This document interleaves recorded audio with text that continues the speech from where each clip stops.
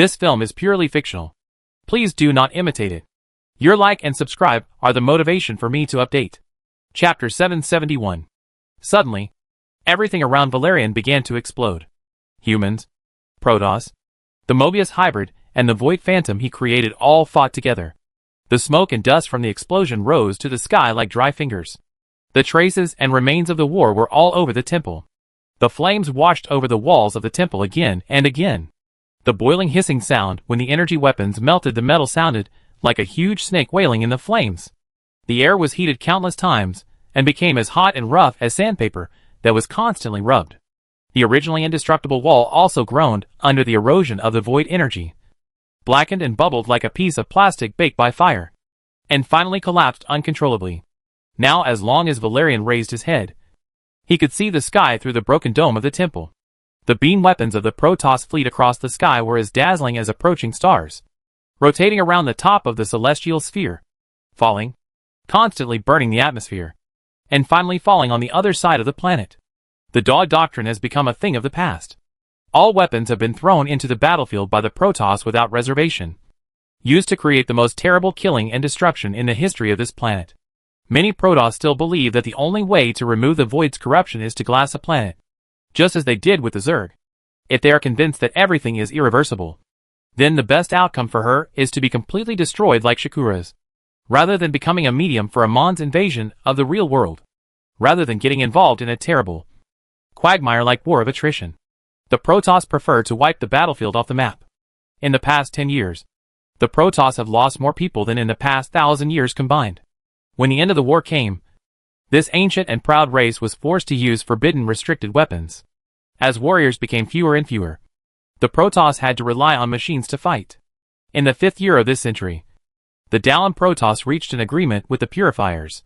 If a Dallin Protoss was disabled due to injuries and could not continue to fight, he would choose to become a Dragon Rider according to his own will and continue to fight against Amon.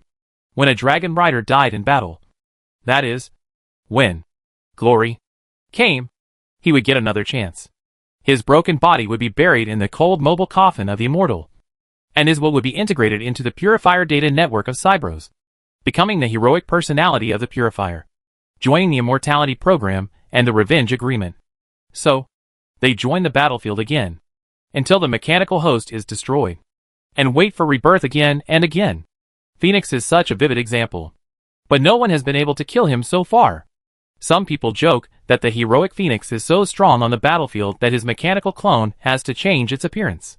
If this is what he said, it is very rude. Human Commander. I am Executor Phoenix.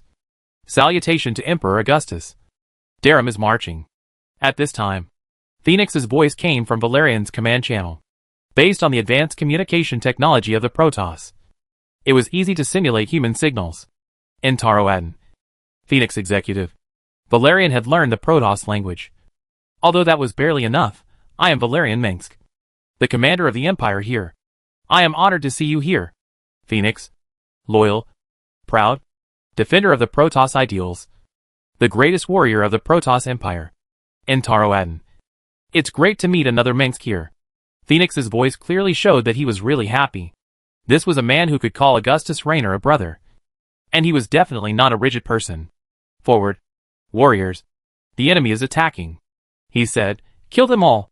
At this time, the temple shield had been completely paralyzed, and more Protoss and human spacecraft were landing every moment, and a large number of warriors and combat machines were sent to the battlefield. The invincible Mobius hybrid swept through Valerian's army, but now it was retreating step by step under the attack of the Protoss.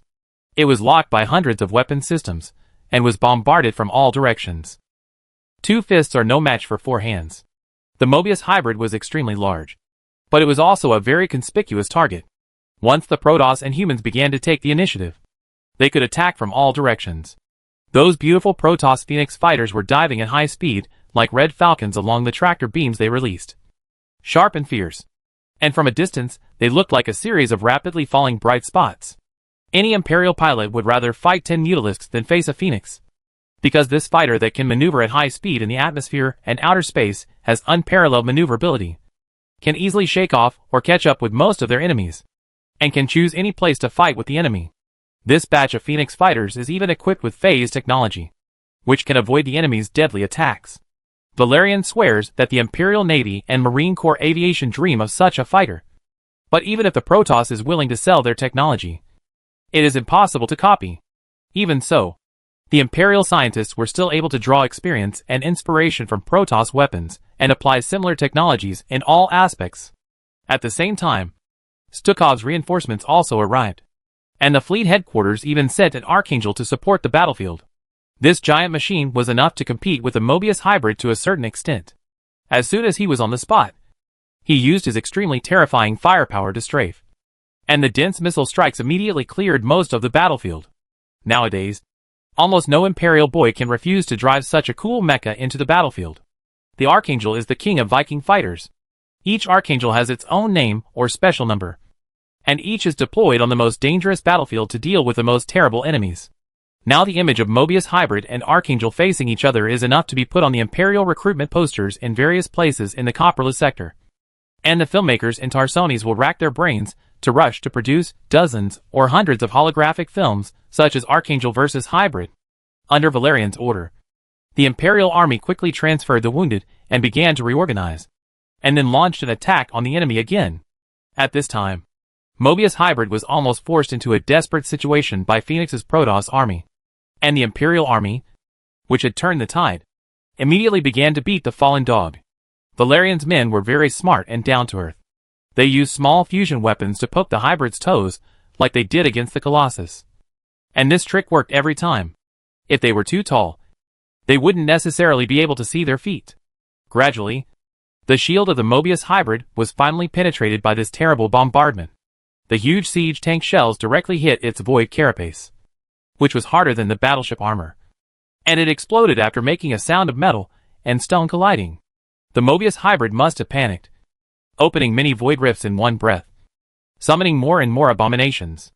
However, these void creatures just huddled together in the force field of the Protoss mechanical sentinels, and were blown to pieces by the disruptors in the chaos. Groups of colossi also appeared, and the ground melted under the firepower of the hot wire guns, and countless void creatures turned into a wisp of green smoke in an instant. As many void creatures as this monster summoned, they destroyed as many as they could. The Archangel of the Empire dealt the most fatal blow to the Mobius hybrid. When the hybrid was burned to pieces by the Void Glow fleet, the Archangel grabbed him and fired at his ugly face with his Gatling gun, which was as thick as a cannon, until it was smashed to pieces. Only then did Valerian seem to remember how to breathe. After dealing with the Mobius hybrid, all they had to do now was to clean up the remaining void rifts and void creatures in the temple, or to be more straightforward, directly evacuate all ground personnel and burn everything in the high-altitude orbit of Bazehur. But there are dark technologies in this temple that they want to know, such as the technology to rebuild the Protoss nerve bundle, which will surely cause a sensation among the Protoss of Darum. To make an inappropriate analogy, the Protoss who lost Kara is like a heavy drug addict who lost drugs. Augustus called the withdrawal reaction of the Protoss after losing Kara as quitting internet addiction. Valerian cares more about the forbidden technology that transforms the Protoss and humans into hybrids. He believes that his uncle will not be interested in such evil ways, and Arcturus will not use it if there is no other choice. But he must ensure that the Empire, not others, has such things. It is better to be a wolf than a sheep. This is Arcturus's philosophy of life. But before that, Valerian must find Phoenix. Valerian found that the other two Mobius hybrids had disappeared. Completely disappeared from all the sophisticated detection instruments of the Empire. This is very abnormal. Augustus told him that there must be something wrong when things are abnormal. But before that, Phoenix found Valerian first. A warp prism carrying Phoenix landed next to an Imperial army evacuating the temple, and many injured Imperial soldiers were leaving on a transport ship. Apparently, the Empire had already believed that it had won the battle and decided to leave the rest to the Protoss. But the Protoss obviously didn't think so. At this moment, more Protoss Phoenix fighters and prophets warped in, followed by a large number of shuttles and warp prisms. These purple gold Protoss fighters were the most gorgeous Valerian had ever seen, and could even be called gorgeous. Even the Hanley Protoss would not leave such gorgeous and complex decorations on their warships. The patterns and styles on their warships were more for the worship of gods and rituals, and the ones in front of them were obviously extremely gorgeous.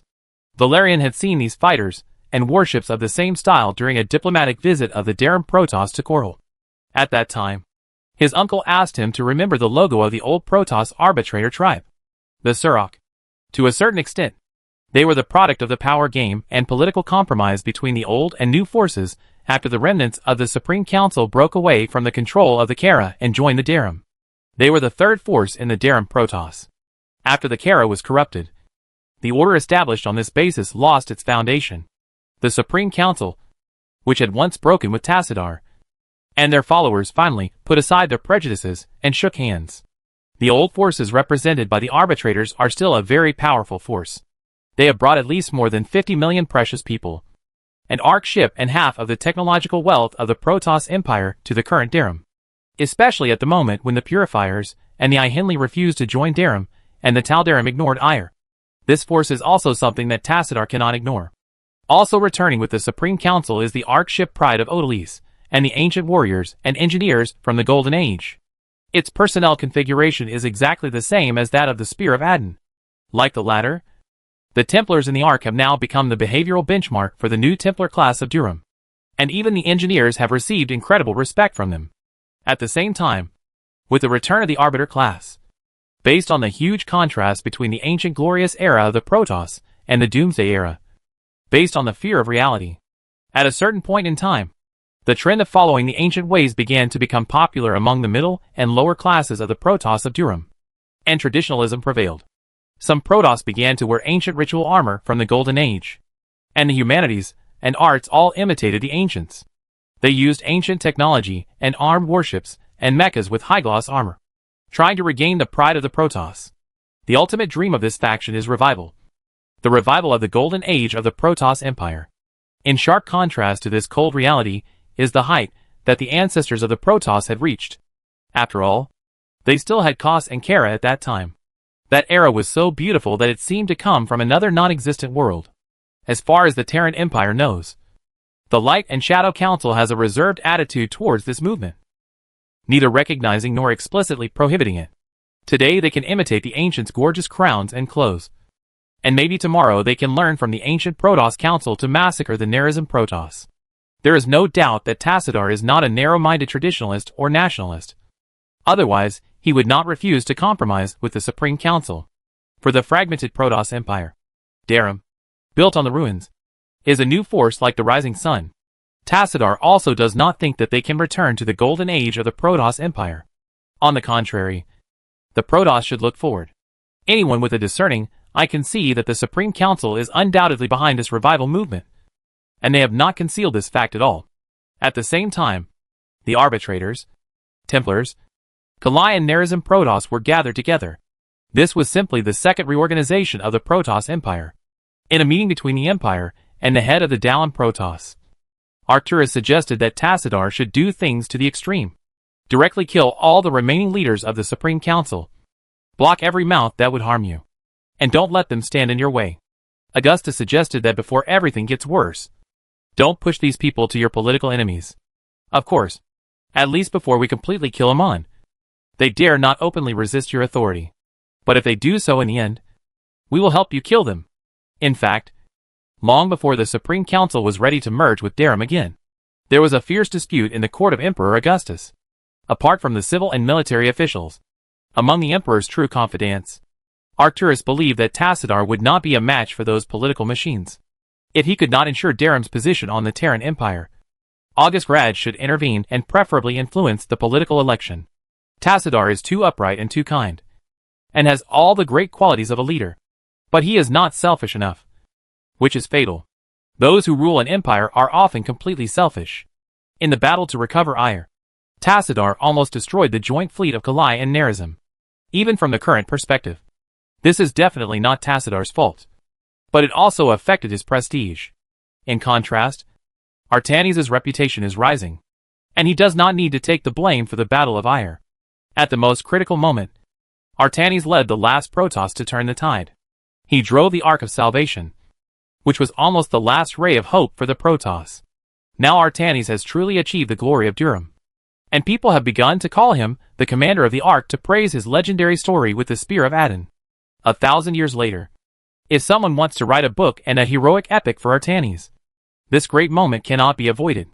However, the tasteless Tychus has always looked down on Artanes, jokingly calling him the Arctramp, implying that the Protoss who lost their homes are a group of refugees, and Artanes is the ragged refugee leader. Valerian was very glad that Artanes himself didn't know about this. Now no one doubts Artanes' successor status.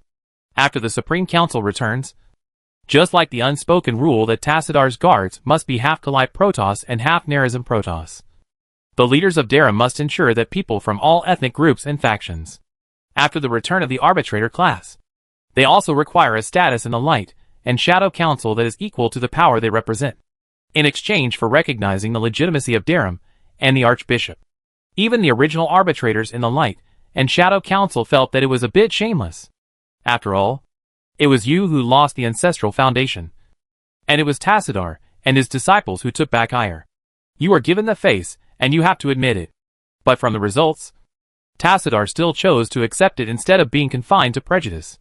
He did not accept Arcturus' suggestion because that was something that only the high-ranking lords of the Taldaran would do, which is almost equivalent to swearing in the current Kalite Protoss. Now, the arbitrators are fighting for Terran in the latest warships, and they are in almost every fleet in Terran. In any case, Phoenix is still deploying troops to the ground in Basur, which is enough to deal with 10 Mobius hybrids. It seems that Basur has a more terrible enemy than Mobius hybrids. Valerian originally only knew that Phoenix brought a huge fleet, but the configuration of this fleet is enough to rule the sky of Korhal, and it is obviously not used to deal with a few Mobius hybrids. We still don't know what Amon wants to do on Bashal, but it must be a plan that is no less evil than the evil god's host. Phoenix just came down and immediately said to Valerian, a sunlight cycle ago, my protector had already issued a warning that Amon was preparing to deploy an arc of destruction on Bashal to implement his terrible plan.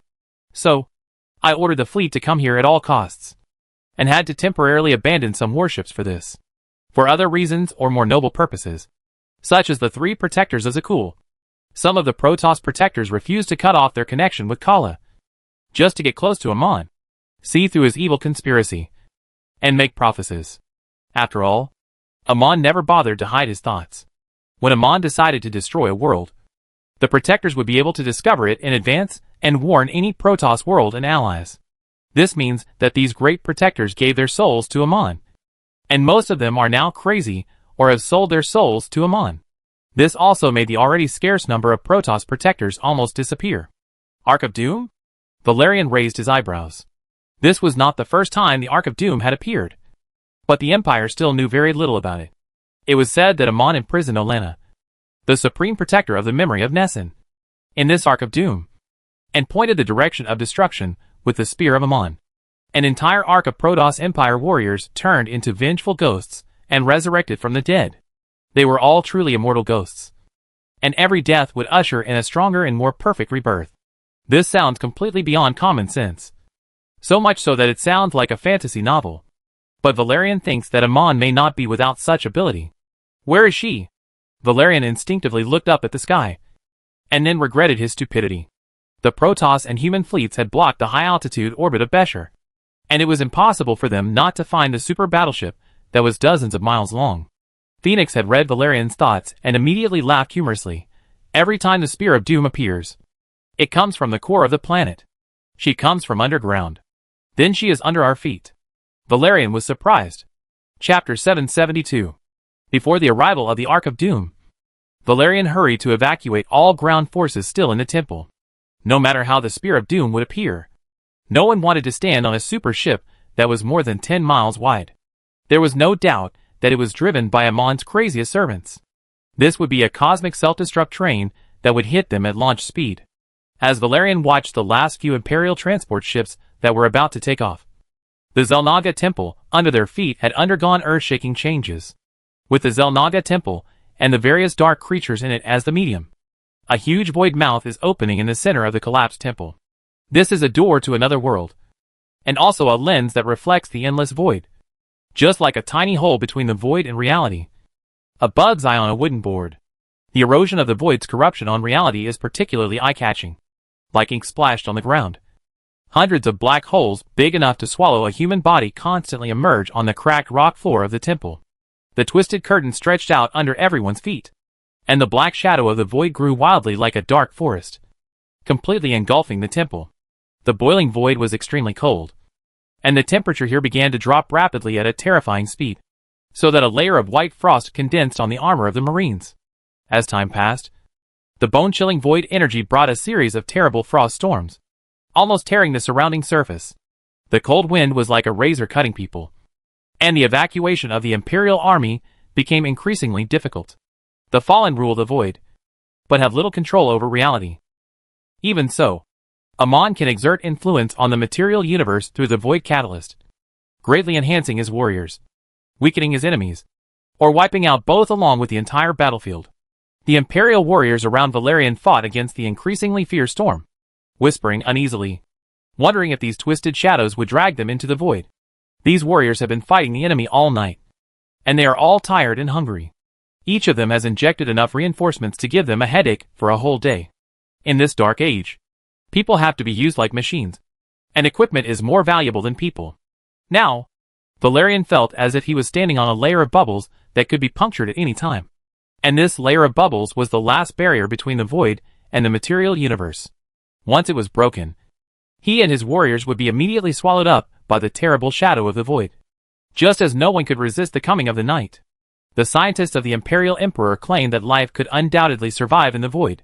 But every Marine who had dealt with Amon knew that it was useless to talk about scientific evidence with this almost supernatural thing. The Tal'Darim and Protoss believed that Amon could manipulate all matter in the void at will, and that he was the true god there.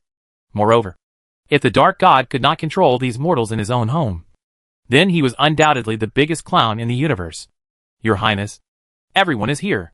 Stone arrived with the last group of people, all of them carrying things in their hands and shoulders, and even armored vehicles and walking mechas were used to transport the cargo of sealed Xel'Naga technology. These boxes were the same style as the ones that contained the Xel'Naga artifacts. They were like silver-gray metal coffins with built-in mechanical arms. They were so heavy that they could only be lifted by 4 armored Marines. Inside were either mysterious alien relics or other confidential goods of the Empire. Valerian finally decided to pack up and take away those that might be useful. Whether to destroy them or use them for the development of new technologies would be decided by the Emperor, putting aside some alien artifacts that could corrupt minds. Most of the Xel'Naga technology products were not that evil. The most worrying thing is that Amon knows these technologies better than anyone else, and no one wants the weapon they are using to suddenly turn the muzzle on themselves. On the other side, the Protoss are doing the same thing, but they are using warp technology. A large number of Xel'Naga relics that are sealed in stasis are being quickly transferred to their motherships. The Empire also uses the collected Protoss warp technology to build automatic refineries. This superficial application has saved them a lot of costs. However, until the Spear of Adin was re-exposed, the Protoss, whose ancestral laws are immutable, used similar technology to warp high-energy gas directly to the Spear of Adin. Valerian nodded to Stone and told them to board the plane quickly. It was snowing at this time, and the temperature was so low that even the soldiers in armor could not stand it. If they stayed any longer, the terrible extreme cold would freeze everyone into ice sculptures before Amon's army tore them apart. When Valerian's spaceship accelerated away from the surface, the Xel'Naga temple had been completely engulfed by the storm and darkness, and a huge tornado roared past with scarlet void energy. This remote corner of Bayshore, which used to be snowless all year round, is now covered in snow, and the moisture has now turned into several feet of snow. However, this snow is extremely strange and has no aesthetic appeal. Even if the weather is getting colder, it will not last long and will melt away in a short time. Valerian took a last look at the cold and wind-swept land through the observation window and realized that the real hard battle had just begun.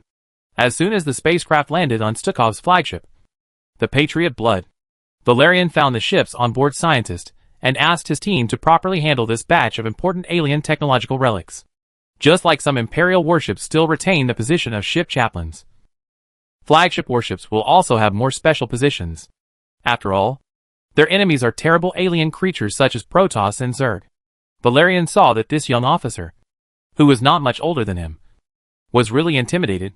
The other party might think that this bunch of idiots Marun brought in the hybrid slices, or that this pile of alien artifacts was mixed with the Dark God's mind controller. As long as Amon pressed a button in the void, they would all be finished. It's not like these things haven't happened before, but the truth is always far from the rumor. Then, Valerian handed his troops over to other military attaches of the Patriot blood, and then went straight to the bridge. There were twice as many people on the bridge as when Valerian first arrived, with staff officers, communications officers, and operations officers everywhere, and several technical soldiers were repairing the electronic equipment damaged by the void disturbance. In comparison, Valerian was insignificant in Stukov's fleet command, and the operation could continue normally with or without him. All Stukov has to do is make judgments based on the information he has obtained and issue orders. As for combat support and temporary communications, there are people to help him worry about these issues. Currently, Stukov's tactical staff are stepping up the formulation of combat plans to determine the deployment of troops and firepower of the Imperial fleet in this war. The Imperial staff all come from those famous military academies in the Empire that have trained a large number of active commanders, or have studied in Korhal after being promoted on the battlefield. Their teachers train military talents for the Federation Army during the Federation era. And those Federation troops incorporated by the Empire are still the main force of Augustus against the Protoss Zerg. The way humans in the Copperless sector fight wars is still based on the ERS system.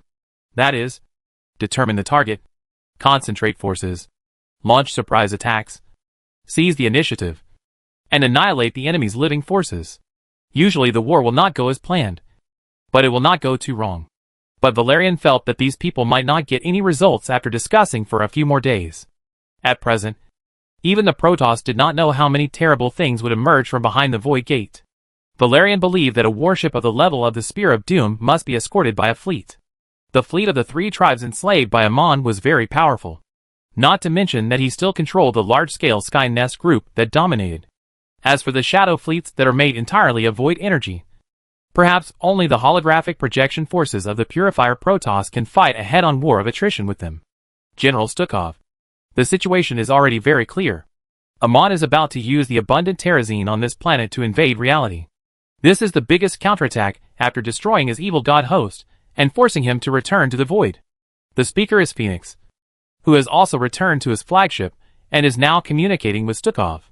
Valerian still remembered that Phoenix finally saw the bundles of Protoss nerve bundles in the Xel'Naga temple. He usually didn't use ugly faces to describe the expressions of Protoss. Just like you rarely see arrogant expressions on the faces of Protoss other than High Lord Alarak. All the evidence proved that the researchers serving Amon had mastered the ability to retransplant nerve bundles for Protoss. The Protoss knew better than anyone that the significance of this technology was not just the regeneration of broken limbs. But the question is, do you dare to use it? Amon has already set a trap for the Protoss on Kara. If Augustus had not joined forces with Artanis to counterattack, they would have been defeated long ago.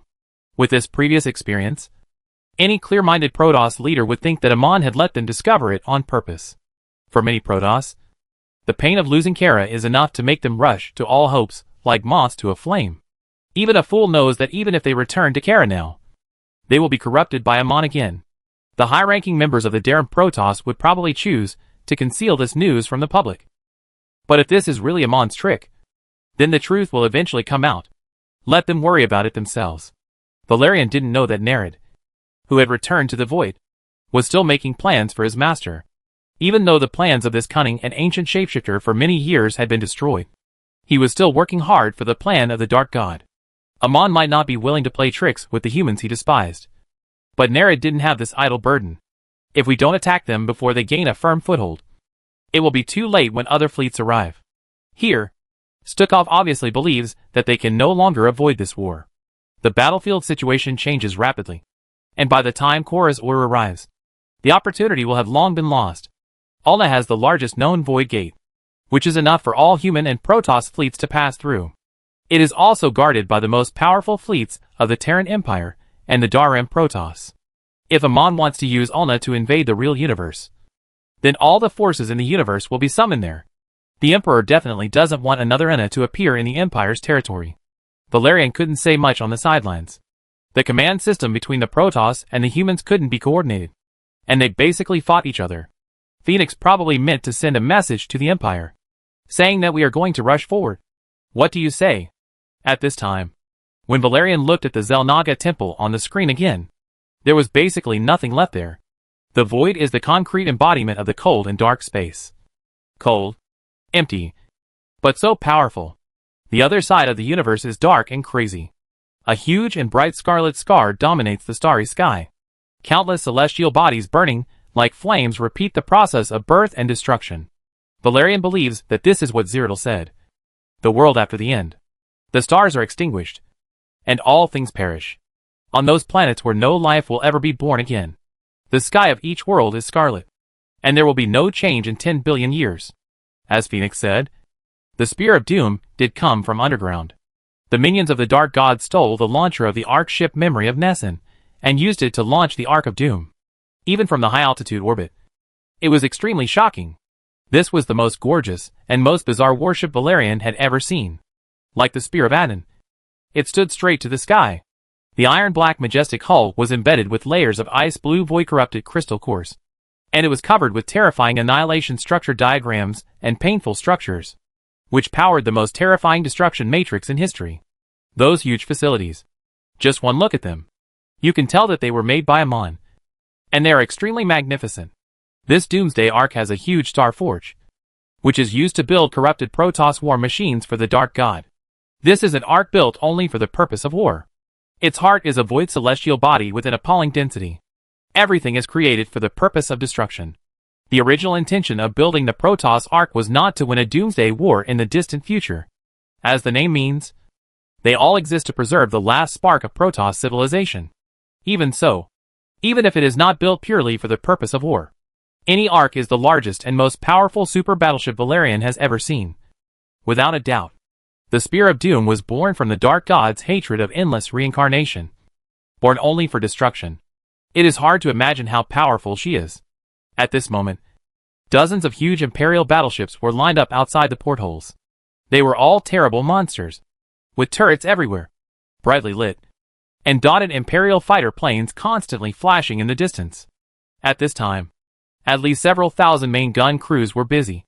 The first round of Yamato gun salvo was considered crucial. If we could kick a large number of enemy warships out of the battlefield at the beginning of the war, we would be able to seize the advantage. But is this enough to deal with the Spear of Doom? Maybe it can only make the Spear of Doom flustered. But it won't bring her more trouble. After all, they don't have weapons that can destroy such a warship. The Spear of Doom is not a living target. She can move and run. I don't know that such a warship has to take off from the ground every time it appears.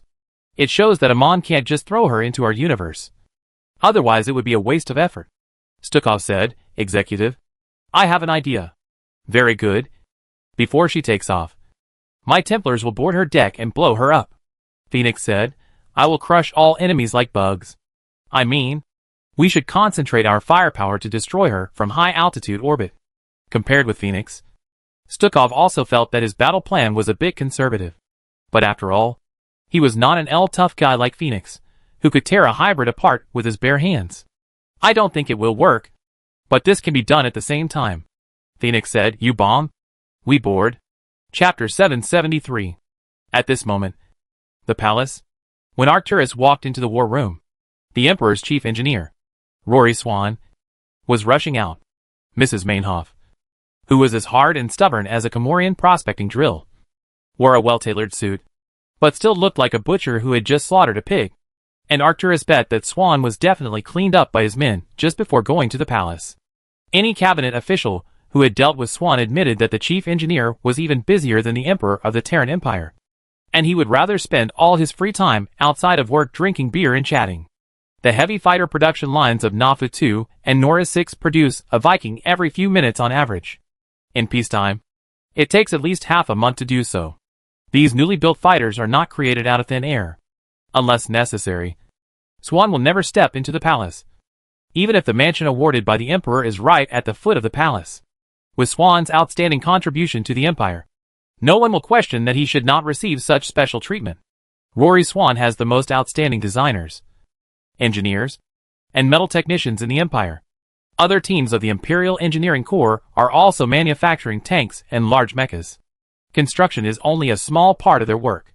As the war between the Empire and Amon continues to escalate, repairing damaged machinery and dealing with space wrecks that must be scrapped are the most troublesome parts.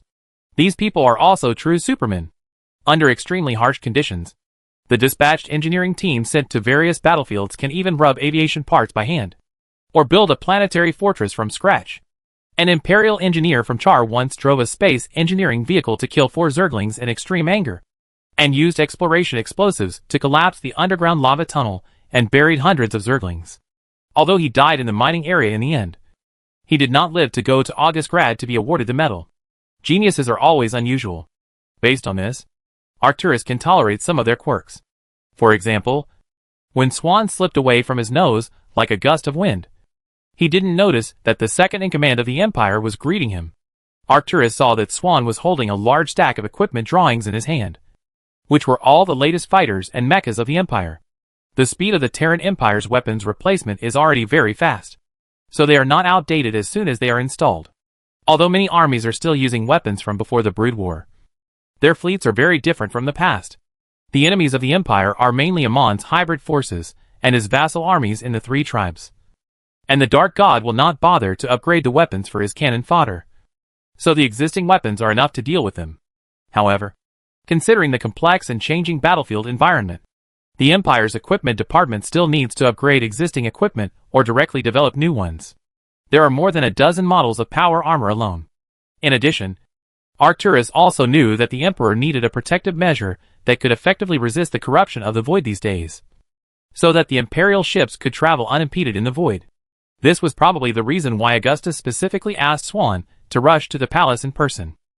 Also, immediately give government funds to Andra, Arcadia, Ross, Michael, Angus, Olivia, and Boyla, for special purposes. As soon as Arcturus entered the door, he heard his brother giving orders in an unquestionable tone. Listen. The Emperor handed a clerk or private secretary in the war room another pile of bills that needed to be signed and implemented, and said, let the new Prime Minister immediately convene an Imperial meeting and vote. The sooner the better. Standing opposite the Emperor was the current Finance Minister, Aldio Sisler, who entered the Imperial political circle through votes rather than direct promotion, which means that this person has considerable reputation among the people and accumulates political capital by speaking for the people or making political shows to attract attention. Of course, it is unlikely that Sisler would be able to hold his current position in his lifetime. Undoubtedly, the Ministry of Finance is one of the most powerful departments in the Empire, and the head of this department is naturally the most sought-after person in the Empire.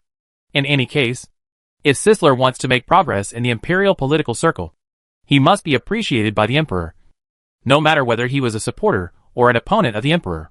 Ironically, before his rise to fame, Sisler was a staunch opponent of Augustus's new policies, and he always fantasized about returning to the good old days of the old Federation.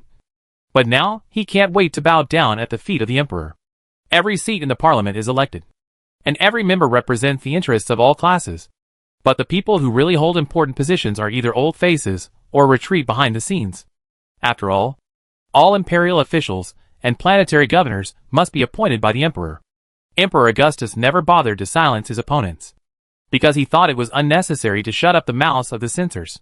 There are many parties in the Imperial political circles, but they are basically insignificant. There are also many people who oppose Augustus and his policies, but usually they just make their own political claims. In fact, even they themselves don't know who to elect to power when Augustus is really overthrown. If there were a group of people who were ready to ask the Emperor to advocate in the Parliament, I'm afraid others would first suspect that they either had a brain problem or were corrupted by the Void. Who knows that the current Imperial Parliament is worse than a vegetable market? At least there are people who listen to bargaining. But the most important thing is medicine, clean food and water. Most of them are new colonies established after the coronation day. They lack everything. The interruption of trade routes and the invasion of the Swarm almost defeated them. Sisler is a standard Imperial politician, dressed in a suit and tie, with extraordinary momentum. Generally speaking, the farther from Korhal, the harder it is to maintain order, and Arcturus agrees with this statement. Maintaining stable prices in the core worlds during the war years alone is enough to drive a series of Imperial financial and monetary experts to their knees, so they must not act rashly because of a little disturbance. As for the new colonies and border worlds that are farther away, the situation is much more difficult. But most of the difficulties of these worlds do not come from lack of money. The new colonies of the Empire are basically resource worlds, where the most abundant thing is minerals. But it is difficult to buy industrial products and agricultural products from the core world, so rapid price increases have become the norm. In addition, The smaller the colony, the more vulnerable it is to war and disease. A terrible plague hit St. Patrick not long ago, killing hundreds of thousands of people in the first 2 weeks of the outbreak. This was some kind of unheard of intestinal infectious disease, accompanied by fatal diarrhea and dehydration symptoms. When the rescue from the neighboring world arrived, there were not even a few living people on the entire planet. This is undoubtedly another masterpiece of the Zerg. When the route was unobstructed, this problem was not obvious. But since Amon's army began to bypass the Empire's escort fleet and directly attack their trade routes with the outer colonies, the situation began to take a sharp turn for the worse. That's it. Seeing Arcturus coming in, Augustus waved to Cestili, as if getting rid of an annoying trouble. Cestili was obviously not Augustus's favorite, but the Emperor's advantage was that even if he didn't like someone very much, as long as he had enough ability, he would still use him. In contrast, Arcturus valued ability more, while Augustus believed that character was equally important. But the reality was that it was difficult for them to find people who possessed both qualities. Although Tychus has low quality, he is good at fighting. Jim Raynor is a farmer. He has never been to a military school and has never received systematic training. But it turns out that he is a natural military genius. He fights with talent and intuition, and his character is also recognized as upright. But if you let Raynor engage in politics, it is better to let Tychus cook. The latter learned a few tricks from Augustus when he was young, so he can at least cook sugar color and not starve himself. When leaving the war room, Sisler was much more perceptive than Swan, and hurriedly saluted the Imperial Prince. After all, he was recommended by Arcturus himself. This Sisler is indeed very capable. I wonder what his colleagues think of him. Augustus looked up at Actylos. A clown? A two-faced man, with a greasy face. Actress said, my evaluation is similar. I thought you liked him very much. Augustus said, so you don't like him? Actress asked, what did he tell you? He proposed that I allow local governments to increase taxes on their own to increase revenue.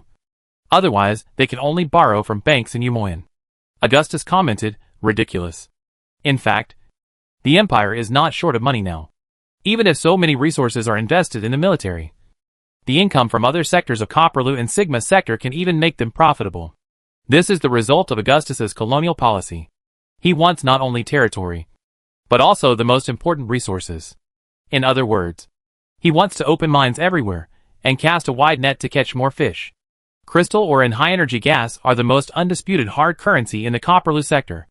Since the war began, countless people have made fortunes and lost everything in the Augustgrad Stock Exchange. An invasion by Amon's army or a victory by the Imperial army could bring huge changes to the stock market.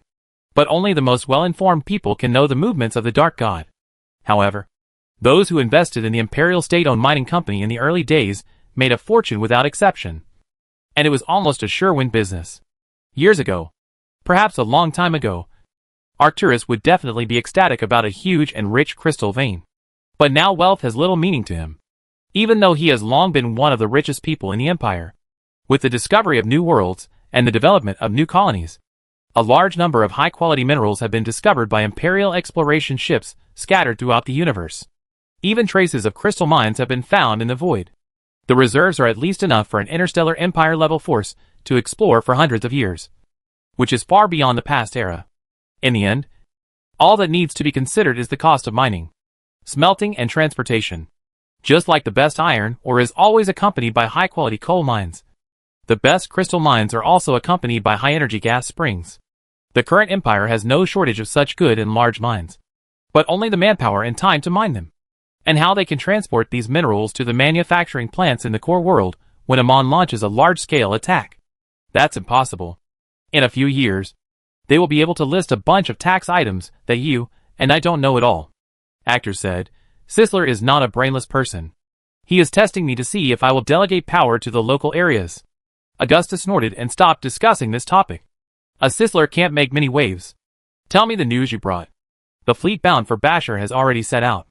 Actors didn't even have time to find a place to sit down. 1 Zelnada world ship, 30 Gorgons, and 800 Minotaur. The 2 squadrons of Warfield and Horner are also on their way to join them. Air sent the Spear of Aden and several expeditionary fleets.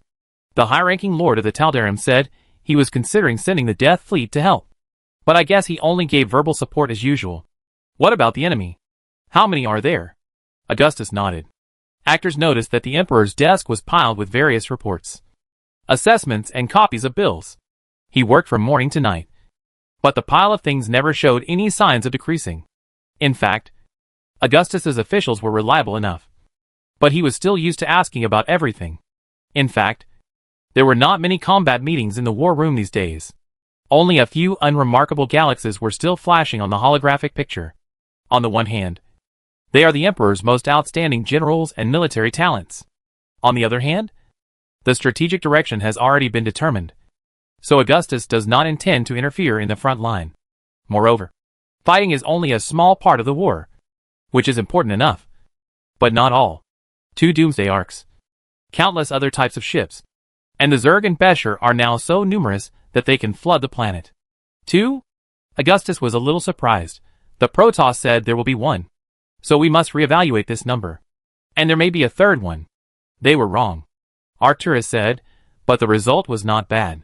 Phoenix Executive boarded one of the Doomsday Arcs and turned it directly into a battlefield, which was equivalent to directly paralyzing one arc. If they had known there were 2 arcs, they might not have done it. No! Augustus knew his old friend. Then Phoenix would have landed on both arcs at the same time, rushed into the cabin, and forced them to collide head-on, just like what is written in the heroic story. But it is not realistic. Arcturus continued, no matter what. At least one thing is certain. Bashal must be more important to Amon than we expected. Always Bashal. Augustus said to himself, I hope we will get the answer soon why he has to pick on this inconspicuous planet. However, although most of the time with Arcturus was spent discussing politics and military affairs endlessly, Augustus decided to talk about something else today. Okay, let's not talk about this. It will take at least a week for us to get the latest news from Becher. How is it? When Arcturus sat down, Augustus immediately realized that the other party was asking about his work situation. As usual, bottomless expenses, unbearable huge losses, shocking casualties, and our annoying neighbors. There is nothing to make people happy. Augustus wailed. The worst is non-combat attrition. Human factors, swarm virus, void corruption. There are all kinds of ridiculous reasons. You just can't believe that someone would be stranded on an undeveloped planet alone because he misremembered the assembly time, so that he had to live a Robinson Crusoe-like life while waiting for rescue. He took out a bottle of brandy from the wine cabinet next to him, poured a glass and handed it to Arcturus. The doctor said I should drink less, but he didn't say I can't indulge in my eyes. Do you have any news about Valerian? He is also in Becher. He asked Arcturus again. He never writes to me, and I don't receive any information in my private communication.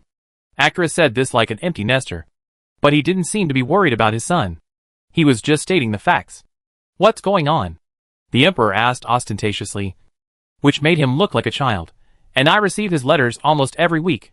Chapter 774. A great lord, conqueror, great man, friend of the stars are all derogatory names 10 times more than this. The title of Emperor Augustus is like reading the name of a dish. However, few people can see him smiling, which shows that he is really showing off.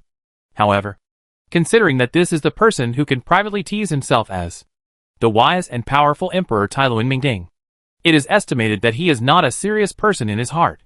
Hearing this, Arcturus couldn't help but show a speechless expression, and just drank the glass of wine. When he was young, Arcturus often exchanged letters with his brothers and sisters in the military camp, and Augustus was influenced by him in this regard. But there is one thing in common. They never wrote to their father. Arcturus' relationship with Valerian was neither good nor bad.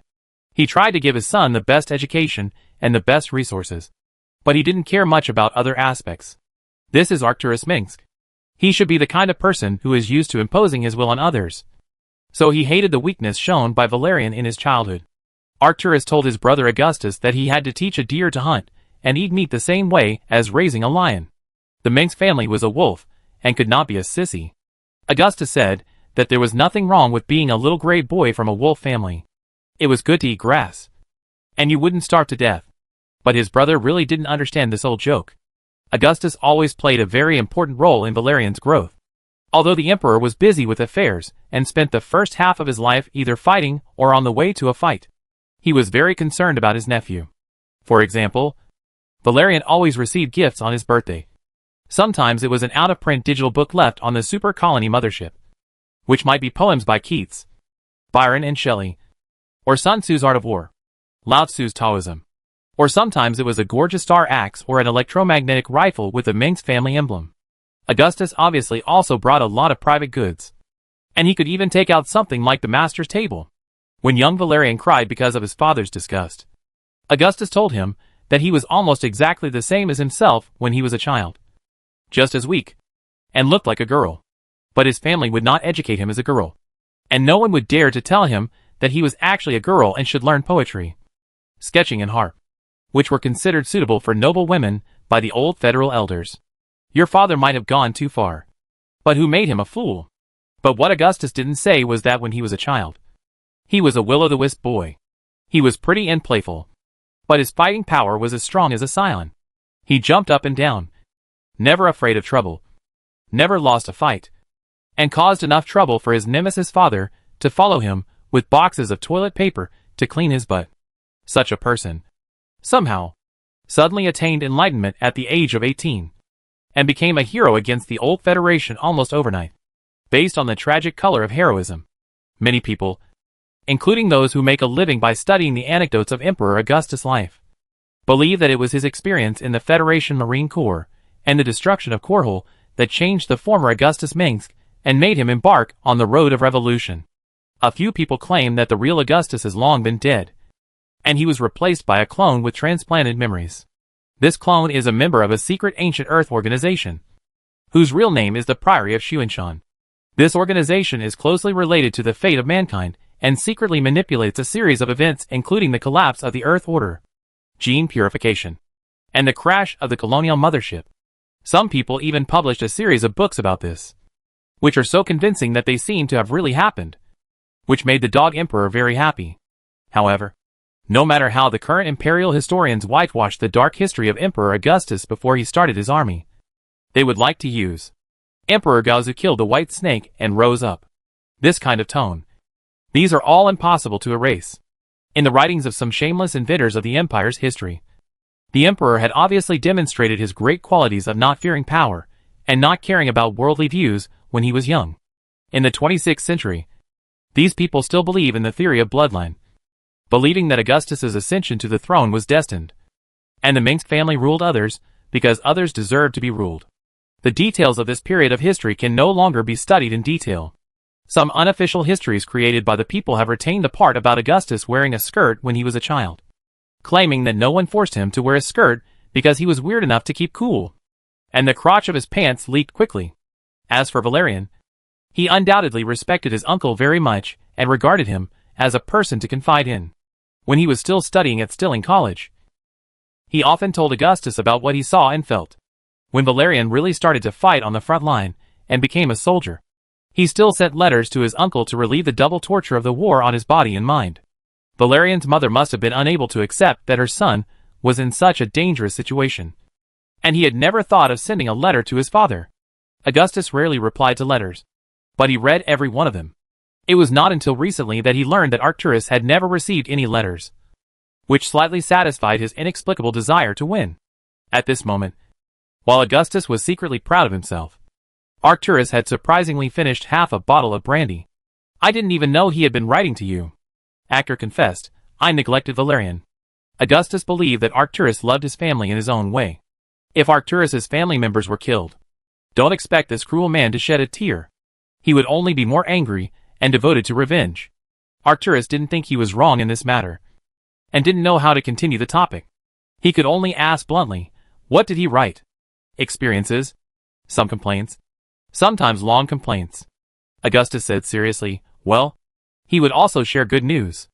After all, we also won many small-scale victories in the early stage of the Doomsday War, and Valerian was lucky not to appear on the death list from other battlefields.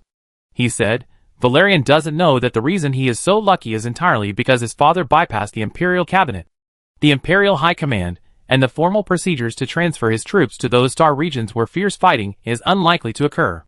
I am lucky because he is my son. Actor said, you guessed that I would do that. But I would not transfer him to battlefields like Ire and Antica specifically for this matter, because that would definitely cost him his life. Actor would never do this to not make his mother sad. This reason is entirely because he has no other heirs besides Valerian, and he does not plan to have a second child. In contrast, Renaud and Elizabeth just gave birth to their second boy this year and are planning to have a third child. The eldest, John, is also sensible. When he grows up, he should work in the psychic department of the Imperial Security Bureau and have a bright future. Their marriage is very happy, but the initial battle almost cost him his life. When Augustus said this, Arcturus couldn't help but raise his eyebrows. Valerian is precious because he has not grown up in a bad way. Apart from being a little conceited, he has not developed any bad habits. Nor is he a spoiled nobleman. He can do very well in politics, social occasions, and studies. Valerian is not a rigid person like Matt Horner. He has some evil things in his heart. But as long as he is not a saint, he will have 7 emotions and 6 desires. And desires are also the ladder of progress. Compared with his father Arcturus, Valerian undoubtedly has a good heart. Some of his characteristics are almost certainly from his mother, and have nothing to do with his father. Augustus prefers to call these qualities virtues. You and I have experienced various battles, and we have both crawled out of the dead. Actor said, I didn't support him going to the front. But since he went, he should accept that the killer will be killed. I was prepared for him to escape in disgrace after the first battle. But he survived until now, which shows that he is lucky and proves his ability.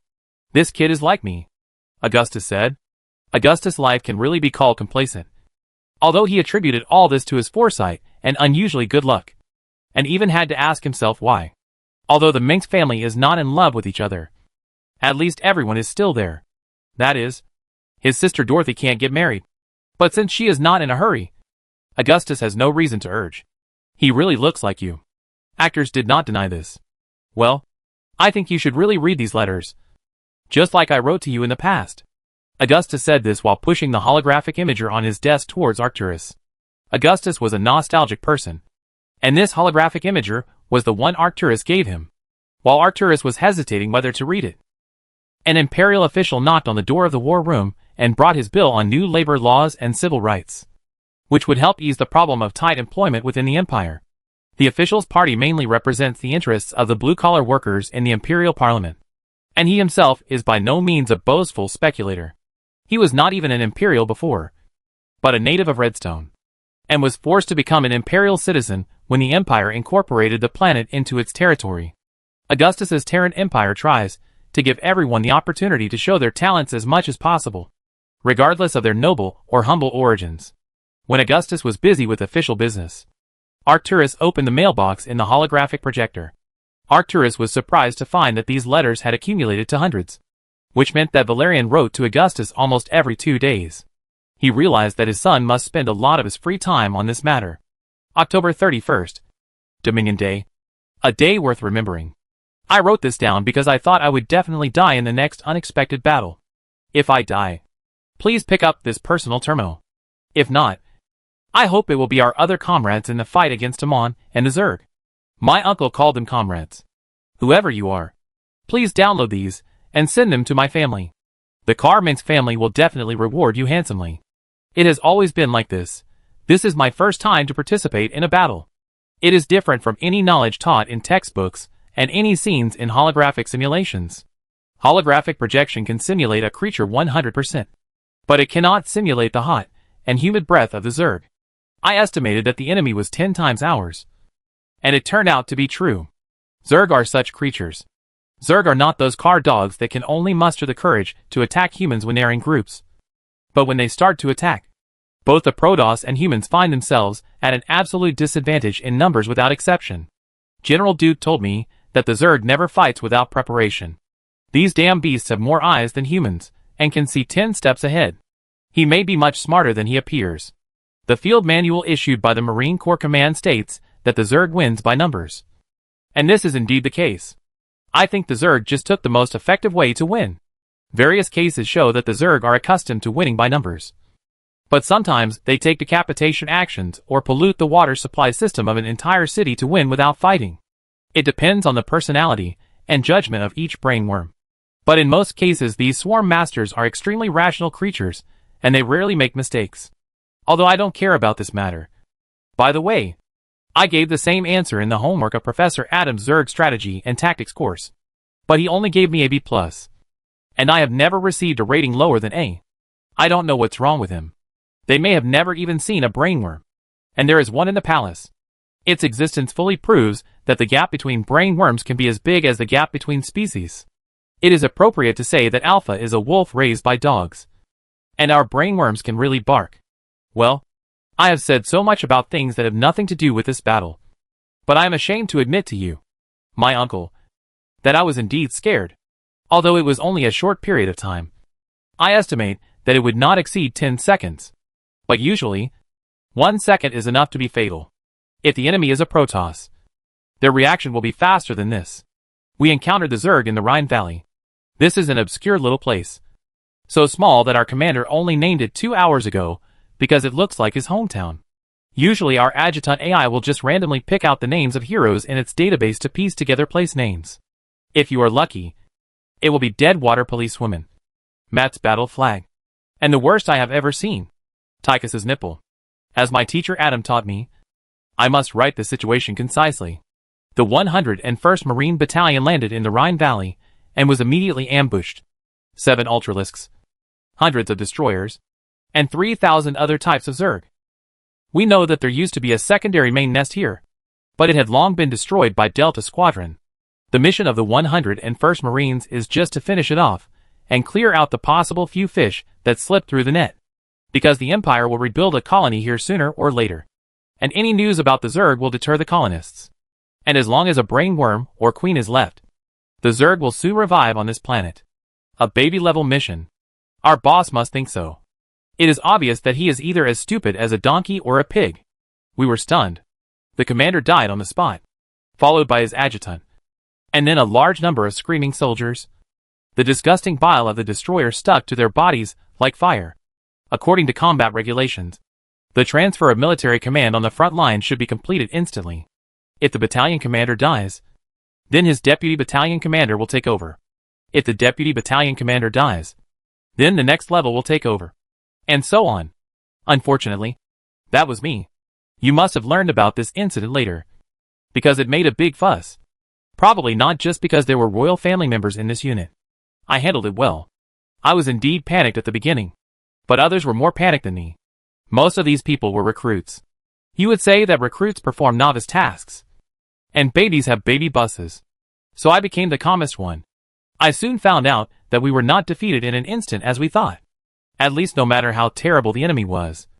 It was impossible to wipe out hundreds of fully armed Marines and powerful Imperial mechas in an instant, because we have siege tanks and war wolves, and the drivers of them are not recruits.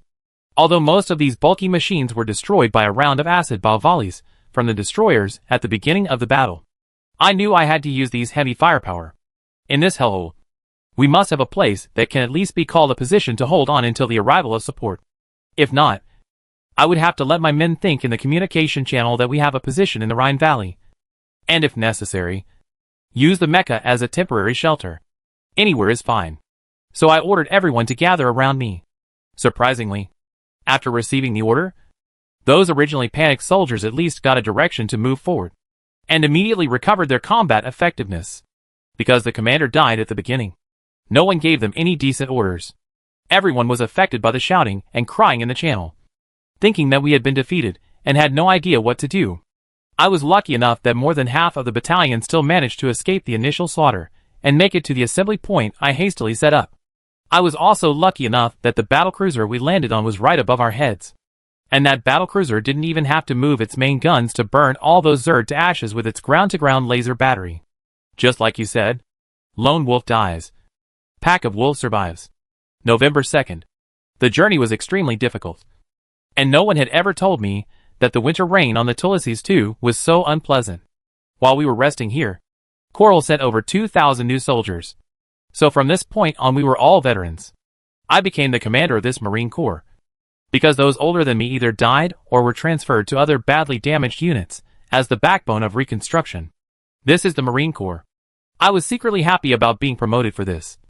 I am really not a human being. November 3rd.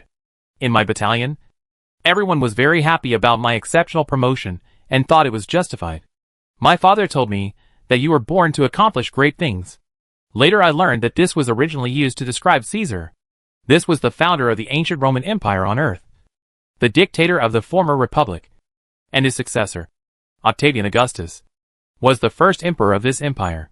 And this sentence has now almost become the family motto of the Mengsk family. An amazing coincidence. But this can also be explained in this way. Humans like to name their offspring after great men. Maybe the evolution of our world really follows the laws of mechanical precision. Cyrodiil's Dark Templars believe in fate. And I dare not say that they are wrong now. But we are human beings after all. And man can conquer nature. November 7th. D44 rations. They call those whole peeled and sealed canned peaches the Emperor's buttocks. And this disrespectful name lingers in my mind. I must confess to you. Chapter 775. Actors is the kind of person that people often say does not show his emotions. He can hide his emotions very well, and is getting better and better at it. In the process of dealing with the Imperial Prince, Jacob Khan, a member of the Umajan Council, has said in private many times that Arcturus Mengsk has been able to fake smile since he was born. And even the shadow guards of the Protectorate cannot take off his mask. When Augustus dismissed his officials and looked over there, Arcturus's face was clearly showing an expression that was not suppressed. This powerful figure in the empire, who was deeply trusted by the emperor, was not without any emotions. But he was very good at hiding them. Arcturus still had his moments of rage. And usually his revenge would come faster than his anger. Arcturus's surprise was understandable. He was actually quite satisfied with his son. But he had never really understood him. After killing the old federal elders, the Mengsk royal family is the largest noble family. As the next generation with high hopes, Valerian has received a carefully planned elite education since he was young. Most of the people he has come into contact with are either rich or noble. So he has a broad vision, and is not surprised by honor or disgrace. Valerian is a qualified heir trained under this education system. He is polite and elegant. He occasionally does not realize his arrogant attitude towards others. But he is never arrogant, which is really precious. In the past, if the old federal nobles did not have strict family traditions, no matter how good the education was, they would only produce a bunch of useless people. However, perhaps because of the delicate relationship between father and son, Valerian was always a little restrained in front of his father, who knew that he secretly read the quotations of Augustus the Great. And when he wrote private letters, he not only quoted from classics and made a lot of dirty talk, but also made a lot of sharp comments on some senior generals of the empire. This must have come from his own mouth. There is no doubt that this was influenced by Augustus, considering that Jim Raynor was almost the second person Valerian admired. And this person was not a serious person, and his speech was full of witty sentences. It was also related. Arcturus almost suspected that there was also the influence of the villain Tychus Finley. Letting this dissolute scum live in this world might be the most wrong decision he has ever made in his life. The old team of the Heavenly Devils are the sons of farmers, soldiers, criminals, and even drug addicts, and have nothing to do with noble gentlemen. The Emperor's war room has never been really quiet. After a while, Imperial Senator Corbin Fash walked in. Corbin's son Colin has been detected to have a strong psychic talent, and now he is seeking to let Colin enter the Ghost Academy in Tarsones. The function of the academy has now been separated from the Korhol Ghost Military Academy, mainly recruiting students with rare and special psychic talents, such as flame energy and mechanical induction. They will also provide excellent talents proficient in telepathy to the Imperial Judicial Department to examine internal espionage, rebellion and conspiracy subversion, and handle criminal cases, major cases, and important cases. If it were in the old Federation era, even the senators could not stop the members of the Ghost Project from taking their children away. But in the era of Augustus, psychic power has been more openly promoted by the imperial government, and it is not demonic. After all, the Empress of the Empire is a real telepath, and may also be the most powerful human known. But Corbin didn't come here to take the back door. As a member of parliament elected through voting, even if his political views are worthless before being recognized by the Emperor, he does represent the interests of the people in his constituency. Corbin came here for the planet Martel today, which lives on mineral resources. Like other worlds, Martel hopes that its representatives in the Imperial Parliament can seek rights and interests for them, or get certain policy preferences. They usually get what they want. At this time, Arcturus sat beside the Emperor and read his son's letter, pretending that he was reading the war report from the front, and occasionally had a glass of wine. If Valerian was here now, Arcturus would probably criticize him a few words. You fought the war wrongly. You should do this and that. Old Monk's thinking is different. If the child has not been forged into steel, then he has not been beaten enough. He also doesn't mind beating his son himself to make him remember, so that he won't suffer at the hands of others. But since Augustus asked him to read Valerian's letter, there must be a reason for it. Besides, Arcturus really wanted to know about his son's experience on the front line. So he patiently read on. The letter of November 17th. Dear Uncle Augustus, the communication base station between Tullises II and Korhol that was damaged by the fierce battle has been repaired. So I got the opportunity to send you the letter I wrote before. We have rested in Tullises, and the personnel and materials have been transported from the huge industrial worlds of Korhol, Tarsones and Moria through countless transfers. Sun Tzu said that war is a major issue for a country, a matter of life and death, and a matter of survival and destruction. This is an unprecedented grand occasion. I think there has never been such a scene in any previous era. Countless candidate officers, recruits and whole ships of power armor were unloaded in Braddock. Most of them were as young as me, and grew up in the 10 years after the establishment of the Empire. The concept of the old Federation has become increasingly vague to these people, based on intelligent servers and transformation modules. The Empire's transport ships transport large folded and boxed mechas like transport containers, just to save space to carry more armaments. Every new train car produced by Moria was filled with supplies, and sent directly to the front line. Speaking of Braddock, I think you should still have some impression. When you served in Tullises, Braddock was just a small town. But now it is a huge city with millions of people. It was Korhol's construction contractors who changed everything. Then the arms company also built factories here. And other companies and individual businesses serving soldiers also began to move in. To this day, Braddock's military supply factory is still producing a large number of military uniforms, bedding and other necessities. In addition, the materials stored here are always maintained at a very high level. However, the ones I have seen are enough for my legion to use for more than 10 years. This helps boost our morale. The opening of the fertile new world, the new agricultural policy that encourages reclamation, and the progress of science and technology ensure that our people will no longer go hungry. Nowadays, few people join the army just for lack of food and clothing. But even someone like me who has been well fed since birth can't help but feel relieved when seeing such abundant reserves. Your decisions always make sense. The people of Braddock still remember you. The statue of the Heavenly Demon Squad still stands here. And the vulture car, that is said to have been driven by Emperor Augustus, is still preserved. When recalling a great man, everything he said, and every place he went.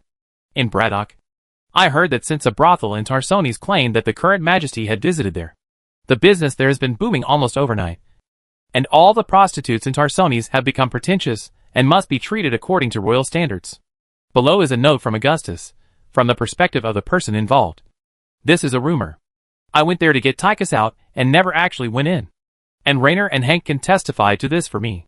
As we all know, Tychus is a jerk. I spent more money on this bastard than I did on my wife. And he was most useful in gang fights in the tavern. Arcturus saw this and looked at the date again, and suddenly remembered that it was no wonder that Augustus suddenly called Governor Tarsones out of bed, and scolded him one day, when the confused governor personally led people to search the house, and kill the witnesses the next day. He was shaking all over when he saw the plaque of the so-called Royal Strip Club. However, Valerian only mentioned it briefly, and he didn't know the truth of the matter. He didn't even know what kind of shock this incident caused in the Empire, because there was no such thing as a legal brothel in the imperial law. So this was illegal. Not to mention the serious crime of openly insulting the royal family. Valerian wrote to his uncle without any burden or barriers, just writing whatever he thought of. Then he mentioned, "We received an order on this day that the alien Zerg appeared in Innisfree, and we need an experienced Imperial Marine to carry out the cleanup mission." Well, I applied many times to go to Eyre Battlefield or other more dangerous star regions, but all my applications were rejected. I think it has something to do with my father. He may be afraid that if I die, no one will inherit his title. But like you, I have no interest in inheriting the family business. I will create my own great cause. November 30th. Our naval colleagues always have a bitter irony when naming their transport ships. Angel of Peace, bringing not peace. Blonde Beauty. The passengers were all men. Just like those with wings are not always birds, but also magical girls. This trip was not pleasant. The ship I took, the Space Express, was well named. It was built 20 years before the establishment of the empire. It was old and broken, and it flew as slowly as a snail. My subordinates thought that the Navy must have better ships, but out of jealousy of the Marines, they refused to take them out. Perhaps it was because of the climate and soil. I got sick on the ship, a regional viral infection. But fortunately, it was not contagious or fatal. But it was extremely painful. During my illness, I missed you, Uncle Augustus, my grandparents, my mother, my aunt, Louis and Charlotte. I lay on the deck most of the day half asleep, talking nonsense, telling many embarrassing stories, and sleeping like a peaceful dead person the rest of the time. Unfortunately, I didn't recover until the ship arrived at Innisfree. By the time I really started to recover, the battle on the planet was already over. My troops won a victory with almost no losses. For me, the commander of this unit, the trick is simple: do nothing. The battle was smooth. Innisfree was a newly reclaimed world. We didn't have much strength there, but neither did the Zerg. In addition, the local residents were the most tenacious I had ever seen. They relied on fortifications and only used the Fimro SMG submachine guns and a small number of flamethrowers urgently issued by the colonial government to resist the incoming Zerg, which greatly consumed the enemy's strength. Therefore, when we, the regular troops of the Empire, arrived, victory was almost easy. My father said in his speech that the army and the people can defeat all enemies with one heart. He likes to say nice things, but no one can say he is wrong. Look, it is also easy for me to win such a victory.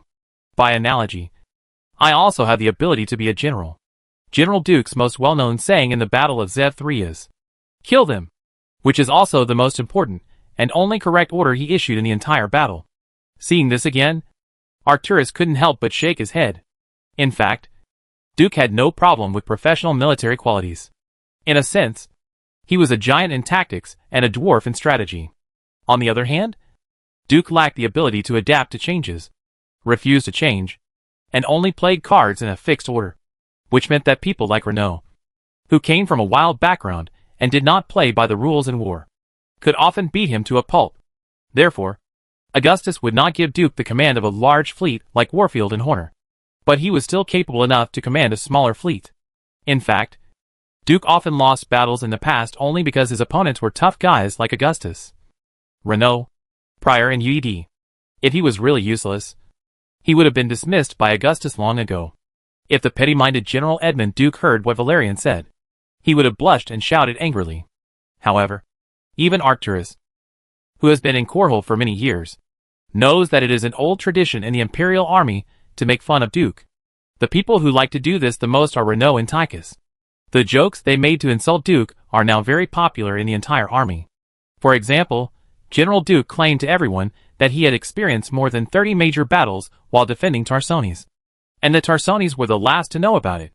Marshal Horner, who was writing teaching materials for the military academy, sat through a night and finally found a victory of General Duke. He was overjoyed and looked for the source and found that it was said by himself. So the marshal had to write a negative teaching material and was a great success. Which is the thinnest hero biography in the Terran Empire? Answer: General Duke's glorious deeds. General Duke prayed to the omnipotent God for victory, and God was horrified and asked him to convert to Allah overnight. If each imperial soldier particularly disliked an officer or general, he would replace Duke's name with that of the other party. Duke's collection of bad jokes was so popular among the imperial army that it was said that their Darim Protoss allies also translated their own version with the original intention of academic research. But this news has never been confirmed. However, no one would dare to mention this matter in front of Duke himself. Fortunately, General Duke is unusual in that he always feels extremely good about himself and never doubts these things. At the same time, he has an extremely aggressive personality and is full of energy. After all, not everyone can maintain ambition and confidence after being defeated so many times. Duke will be the kind of vicious dog that your neighbor likes to keep the most, even if someone dares to damage a piece of grass in the Empire or rub off a layer of paint. Regardless of whether he can beat him or not, he will definitely jump out to fight you to death in the name of the Terran Empire and the Emperor. You can't leave unless you kill me. Chapter 776. Uncle Augustus, I have received your reply. This happened a long time ago, and I have recovered from my illness.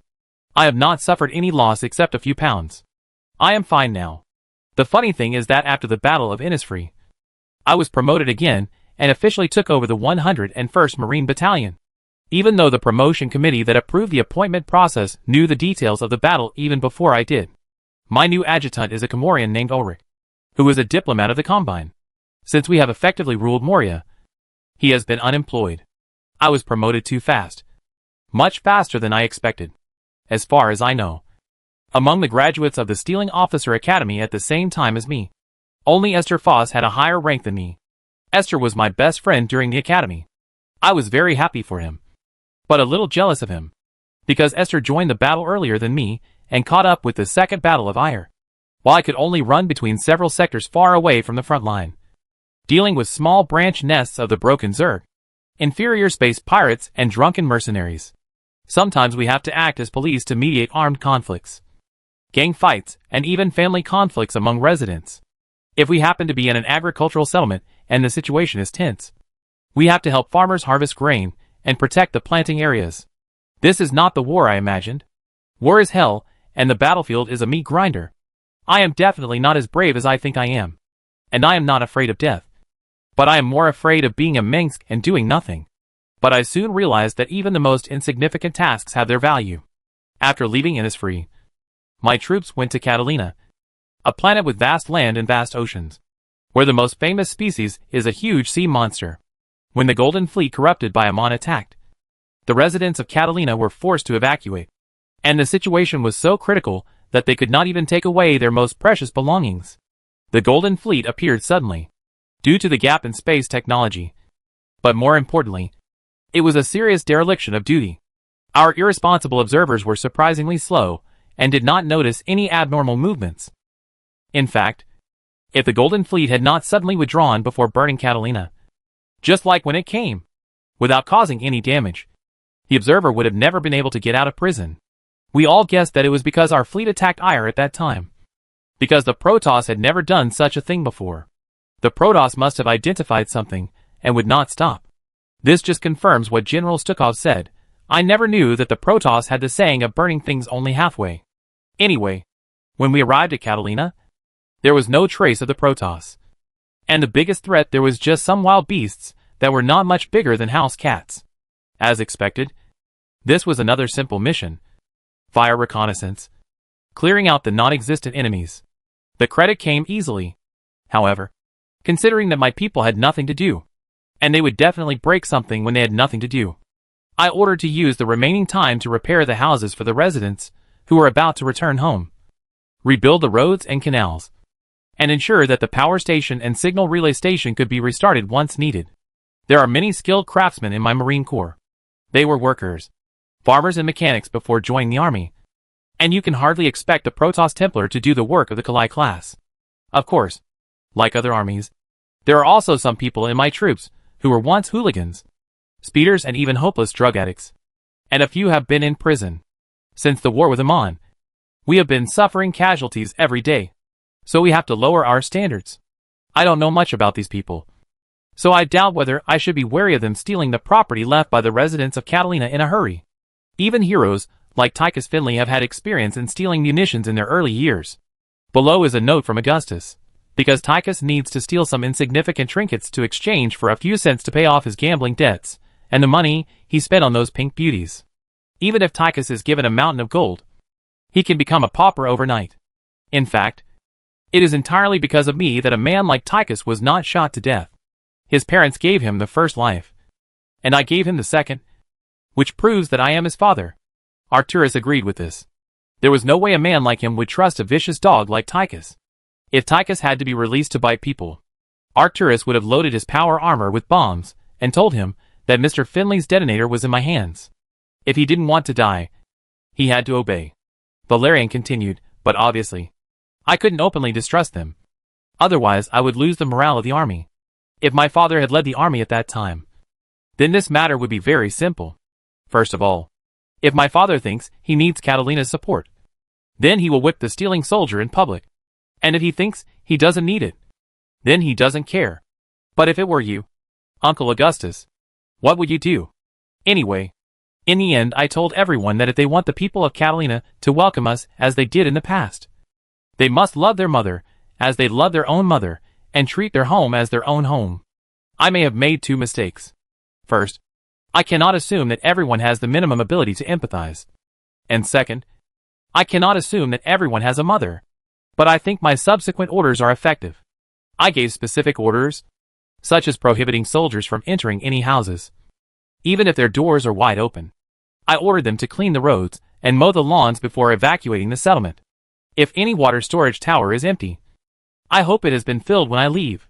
In short, everything should be better than when we came. I don't think I will forget how shocked and moved I was when several residents of Catalina decided to risk their lives to return home to salvage their belongings. Most of the immigrants to Catalina came from Trinidad. New Trinidad. New Trinidad in the Lucullus system is a cold, barren ash world, where the entire population lives in domed cities.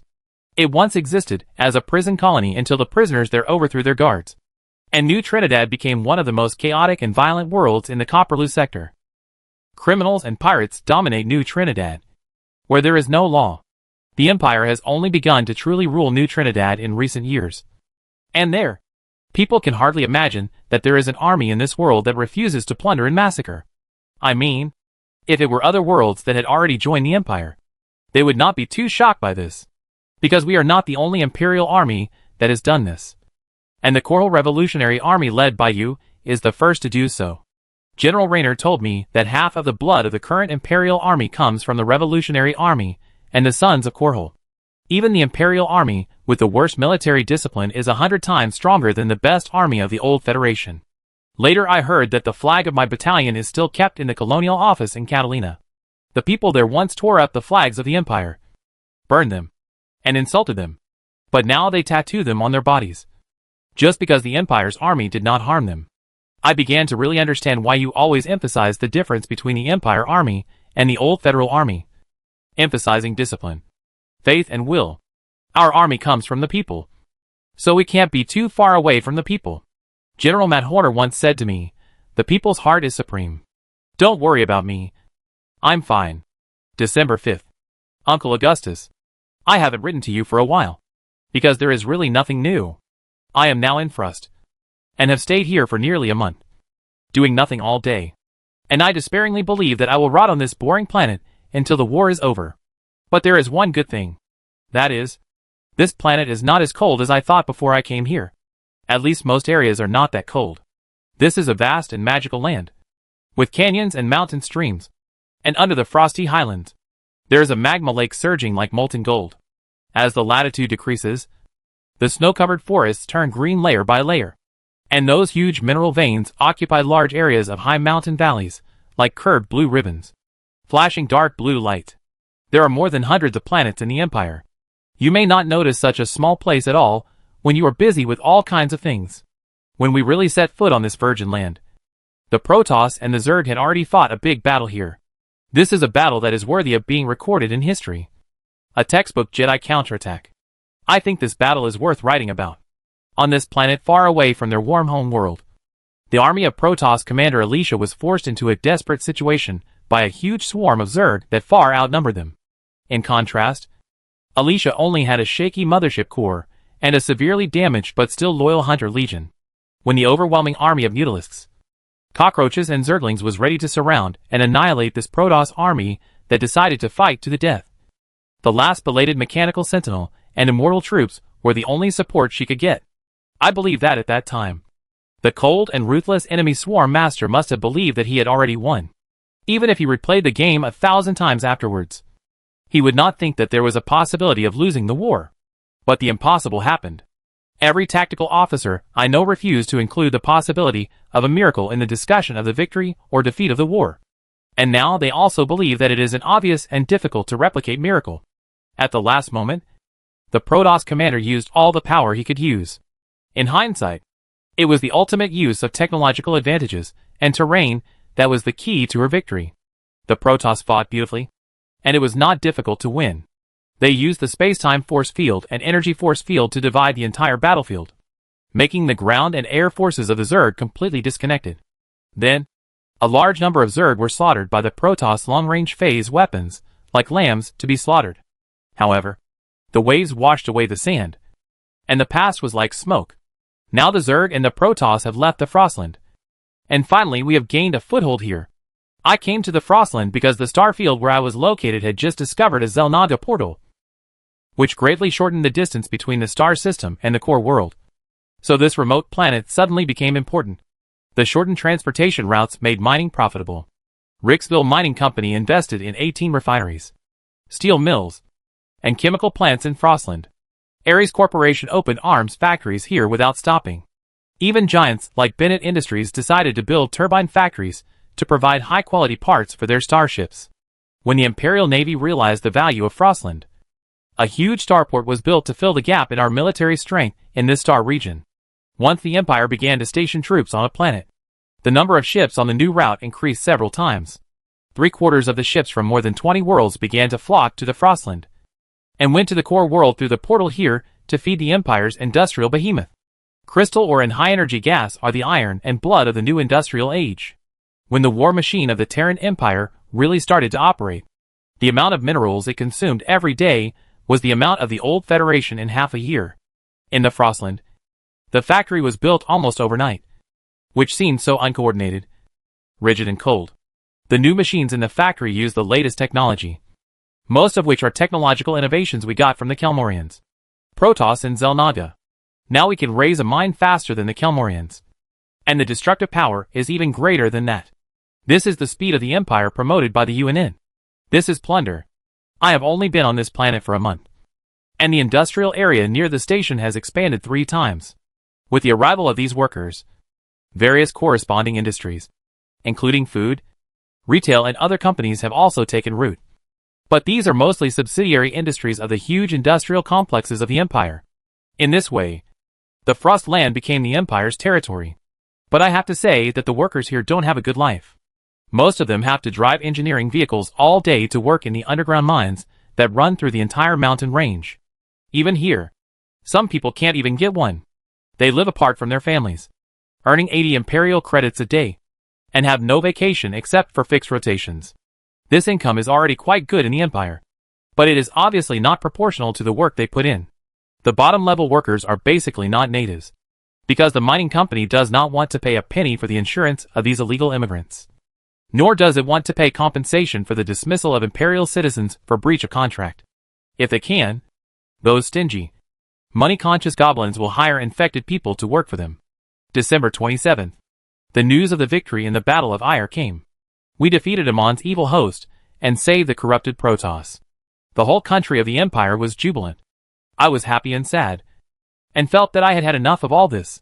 I lied to you before, and I still can't accept that when my teachers and classmates were fighting for the Empire, I could only hide behind them. But there was a good thing. I finally received a notice to go out and protect an archaeologist named Jack Ramsey, the protagonist of the official novel Dark Templar trilogy. He and his team were hired by the Imperial government and were preparing to go through the Frostland to a former Nerazim Protoss world called Laralac Crest to excavate Xel'Naga artifacts. I had a good chat with Jack. You have always known that I have been interested in alien mysteries since I was a child. My mother said that I have the potential to become an archaeologist.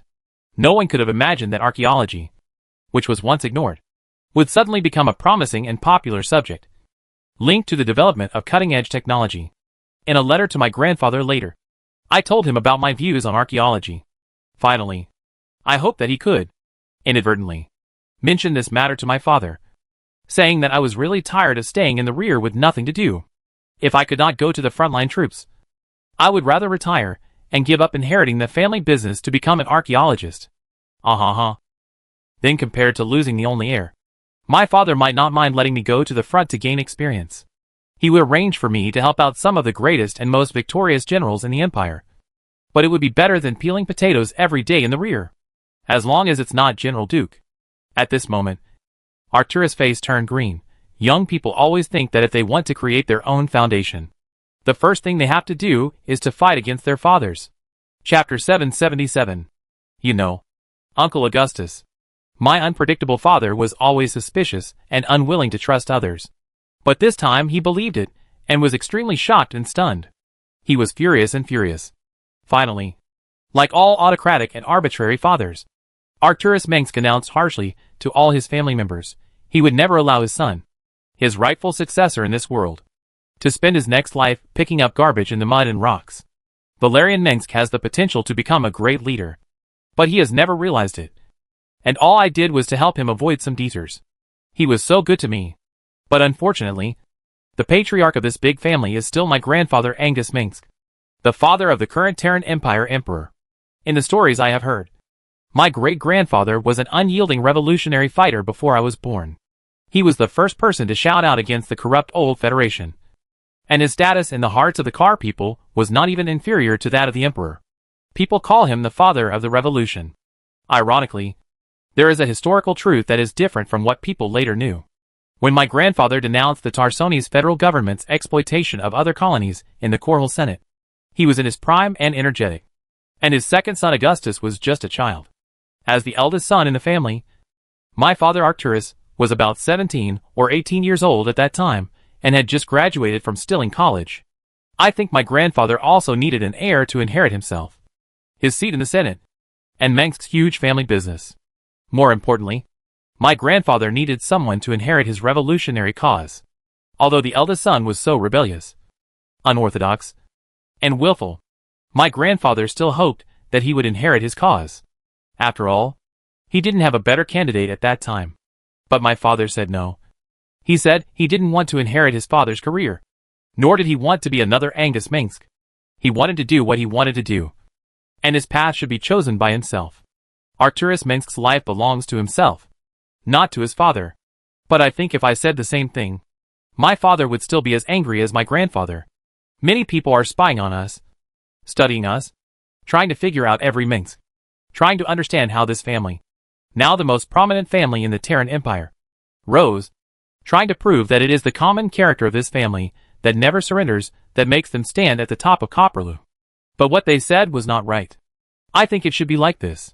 The men of this family have such a spirit. They rebel against their father and oppose him, like a lone wolf that has left the pack and will never look back. Below is another long note from Augustus. I admired Arcturus when I was a child, and I still do so now. I have been following in his footsteps for the first half of my life. I am cynical and do my own thing. I followed him and left my family to join the army, which almost pissed off my old father to death. Later, I began to mature and began to understand my father. It was probably during the period after the Guild War that I returned to Korhal with the Devil of Heaven, took over my father's business, and raised an uprising army. We called ourselves the Revolutionary Army, the Sons of Korhal. This is the beginning of the story. Later, many people died, and those who survived half dreamed and half hoped to establish the Terran Empire. This is the story I have always told you and your sisters. At this time, on the other side, strangely, Arcturus's anger had gradually disappeared, like a volcano that had just calmed down. He saw Valerian wrote, although my father never admitted it. I think he respected my grandfather more than he thought. By the way, my grandfather would always stand on my side. When my father announced his decision, my grandfather immediately declared that his announcement was bullshit. And in response, my father shouted that he didn't understand anything. I expected the direction of things, but I still felt sad. Like many times in the past, they rarely agreed on anything. And this time, they almost had a big fight. Fortunately, my grandmother Catherine Minsk was there. This pragmatic, confident, and elegant old woman is the person I respect most. I believe that all the poetic qualities in me come from her and my mother. My Aunt Dorothy is very similar to my grandmother when she was young. They are also tough, wise, and charming. Grandmother said to father, "Do you remember what Angus said about your determination to become a prospector?" Prospector? Digging in the mud and rocks like the Comorian pirates? No. You are the son of a senator.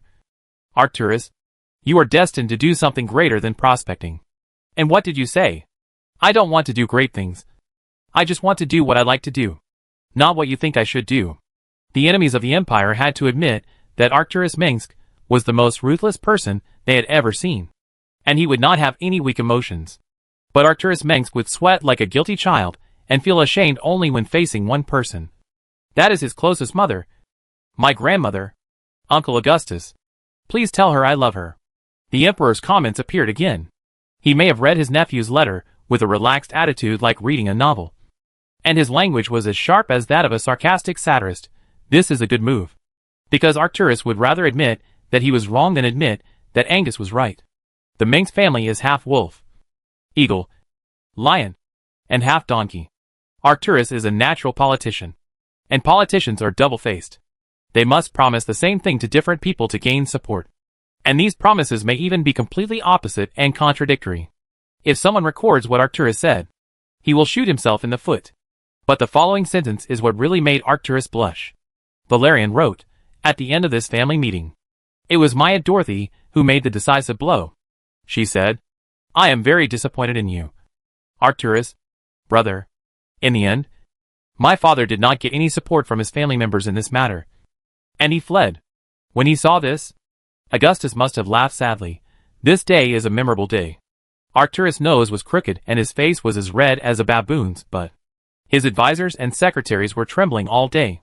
Similarly, that day was difficult for any imperial official who had to deal with Arcturus Minsk, because he became more strict, harsh, and unkind than ever before.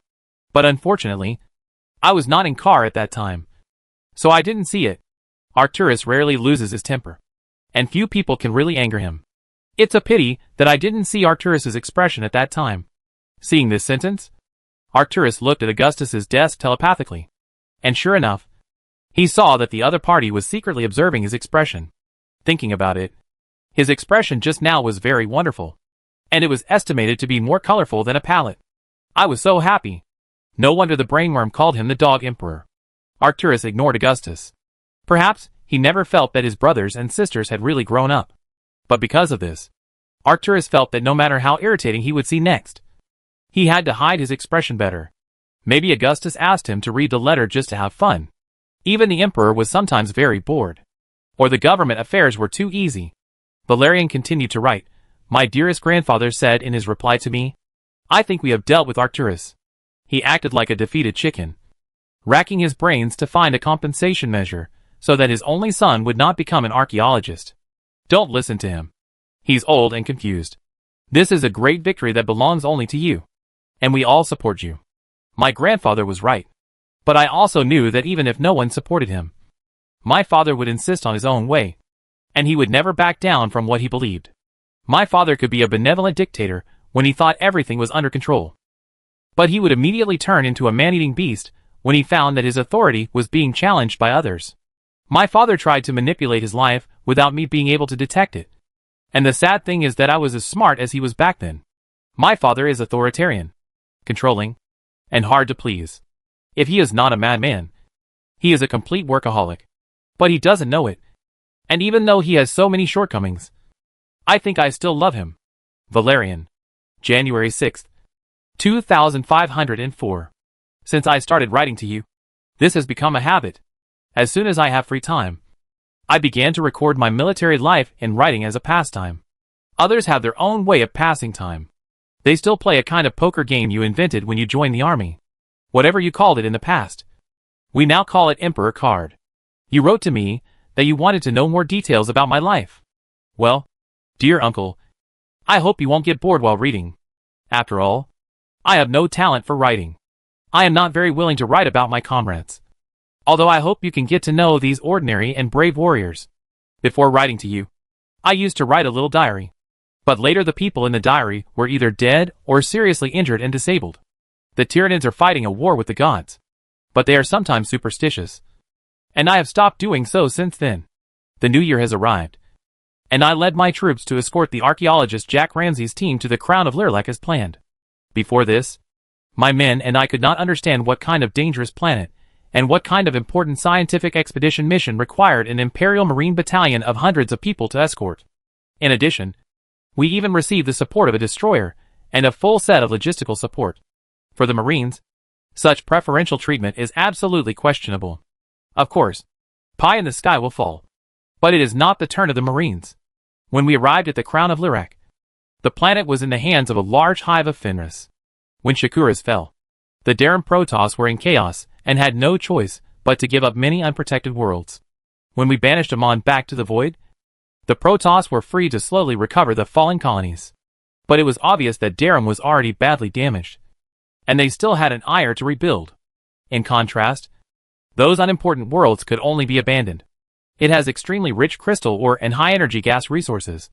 and most of them are high-quality minerals. Enough to make my father rich overnight, when he was still an explorer. But now the Empire has many such planets, with larger reserves and better geographical locations than the Crown of Lyrak. And it is obviously not worth our huge military force to capture it at present. However, as a former Nerazim Protoss world, this usually means that there are a large number of Zelnada ruins on this planet. Otherwise they would not stay here. In fact, the Crown of Lyrak is full of huge ruins left by the Zelnada ruins. And it is hard to imagine the glory of those cities. We have received news that the Crown of Lyrak may contain alien artifacts. These magical ancient creations contain secrets like the Cosmic Cube. So far, the inspiration we have gained from them has enabled the Empire to make leaps and bounds in new materials, smelting, construction, artificial intelligence, etc., which will benefit all aspects in the next few centuries. And this is still the tip of the iceberg revealed by Zelnaga technology. For example, the Zelnaga constructs have enabled us to build larger machines, some of which are from top-secret projects that are even more amazing than Odin. The new armor design for the Gorgon battlecruisers makes almost all of our previously proud armor look obsolete, like bronze to steel. At the very least, that artifact can at least charge our Zelnaga artifacts. Therefore, this is actually a rescue archaeological excavation project, and Dr. Jack Ramsey is the leader. I have to say that Dr. Ramsey is actually a very interesting person. In fact, he is very much to my taste in some aspects. The doctor is tall, smart, and plays cards very well. More importantly, he has a unique understanding of history. Although it has nothing to do with this. I suddenly thought of a sentence you said, the best historians invent history, and the best archaeologists create artifacts. My troops have no interest in archaeology. Although they have all received basic education and have been told to respect scholars, my father believes that people who know too much are not conducive to control. But Emperor Augustus does not allow literacy to appear in his territory. After all, one Tychus Finley is enough for him to bear. But I don't think modern archaeology is boring. On the contrary, I have been interested in aliens since I was a child squatting in the mud and digging rubble. Now we all know that the Zelnaga once built artificial celestial bodies, like Ulna, and left magnificent buildings on many planets. I am eager to know how much we humans can learn from them. Maybe one day, we can drive artificial warships like Ulna and Terran and destroy the planet from orbit, just like the Protoss did to Shakuras. I began to devote myself to the work, and soon, Razum's team found the site. Although I had no knowledge of archaeology and lacked professional knowledge, I would sometimes join them to search for precious relics left by the Zelnaga in the huge palace-like halls and maze-like corridors, and to find the mysterious technology that might exist in them. It felt like I was digging for treasure, and I was as excited and happy as when I was a child. I often remember many words my father said to me, which benefited me a lot. No matter what you do, the most important thing is to stay focused. Either don't do it, or do it to the best of your ability. But I think my father might have a different view on this, and he might extend it to mean that if you want to do something bad, you should do it to the end. When the order to transfer me to the frontline troops arrived at the Crown of Lyrak, I was still unsatisfied. You must have known by now that I was going to General Alexei Stukov's troops. But I couldn't just leave Jack and his people on this planet until the troops to replace me arrived. In fact, I even considered continuing here until they dug out all the secrets of this planet. I finally got the chance to go to the front line. But I was not as happy as I thought. Orders are orders, and I have no right to refuse. I really want to be an archaeologist. I don't care what my father thinks. He is nothing. At this time, Augustus saw that Arcturus was red again. The father and son wanted to go mining, and the other wanted to do archaeology. They were both very capable. In a sense, they were also following in their father's footsteps. Chapter 778. Augustus watched as Arcturus' face turned from red to green, then slowly to purple, and then to black. His unpredictable brother rarely showed his emotions on his face. And now, Arcturus's expression was as rich as that of a funny comedian. So Augustus pointed out kindly, "Actor, you look bad." He asked knowingly, "What's going on?"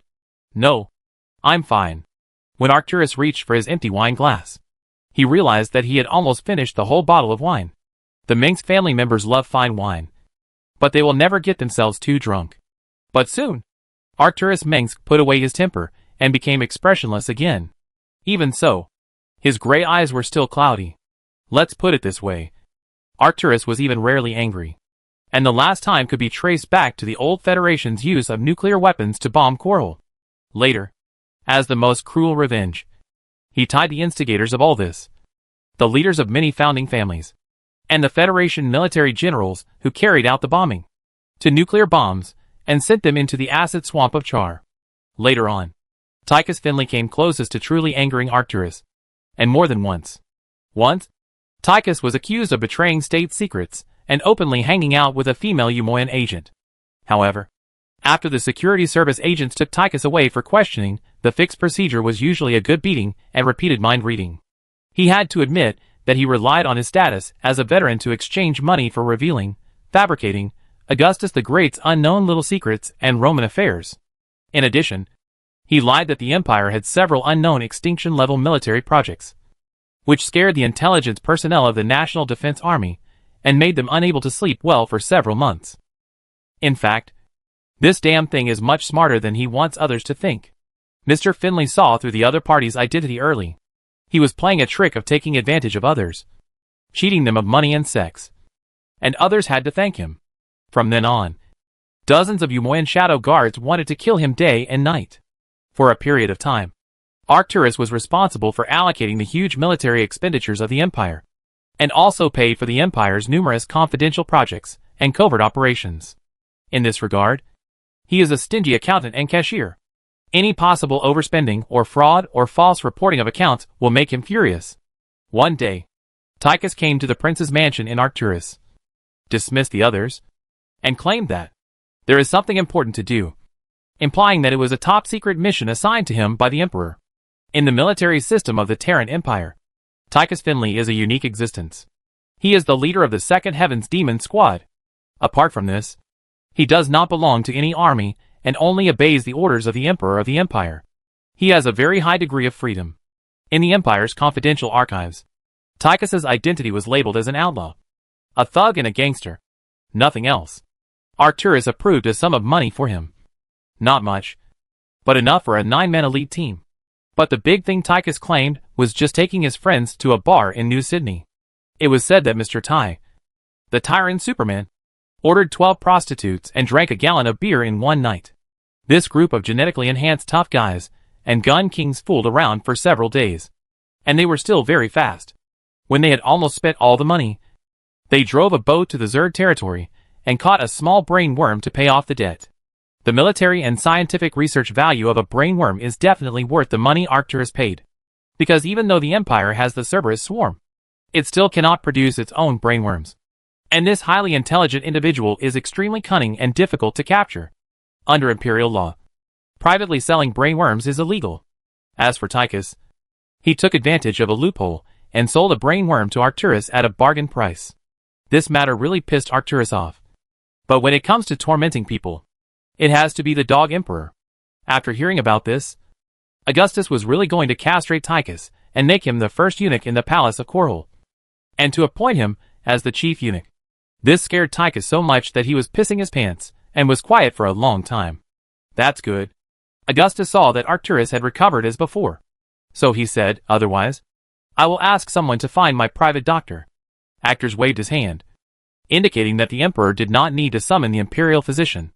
Then, he turned off the holographic projector and stood up to leave. If he keeps watching, this rebellious son will sooner or later piss himself off. Tell me. Augustus was also about to get up and leave, and a group of attendants were rushing to change his clothes for the ceremony. The Emperor's daily schedule was very full. Right now, he was about to attend an important public ceremony, and the imperial military was about to show the public their latest war weapons. This would be the best recruitment propaganda. What? Actors knew what Augustus wanted to ask, but he didn't want to answer.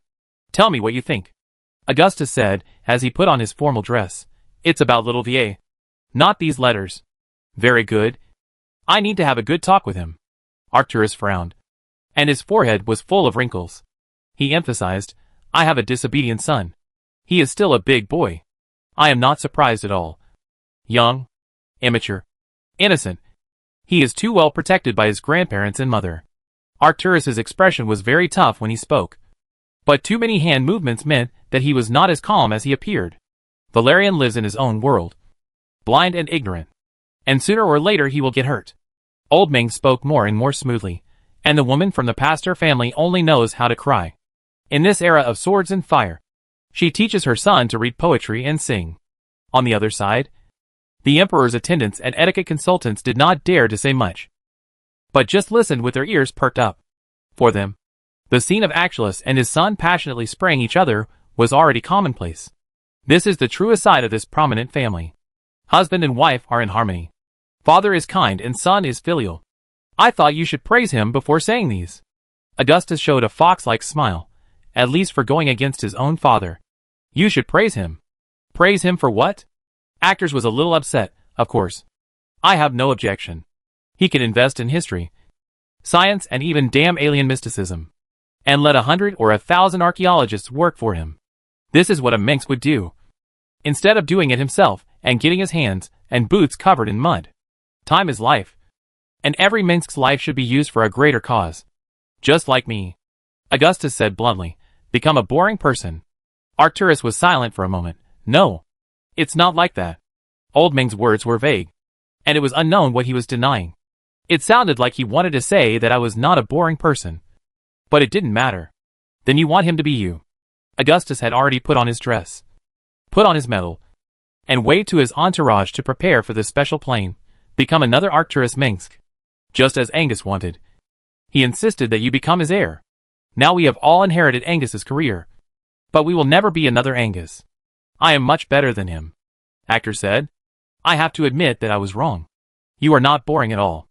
Augustus smiled. So, you admit that you now identify more with Angus than with yourself, who dared to rebel against your father at that time. I didn't say that. Arcturus denied it. Come on. Augustus spread his hands. Actors, you open your legs to everyone. But you still pretend to be a pure girl. He can do whatever he wants. I don't care. But Valerian can't do archaeology. If Arcturus is the tyrant who controls the Minx family, then his words are an ultimatum to Valerian. But in front of Augustus, it's like playing rogue. I don't object. Augustus and Arcturus had completely different educational policies, and he never wanted to argue about who was right or wrong.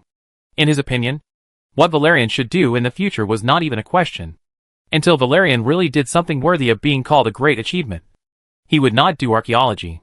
When Valerian told Arcturus that he wanted to fight on the front line, the latter was afraid that he would die one day and his death would be worthless.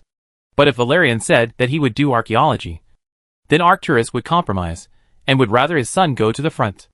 The two brothers were silent for a while, and finally Augustus said to Arcturus, How long have you not spoken to him?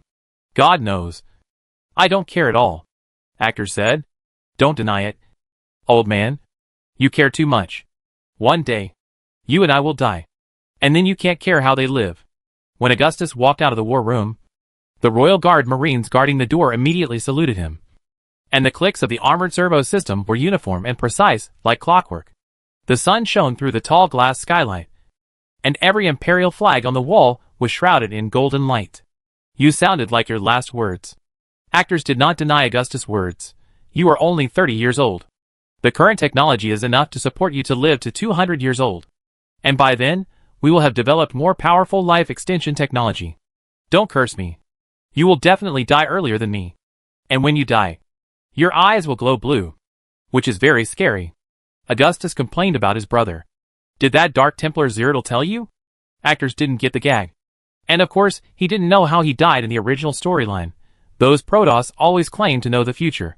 But that's all nonsense. TSK. Augustus would rather let Arcturus guess for himself than tell him the truth. He changed the subject and said, But while I'm alive, I should take away all threats to the Empire, including Amon. I want to say that nothing is immortal, and gods will die, as evidenced by the dead Zelnada in Ulnari. As he spoke, Augustus pulled up Arcturus and took the elevator directly to the huge landing pad on the upper floor of the palace. A huge royal transport ship. The arbitrator was already ready. Each arbitrator was equipped with a stealth module and a charging shield. And the cost was high. When Augustus boarded the spacecraft, the airspace above the palace had already been cleared, and the layers of shields guarding the palace were constantly opened. Like an onion being peeled open, the Imperial Square was already crowded, and hundreds of thousands of surging people were like a black torrent. The police of the Augustgrad city government and the military marines had to work together to maintain order. These people were only a small part of the people who came to attend the ceremony. More people came from other places, and could only squeeze around the square. The large number of people even completely blocked the traffic. This was an extremely spectacular sight. Augustgrad, the most important heart of the Terran Empire, was still beating vigorously, even more prosperous than before the war. Looking down from the sky, the boulevards prepared for large-scale military parades looked like snakes crawling with ants. All the white monuments, columns, and statues were hung with brightly colored flags. Hundreds of huge imperial flags stood everywhere in the square, making a drum-like sound in the wind. When a fleet of hundreds of Viking fighters flew over the imperial square, salutes were fired and countless fireworks rose into the sky, which could be clearly seen even in the daytime. In this war, the great cities of Korhol and Augustgrad swallowed countless crystals and gases from all over the empire, and spit out armor, cannons, and warships. It can be said that without Korhol, there would be no empire, and without Augustgrad, there would be no Korhol. However, even for the high-spirited Korhol people, the long war was depressing, so they needed such celebrations to vent their stress. Only at this time, Augustgrad, which has never stopped running, would stop to take a breath and rest. People finally had time to cheer, eat and drink, and then have a good sleep, regardless of whether they were really happy about a victory. Today, everyone came to see the Empire's latest war machine, Xantos, the ultimate trump card, the land boat. On the transport ship, Arcturus was introducing this war weapon to Augustus. In fact, he is the person in charge of the weapon development program.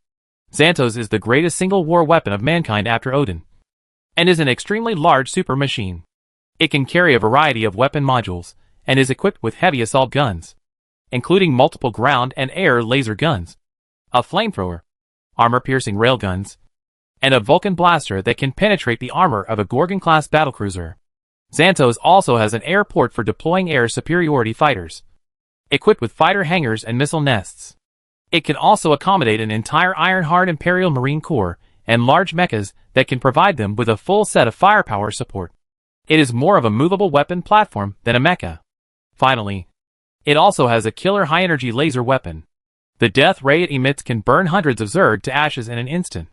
Swan's people call it Musashi Beam. Most importantly, compared to Odin, Xanthos can fly. If all of this was done by Swan, then I have no doubts. Augustus nodded. That Mrs. Mainhoff was confident in the design of him and his team. If he said that one shell could send him on, but into the sky, then there would be no need for a second shell. When dealing with machinery, Rory Swan will not make mistakes. Good. It's a monster. And only monsters can control monsters. Suddenly, all the holographic projection screens in the Empire Square began to turn to the Xanthos parked in the center of the square, and people began to cheer. The prototype armored steel plate equipped by Xanthos can bounce off any direct attack. At that time, UNN host Donnie Vermillion was warming up for the arrival of the celebration. But he acted more like he was working for a talk show. Kate didn't believe it. An amateur said amateurish things. Don't listen to her. The crowd cheered. Next, please welcome the pilot of Xanthos, Tychus Finley, a hero of the Empire, and one of the legends of the Heavenly Demon. Under the gaze of countless eyes, Tychus Finley appeared, and he was rarely wearing a military uniform, with medals hanging all over his chest. But he still looked like a gangster. When looking at Xanthos, Tychus smiled like a child who got a new toy, and also like a greedy catfish. Odin? I don't know him. This thing is really the greatest creation in human history. No doubt about it. Driving it everywhere to uphold justice really makes me cry. I can't wait to drive it to fight him on. Long live the Empire. Chapter 779. At this moment, more fireworks soared into the sky, and rows of salutes roared. Warhawks, Banshee bombers, and Valkyrie long-range bombers formed a large formation and flew over the square in an orderly manner. The searchlights from the Gorgon battlecruiser and the sonic booms of the starfighters, when they accelerated, completely ignited the excited crowd. When the atmosphere reached a climax, people were easily affected by the surrounding environment. So, tens of thousands of voices began to shout, "Long live the Empire!" At the same time, at this moment, Tychus Finley in the UNN broadcast camera was really full of pride and success. when he climbed onto the huge terraces the size of several football fields on the Xantos cockpit with a smile on his face. The terrifying scars on his face were wriggling like worms. Flat head, thick eyebrows, a nose that was obviously broken many times, so strong that it seemed as if his face was full of muscles, and his eyes were determined and evil. Such a person would definitely be the center of attention on the propaganda posters of the Empire. No one would doubt that Tychus was not worthy of the cheers of the people of the Empire. There were more hideous scars under his clothes. Over the years, the holes left by the war were much more than the medals on his body. At the same time, it is difficult for anyone else to obtain such a unique position as Tychus Finley in the Terran Empire. Emperor Augustus led the army to war in person, and Tychus always followed him. When the Empire developed the prototype of Odin, Tychus became its driver as if it was natural. He drove Odin to continue to fight with the Emperor throughout the Second Total War and the Doomsday War.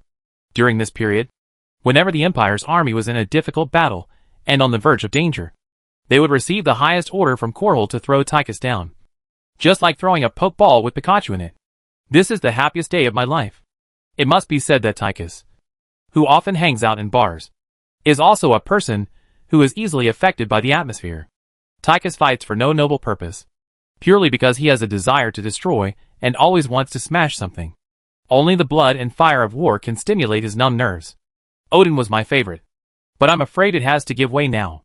In front of the camera, Tychus is not afraid at all. He likes to play the protagonist in his own world. I admit I'm a double-minded person. But Xantos, it's a bigger guy. It's damn good. Better than me. Here he paused, as if he almost said the wrong word. Better than every girl I've ever met. Tychus is not a good speaker. Nor is he a person who can read the words from the teleprompter in a proper manner. This person likes to improvise, speaks vulgarly, and is not worthy of being in a high-class place. It would be a disaster for him to host a show. If he hadn't taken care of his image, Tychus would have performed a passionate dance in front of the people of the Empire. Slowly, Tychus' words became more and more incoherent, with nonsense like get high, have fun, cool down and so on. Then he wanted to kill him on, go into the void, enjoy endless gold and beauties, and he could call any serious matter robbery. But no matter what, the cheers on the Imperial Square showed no signs of weakening, and people's shouts came even from farther away. They used lights and noise to create a huge movement, with a huge momentum. Although it was just a live broadcast of new weapons, the enthusiasm of the people of the Empire was unusually high. Firstly, there were very few such celebrations since the war began. And secondly, not long ago, the Terran Empire government had just repaid the first batch of short-term national debts issued before the Doomsday War with their predatory mining of enemy territories, promised not to increase taxes, and relaxed restrictions on a number of wartime materials. These policies were supported by the Empire's epic-making progress in food synthesis, metallurgy, and chemical engineering. Although wars are still going on everywhere, and the Zerg invasion shows no signs of stopping, people have reason to believe that the situation has stabilized. They have abundant supplies and are on the rise. In Tychus's mouth, victory seems to be within reach, and the Dark God is just a wild dog that he can kick to death. Some people worship Amon, but more people hate him because the Dark God disdains to demonstrate his true purpose to what he thinks is a defective product. Amon announced to everyone that he came to bring death and pain. This is a truly noble cause, and I am grateful for serving all of humanity. After a flurry of reminders and hints from the UNN program team and the Imperial Security Bureau agents in the background, Tychus, who had already gone off topic, finally got back to the point. Real men should do men's things. Unexpectedly, before Tychus could utter the last word, UNN immediately cut to the screen of the special plane that Augustus was on. Amid the rumbling sound of the Royal Arbitration Machine's engine, the true master of the Empire arrived. On the central stand of the Imperial Forum, Emperor Augustus Minsk, wearing an Imperial military uniform and a dark brown coat with gold thread, and the sword of a dynasty of the Minsk family hanging from his waist, slowly walked out of the gangway. Following the Emperor down was his brother Arcturus Minsk, who had a stern look on his face, wearing a full set of gold and red dress, with two gorgeous golden wolf emblems extending in the most conspicuous position on his chest. Every part of his body showed his connection with the royal family. As soon as they appeared on the stage, the royal orchestra began to play music and sing a magnificent hymn. The imperial family did not care about pomp and circumstance. but they could not be shabby on important occasions that showed the Empire's strength. Tychus Finley was quickly forgotten by the people. Whether it was Augustgrad or other parts of the Empire, everywhere was in a boiling excitement. The crowd in the Imperial Square was even more in a carnival. If it were not for the armored Imperial soldiers who stopped them, they would immediately flood the entire square. The Emperor's absolute diehard fan, UNN host Donny Vermillion's voice suddenly rose several decibels, and he readily praised him, saying things like Augustus the Great is the symbol of the Empire. His voice is the Empire's proposition. His orders are the Empire's will. In short, he is the Empire. When Augustus arrived, all the Imperial officials who came to attend the ceremony had already arrived, and almost all the generals who were in Augustgrad were also present. In addition, there are other faces outside the Empire, including Kelmorian and Umojan diplomats stationed in Korhol, representatives of some autonomous planets of the Empire, and even Protoss. Strictly speaking, the Protoss envoy of the Terran Protoss is already an old acquaintance of Augustus, the arbitrator Aldaris. According to the Daw doctrine, the Protoss Empire will neither send diplomats to other civilizations nor have to send diplomats, because they have always been protectors rather than equals. But obviously, the Terran Protoss now regards the Terran Empire as an equal civilization. The diplomat of the Ahanli Empire is a council elder who has awakened from stasis, like a Protoss mummy sealed in organic meteorite headdresses and void crystals. He is as old as their empire, dating back to the time when the Ahanli parted ways with their Protoss brothers. Now, after a long negotiation, accompanied by a series of mutual compromises and a large number of clearly written agreements, the Terran Empire and the Ahanli Protoss have redrawn the boundaries of territorial issues. The Ahanli Protoss have returned to their former home of Tyrador 9, re-establishing their territory on the sparsely populated Antarctic world and mining the void crystal resources that are vital to them. Thus, Tyrador has become a world jointly owned by a few humans and Protoss. In this matter, Augustus's imperial government has been severely criticized and accused of being weak and vulnerable. Tyrador is an important world with a dense population, and the people there have never known the existence of Protoss since their ancestors, let alone coexisting peacefully with these aliens.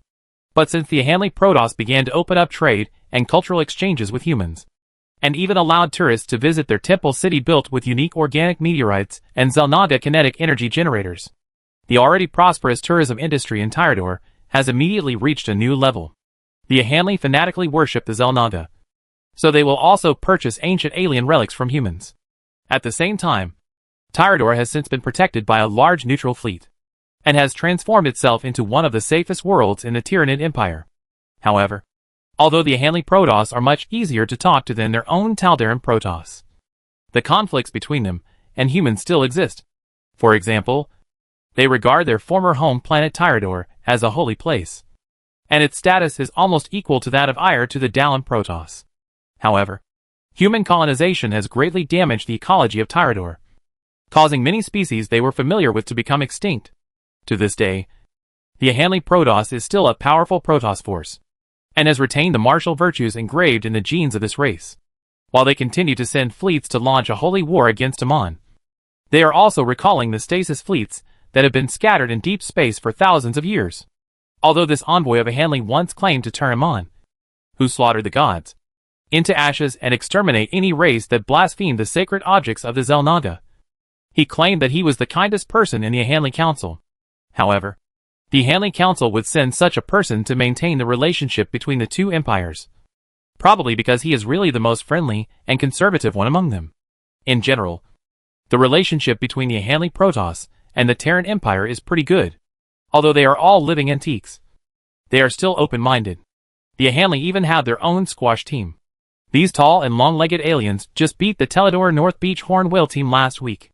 In any case, Augustus finally established diplomatic relations with the Ahanli Protoss and managed to make these arrogant Protoss follow the Empire's fleet in joint operations and obey unified command. This is crucial to Augustus's future plan to attack the Void. Of course, the most important person here is Nera, the first person to be promoted in the Taldaram. It is reported that she almost lost in a Raxor ceremony initiated by Amon's followers some time ago, and the high-level Lord Alarak was watching the whole process.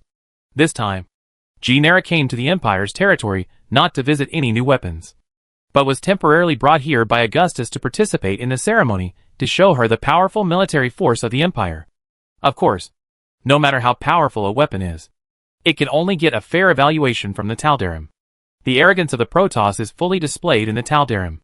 Even if they are still plagiarizing the technology of Darim, they will never admit the power of the other party's weapons. Augustus greeted the officials, generals and diplomats one by one, and asked them what they thought of Xantos. Even though Xantos has not yet demonstrated its terrible firepower, the Gamorreans have already spoken frankly about the power of Xantos. I believe they will soon make similar pirated weapons. The diplomats of Umojan also said the same thing, and there was nothing wrong with it. But Augustus could see that he was not happy at all. As for the officials of the autonomous territories, they probably dared not to rebel, because even a random fleet of the Imperial Navy could easily destroy their world. However, when it came to the Protoss, they were much more objective. Aldaris's attitude was very good. He was now very different from the past, and had a much more open mind. It was not a big deal to praise Augustus. The Hanley Protoss saw that the Empire used the Zelnaga construct and Una technology on the Xantos, which allowed them to build even larger machines than the Xantos. In Augustus' words, Swan's people have gone crazy, and they even want to build Gundams now. This Xantos is not even a prototype. This type of weapon has been mass-produced by the Ceros shipyard, and more worlds will begin to produce war weapons in the future. Just one Xantos is enough to turn the tide of the war. However, when it came to Genera, she only got an irrelevant comment. These Imperial humans are really noisy. Augustus called this cold and coquettish, and Arcturus thought she was tired of living. This is what humans, the first ascenders, creatures with mouths, are like. Augustus said, you can't appreciate the benefits of mouths. You indulge them too much. Genara's attitude towards Augustus is still impeccable. She only submits to the strong, slain. Being kind to slaves is useless. If the master is weak, they will only think of replacing him. When facing other humans, Genara's attitude was much worse. When she met someone like Arcturus or the Marshal General who had beaten the Tal'Darim, she could still nod and greet them. In her eyes, other people were no different from livestock slaves. These humans did not even have the courage to initiate the Raksha ritual to the superiors, so they were not worthy of respect. Before Augustus could say anything, the crowd cheered again. Tychus had entered the cockpit of the Xantos battleship, and a large number of crew members took up their posts. If someone could see the multiple decks inside the Xantos separated by huge grills, pipes and steel kits, and enter its huge ammunition depot, they would be stunned by the accumulated ammunition racks in the troop transport cabin that could be used as a battlefield. A large number of Imperial soldiers were gathering on thick steel plates. When this huge war machine started, its interior was even as stable as the ground. Xantos was a terrible steel monster. The blue light projected from the cab was like a giant single eye. Its tightly fitted armor flashed a metallic cold light, and the flames released by the pusher were like dazzling diamonds. Its devilish, conceited, and invincible huge railgun pointed ruthlessly at the sky.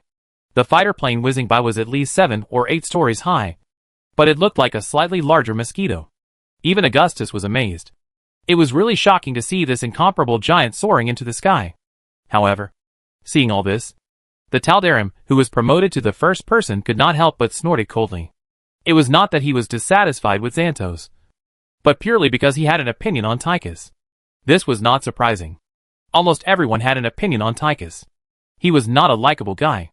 After all, this guy is already in his 40s or 50s. When he causes trouble, he can be grabbed and beaten by the Emperor himself. It is shameless. When she first came to Augustgrad, Genera met Tychus.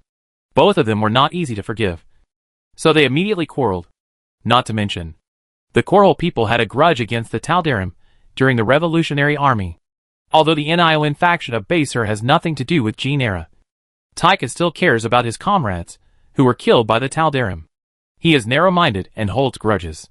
Genera is a fierce person, and she always calls people primitive creatures, inferior species, pests, scum, but she can't choose Tychus. In his words, you are cursing like a spoiled child. But Tychus is an old rogue. He asked Genera if you Protoss can also make love? If so, why has he never seen it? Do you Protoss have a surname? Will you let your slaves serve you? Is one enough? What is your relationship with Alarak? Did you get your position through trading? When Genera was angry and wanted to challenge Tychus, the latter said that he would wait for her in bed. He had not tasted the taste of Protoss yet. Chapter 780. Xantos. This godlike iron giant flew proudly and majestically over the sky of the Imperial Square, casting a huge shadow on the tens of thousands of people cheering. Compared with its overly large body and armed forces, Xantos' pair of V-shaped wings looked round and short, just like the flippers of a sea lion. But even so, it still flew well and steadily. The designers and technicians of the Imperial Engineering Corps were both geniuses and lunatics. Swan's men once claimed that as long as the thrust was strong enough, they could send the Emperor's palace into the sky and let the largest building in Augustgrad perform a cobra maneuver in the air. Augustus almost approved this ambitious and bold plan, which he called the Wandering Palace. Unfortunately, this plan was ruthlessly sanctioned by Prince Arcturus because it was costly, impractical, and meaningless. Of course, no matter how good the equipment is, it is useless if the driver is not good. Tychus Finley is fully capable of doing this job. This guy's love for supergiant war machines and violence is almost comparable to women and alcohol. He can drive a baby carriage and a space battleship. Tychus lacks interest in most people and things in this world. But everything depends on the reward. He is the kind of person who learns the swan dance from scratch in order to rob a train. Tychus drove the Xantos around the Imperial Square several times. A large number of tactical aircraft took off from the hangar and gathered around like a black storm. They were huge in number and in a strict formation. The distance between them was as precise as if measured with a ruler. Finally, the Xantos retracted its wings and landed on the ground with ease. The groups of fighters immediately lined up to return to the hangar, as fast as the steel giant's retracted blade. Citizens, this is the power of the Empire. Augustus was facing the cameras of dozens of large media outlets in the Empire. He held the hilt of the dynasty sword with a sharp look in his eyes, just like the statues erected everywhere in Augustgrad. Another great achievement of the engineering community of the Xantos Empire. The biggest jewel in the crown of the Tyranid industrial crown. All Imperials should take it for granted that all the achievements we have made today are due to the nature of this race. We are enterprising, and we are as strong as steel. Since the days of slash and burn farming, humans have never stopped fighting. When we mastered fire and guns, we drove away most of the beasts on Earth. Once we had starships and cannons, we fought for the Milky Way. Amon, no matter if he is really a fallen creator or a bluffing clown. Once humans get the gun of destiny, they will kill the gods. At this time, the enthusiasm of the people was unprecedentedly high, and Augustus just added fuel to the fire. This was Augustus' daily life. Unless he led the army in person, he spent most of his time in the palace, with his best generals and most trusted ministers. Augustus rules the vast star regions of the empire from his throne, with his vast army and bureaucracy. The rest of the time, Augustus's schedule is also quite tight. Usually he will attend various important public events, or travel with Queen Kerrigan to inspect various places. Whenever he faces the camera, Augustus always has to say a few words. Augustus is not a natural orator, but he practices diligently. The emperor likes to challenge his weaknesses, such as his poor fighting skills. Now, after good training, he can fight with the royal brainworm Alpha. At this time, after Augustus finished speaking, the scene changed, and Xantos had begun to demonstrate its transportation capabilities. Layers of landing boards were opened from the fortress-like mechanical structure of Xantos' legs, each of which was 5 stories high. War wolves, Goliaths and rows of raiders in fine steel armor walked out in a line. Bright imperial flags were painted on each mecha and each piece of armor, and the white whip ring emblem was on each red shield of the Marines. It can be imagined that Xantos will be a mobile weapon platform and military fortress with powerful firepower. When necessary, it can also take on the responsibility of siege. At the same time, engineers have left enough redundant space when designing this terrible war machine, so that other weapons can be added or replaced in the future. According to Augustus, another undisclosed model of Xantos even has a full set of automated weapon production and repair workshops, and has the ability to build and assemble large armor plates. In the body of Xantos, multiple huge furnaces can swallow hundreds of tons of crystal, or like a gluttonous stomach, smelting and forging it, and casting it into steel ingots dozens of inches thick to produce armor, wheels, bearings, rails, and other accessories that are difficult to obtain in time on the battlefield. Strictly speaking, this kind of Xantos is more like a super heavy factory consisting of a land-based base, turrets, high-quality armor plates, and anti-aircraft weapons. There won't be too many of them.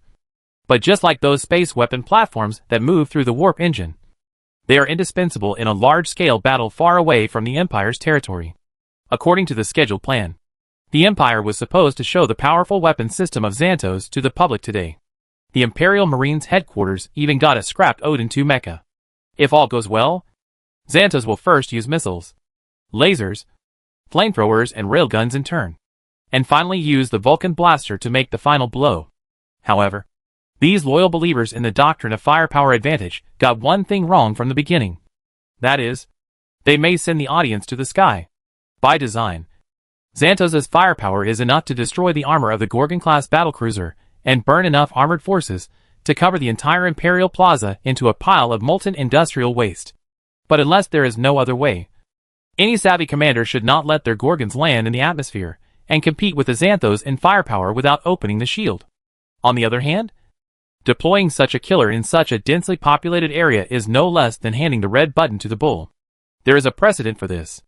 In a public exercise, Captain John Dyer, a heroic Viking fighter pilot of the Empire, destroyed his military base in just 30 seconds and slaughtered the colonies, perfectly demonstrating to people why the Vikings are called the Wrath of God. Subsequent investigations showed that past experiences were the main reason for John Dyer's madness. He had to personally kill all his subordinates who were infected by the Zerg virus, and suffered for the rest of his life. However, on such an important occasion, Xantos was still boldly handed over to Tychus. Probably because this thing generally has an unusually strong psychological quality, and almost no sense of shame. However, next, for Augustus, today's ceremony is over, and Xantos may be open to the citizens of Augustgrad for the rest of the time, so that they can all take a look and promote patriotic ideas. According to Augustus' style, the most advanced weapon is always the next one. In this way, any weapon is outdated once it is deployed, and the backwardness can be displayed.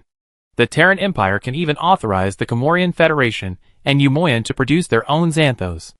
Anyway, the real strength of the Empire has never been a certain technology, but the size, mobilization and war potential. Augustus did not ask the Protoss how they view Xanthos. He just asked on behalf of those in the Empire who care about these views. In addition, the Empire does not need to sell equipment to any Protoss forces. In their aesthetics, Xanthos undoubtedly looks bloated and fat. Without any aesthetic appeal, the Protoss will slaughter their enemies gorgeously. Every deployment of the psychic network and the warp matrix is like a note passing through the battlefield. They flatten everything with flames, like using a knife to elegantly spread butter on bread. If there were Protoss from the Purifier Council here today, they might think that man machinery is obviously outdated, and the future will be the era of military intelligent machinery. Fortunately, these mechanical Protoss are still proud Templars in their bones, and have no desire for expansion. Otherwise they will have to fast forward to the situation where carbon-based creatures have been eliminated. But Augustus must say that although the weapons of the Empire are not as good as those of the Protoss, they are not much inferior in terms of creating death and destruction, and they are large in quantity and sufficient. Compared with large machines, the Imperials are actually more keen on distributing express delivery. They like to throw all kinds of things on the battlefield. Sometimes missiles carrying nuclear warheads, Odin mechas dropped on the battlefield, and even warped to abandoned space stations facing the enemy. There are many machines like this in the Empire. In front of a group of foreign guests, Arcturus also showed his toughness. It is rare for him to say such words. The weapon is not the key. The most important thing is the person who controls it. Any advanced weapon would not be a secret to Amon. He could make 100 Xanthos, or directly use the void energy to create something similar out of thin air, just like Augustus making 100 fried eggs on the stove. But Amon didn't care about these petty gains, and even the death fleet of the Taldaran Protoss was not worth his excessive worry. Yes, Genera thought Arcturus was praising Tychus, so she sarcastically said, "I would rather give the Skywalker to my opponent than to a fool." This noisy ceremony was really a torture in Genera's eyes. Indeed, a huge rapture ceremony may include tens of thousands of Taldarim, and the noise caused by the two sides cursing, provoking, and even fighting each other is far less than these humans. To the Protoss with their keen telepathic abilities, humans are indeed overly noisy creatures. They never conceal their shallow thoughts when they speak, and their mouths are still chattering non-stop. Augustus waved his hand, signaling them to be silent. At the same time, his eyes were like a square, looking through the surging crowd and looking into the invisible distance. In fact, he didn't mean anything profound. He just pretended to be profound. He learned it from Cyrodiil. This way, others would think that what he was about to say would be very important. People don't understand the true direction of the war more than they think. Most people can't even count how many worlds the Empire has, let alone the names of other empires outside the core world. In addition to this lively scene, the military camps across the territory of the Terran Empire are busy, and the troop movements are more frequent than ever before. The transfer order has just arrived, and it is still dark in many places. The soldiers received the order to set off long before they knew what they would have for breakfast. Many soldiers knew they were rushing to the front line, and sufficient supplies meant a great war. But they didn't know that the other 3/4 of the Empire's fleet had already left the station. Now, half of the Empire's fleet has entered the hyperspace jump state and can no longer be contacted. The destination of all fleets is fake. In fact, the end of their journey is the Otarian Rift, where there is a gate to the void. There is no sense of direction in the universe. At this time, only those who are careful will notice that the starlight outside the porthole is abnormally becoming scarce. And only those who are truly proficient in navigation can use this to calculate where they are. But this doesn't mean anything. Augustus had said that he would march into the void. But Amon didn't believe he had the guts. This was a gamble. The Imperial army would either kill Amon or be annihilated in the void. From then on, except for the humans on Earth, no other human forces could stand up to Amon alone. The Battle of Bishar was just a coincidence. The order to attack the void was not issued suddenly, but was the result of long-term preparations after the Battle of Ire and the careful consideration of decision-makers. In fact, it was only after Augustus ordered the fleet to assemble that he learned that 2 Ark of Destruction had appeared in Bishar, and realized that Amon was preparing to make a big move there in the near future. Coincidentally, this would allow Amon to take advantage of the situation. Amon might think that the Terran Empire and Daram were going to launch another Shakura-style battle in Bishar, or launch a large-scale counterattack in various parts of the Copperloo sector to regain the lost territory. But Augustus's appetite was much bigger than his, and his target was Amon himself. To do this, Augustus must mobilize all the forces of both humans and Protoss. Since the Doomsday War, all their plans to decapitate the Zerg Overlord have come to nothing, and there is no hope of saving the Zerg from Amon. All attempts to imitate the UD to control and enslave the Overlord have ultimately proven to be nothing more than wishful thinking, and neither humans nor Protoss can drag it on. Therefore, they must be prepared to face both the Void Army and the Zerg in the Void at the same time. The current Terran Empire has a sense of a world alliance. Augustus has basically unified the Copperloo humans, and although the Protoss are not convinced by each other, they are willing to form an alliance with humans if they want to resist Amon. Outside Augustus's sight, a group of gear-shaped skyscrapers pierced the sky. Augustgrad seems like an unreal dream. No one could have expected that the new empire was built on the ruins of Korhol.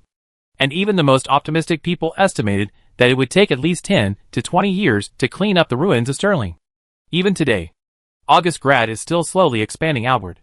As the largest industrial heart of the Terran Empire, the Augustgrad industrial zone has swallowed up all the mines in Korhol.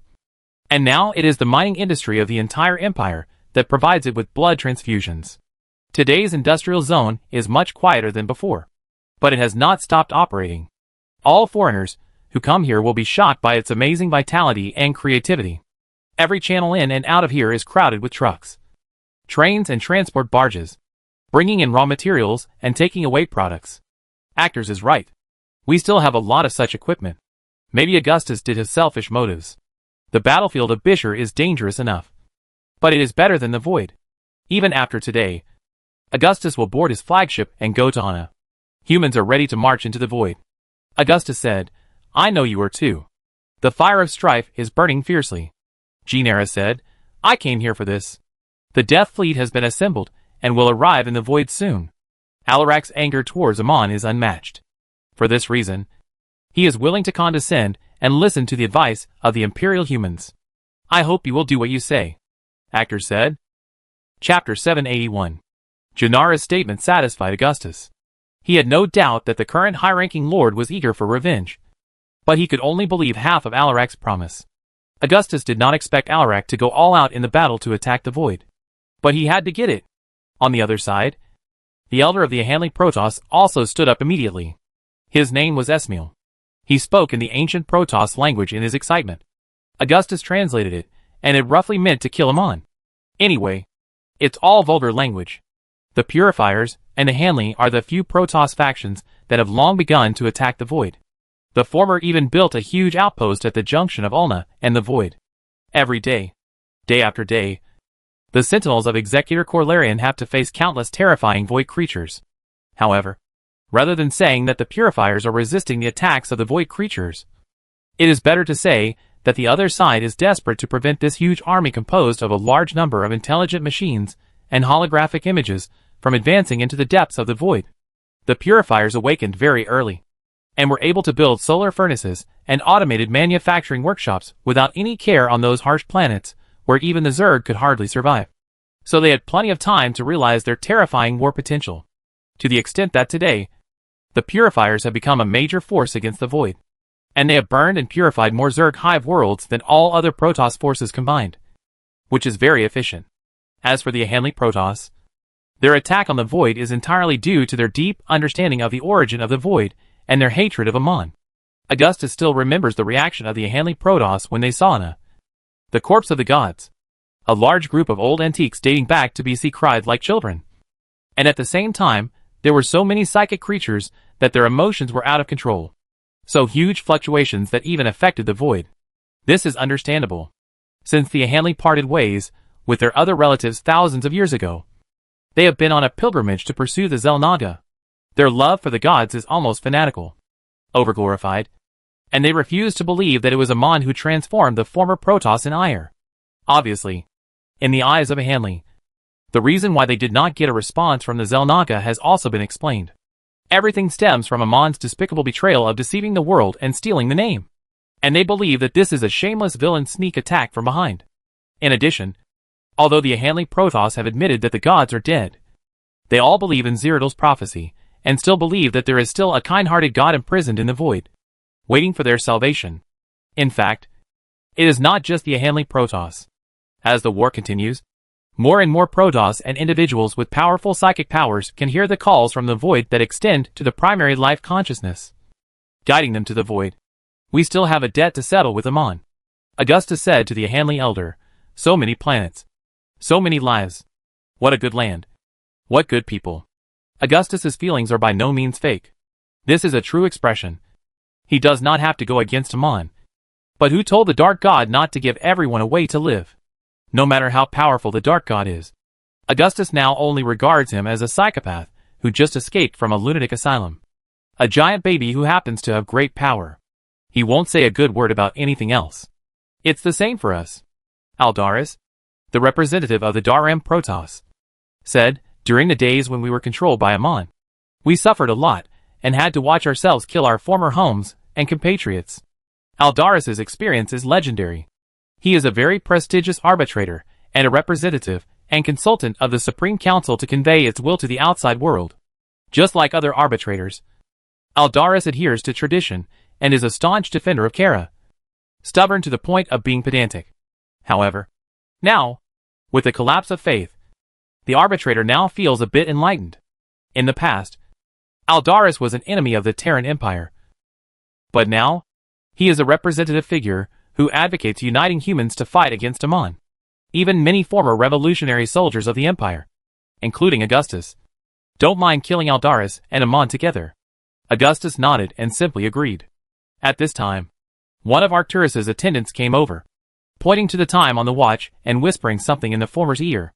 Then, Arcturus immediately told Augustus that he had to leave immediately to attend a memorial service for the fallen soldiers. The last 100 or so coffins of the martyrs of the Second Battle of Ire had just arrived at Alexandria, a few hours earlier than expected. This battle to prevent Amon from being reborn in the real universe only lasted a dozen days in total. But it would take several months to search for remains, piece together the wreckage, and confirm the final death list in order to determine the pension. More than 100 people from an imperial company died in an instant from the boiling void energy, leaving not even a fragment of their body tissue. Even when the Daram Protoss recaptured Ire and rebuilt a new city, they dug out the remains of the former Korhal Revolutionary Army soldiers from the ruins of the past. In the past, Augustus personally presided over the memorial service. But now it is mostly attended by his brothers. One of the reasons for sadness is that there are too many soldiers transported back from various battlefields. And they are too scattered. The memorial ceremony has become more frequent and trivial. And even Arcturus can't spare much time to welcome each batch of martyrs returning to Augustgrad. Perhaps Augustus was more vulnerable than he thought. Even if he thought he should be numbed to death and injury. The Terran Empire faced either the Protoss and the Zerg, or the monsters from the void. The Imperial Forum was still full of cheers. But Augustus was ready to leave. Maybe sometimes his people didn't need to know every battle the Empire was fighting. So they didn't have to worry about it. Augustus nodded to Arcturus as a farewell. At the same time, another transport ship was ready. And all the camera drones pointed at the central stand noticed that the Emperor was leading the Imperial Forum. This happened frequently. And sometimes Augustus even had to break away from his speech to hold another military meeting to deal with a sudden large-scale attack of the Zerg or hybrid army on the Imperial world. All the diplomats present, including Genera and Aldaris, were allowed to take the same ship with the Emperor. The leaders of the Protoss and the humans were not here. This was the critical period for the joint attack on the Void. Tassadar and his men were busy with their affairs and could not spare any time. It was impossible for them to come to Korhol with great fanfare and tell the enemy that they were going to do something big. They did not expect such a large-scale military mobilization to be able to conceal their presence. But there was no need to make a big fuss.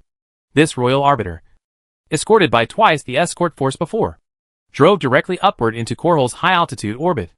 Even in orbit, Augustgrad was still extremely eye-catching, and the brilliant lights outlined the edge of the city's polygonal outline.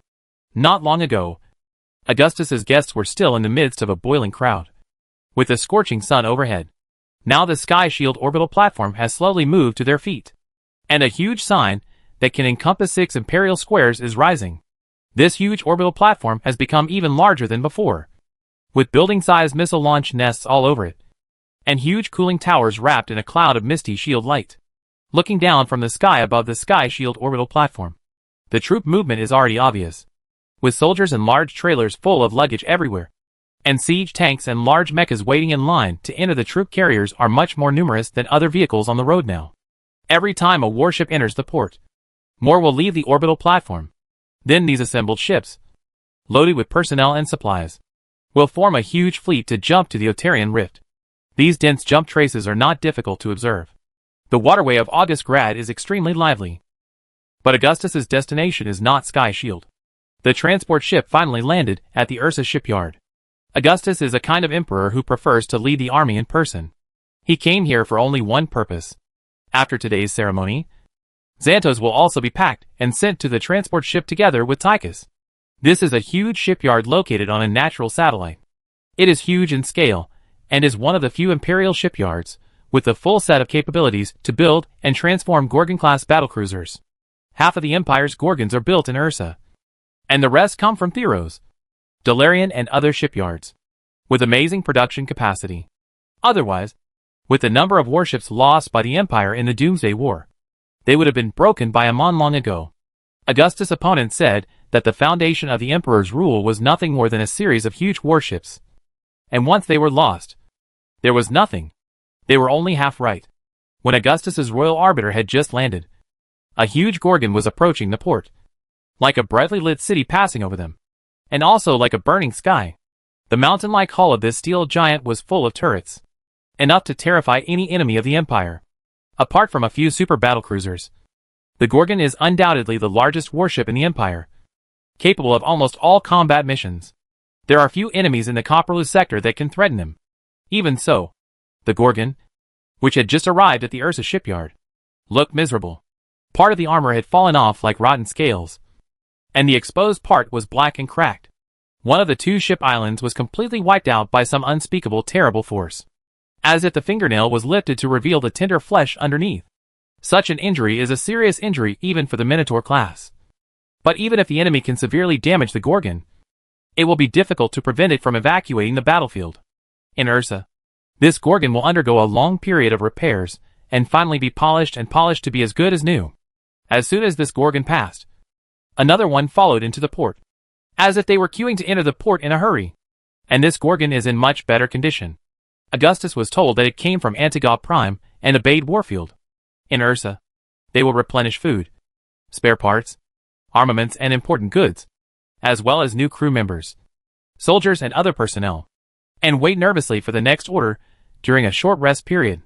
If they are lucky enough, the soldiers on the ship can stay here for a while, enough for them to contact their families and receive letters and packages from their hometowns. For the Imperial soldiers in the fleet, every voyage is a lonely adventure. Even in those desolate primitive worlds, they have to dig some supplies from the ground like primitive people. Come out. At this time, a truck full of mail was whizzing past Augustus. The tarpaulin of the truck had the logo of the Renault Rangers, and their original badge was covered with the shield of the Terran Empire. This was a guard unit that belonged exclusively to Admiral Renault. They were all good guys he called good brothers. They were loyal, tenacious, and endless. The Rangers were all versatile. These warriors also liked to carry out mobile operations in airdrop pods. Orbital airdrops were as common to them as eating and drinking. Several other transport trucks carrying strike Goliaths roared past, and Augustus just caught up to wave to them. Compared with the old models of the Federation era, strike Goliaths are larger and newer, and their anti-aircraft firepower network equipped with locking warheads is enough to instantly paralyze the enemy's air force. The soldiers escorting this batch of armor are well equipped, and their heavy Gauss rifles are equipped with axe guns instead of traditional bayonets. Genera, the first person to be promoted to the Taldaram, was also walking down from the transport ship. It was not the first time she had seen the Gorgon battlecruiser of mankind. What surprised her even more was the Ursa shipyard that was armed to the teeth.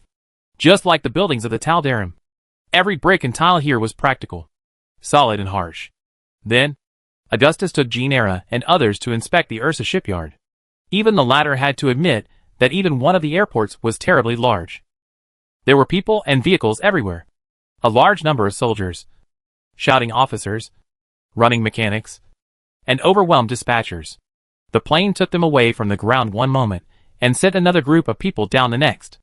Humans are a short-lived species, but they can reproduce much more than the Protoss. The most incredible thing is Augustus' prestige among these people. The Taldaram ruled others with fear, and they could not imagine how anyone could be loved. Finally, Augustus drove to a dry dock in the Ursa shipyard, where a battlecruiser with outstanding achievements was moored. The Hyperion. What no one except Augustus expected was that the Imperial Queen Sarah Kerrigan was waiting for them in the battleship. Kerrigan was once a famous ghost agent, but since Augustus ascended the throne, she has never appeared on the battlefield. So many people have forgotten how terrible she once was. Humans, especially Imperial humans, are hard for Genera to understand. Their limits are shocking. Just like Imperial merchants, these people are magical creatures that can penetrate any place. Ever since Augustus signed a treaty with High Lord Alarak and opened up trade routes, they have always been respawning in all kinds of unexpected places, trying to sell their gorgeously packaged rags to the Protoss. That would be fine. But these people dared to sell cheap Basher and Galbandazine in the world of Taldaram. Slang is undoubtedly the grave of literature and art. But Imperial humans actually promote literature of the lower over the upper there. And what's even more incredible is that it actually sells well. Genera knew that the best-selling one was called Revenge of the Dead Apostle, which told the story of a dead apostle who was framed by a high-level lord and finally went through this kind of training, and successfully took revenge in the Rakeshare ritual through a series of amazing serial strategies, and reached the top of the ascension chain. Although there are many loopholes, and the logic is not sound, it is indeed well written. The author's name is strange. Called Big Alpha. Humans, most of them are weak. Not more worth spending energy than a bug. But Sarah Kerrigan is an exception. Kerrigan has a set of combat uniforms, but there is no need to wear them now. If necessary, she can kill 100 Augustus in high heels. Even so, this human woman in ordinary clothes is still strong enough to scare Genera. And a human should never have such power. Genera has seen Kerrigan, but she was never as terrible as she is now. The most powerful psyker in the known empire is the 10th level ghost agent, and the gap between them and Kerrigan is so big that they are like two species. In Genara's eyes, Kerrigan's powerful aura was almost tangible and visible to the naked eye, and was even more oppressive than the high-level lords. Kerrigan was undoubtedly the synonym of elegance, danger, and ruthlessness. In front of such a strong man, Genera could only listen attentively, be cautious, be well-behaved, and dare not speak. It was hard to imagine that Augustus would be her husband. and he had no psychic energy in his body, and his combat power was not as good as half a brain worm. Chapter 782. This is the fleet commander's reception room from the rear deck to the stern of the Hyperion, and behind it is the place where the Emperor summoned the naval commanders to issue orders. Here, everything is decorated like a palace, decorated with copper-clad walls, reddish-brown carpets, wolf reliefs, and huge flags embroidered with gold thread. There is a slogan on the wall that can be seen everywhere in the Empire, which means to hold high the flag. The statue given by the Darm Star Spirit for Emperor Augustus' 30th birthday was placed in the most conspicuous position. It was polished and carved with an Una artifact that is as precious as the keystone, and it is also inlaid with gorgeous sapphires, emeralds, and amethysts. The base of the statue is inscribed with a line of Protoss words as gentle as flowing water and shining as stars. Augustus Mengsk, the Protoss' eternal friend. May the gods grant you eternal rule. The Protoss hope that Augustus will live longer than anyone else. They believe that such a person will never appear again. He is a saint like Adon. The reception room was renovated last time, and that renovation almost dismantled and rebuilt the entire Hyperion. All the old parts were remelted and recast with biological steel. The new firepower, armor and engine were rebuilt according to the standards of Super Gorgon, representing a new height of the Imperial Navy's design and construction technology after many innovations. There has never been a warship so closely linked to the fate of a dynasty. Neither Bucephalus nor White Star has such a status. Although the Hyperion is only a behemoth-class battlecruiser, her image has become an eternal classic. Perhaps this will be the last transformation and the last voyage of the Hyperion. This old ship, that should have been retired long ago, is still shining for the Empire today. It has been close to being completely scrapped several times, and its body is full of traces of excessive transformation. What is incredible is that the influence of Protoss technology on this legendary warship still remains in the steel that has even been recast, so that the magnificent hull is still filled with the power of the solar core of the memory of Nessun. And the experts of the Empire are always confused about this. At this moment, only Queen Kerrigan is sitting in the reception room of the Hyperion, and there are 2 royal guard ghosts wearing golden masks and steel blades on their backs beside them. But if they encounter an enemy, I am afraid they will not be needed to protect the Queen at all. Emperor Augustus I, Emperor of the Tyranids, Kelmerians, Anemoians, ruler of Coral, Tarsones, Antigua, Tyrador, and all the Empire, hero of Coral, defender of mankind, king of the universe. Beside the Queen, the guards first called out Augustus' name, along with a long list of titles that he himself couldn't pronounce properly. Some of them were won by him in battles, and some were from the enemies of the Empire. But he had won countless battles, and had many enemies. If Augustus and Arcturus were not religious, they might have added something like thank God for his blessing, or blessed by God in front of them. At the same time, as the Mengsk dynasty continued to expand its territory, these titles were almost constantly changing and overlapping. The size of the Kelmorian Federation is still astonishing, and it is still the human regime with the second largest population in the Copperloo sector after the Terran Empire. But they are leaderless and lack leadership. Now, as the Empire has established their undisputed hegemony and controlled the economic lifeline of the Federation, Moria can only bow to Korhal. Even the reluctant Comorians had to accept the reality and change the Emperor of the Terran Empire to their Emperor. It was only a matter of time before Augustus gained the claim to the Union, which was already in his pocket. The people of Umojan swore that their democracy would never be crowned, and would never succumb to the court of Augustgrad. But since the first general of the Protectorate said to the Human and Protoss coalition to participate in the war against Amon returned to Umojan, the members of the elected parliament completely changed their attitude towards the Empire. From the euphemism of avoiding conflict with the Empire as much as possible to going to war now would be a dead end.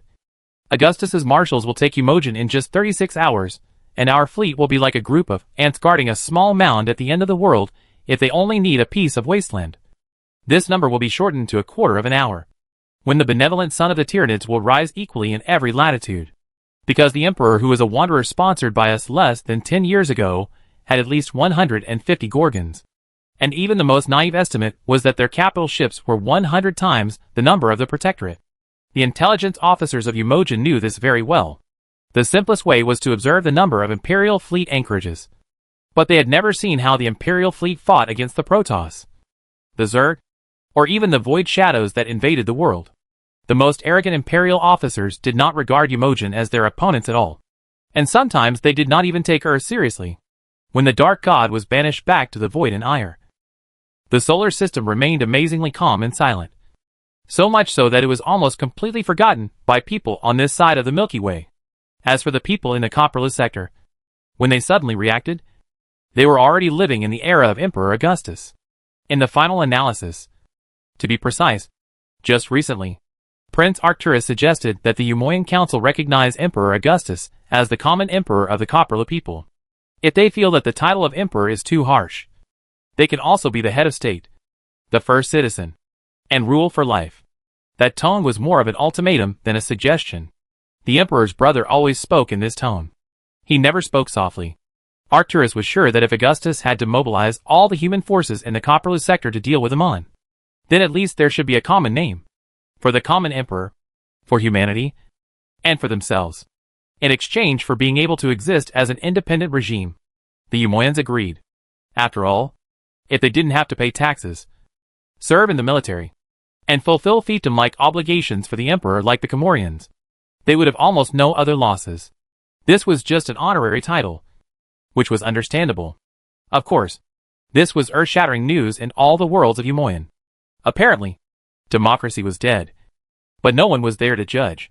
Wise and brave, unrivaled in the world.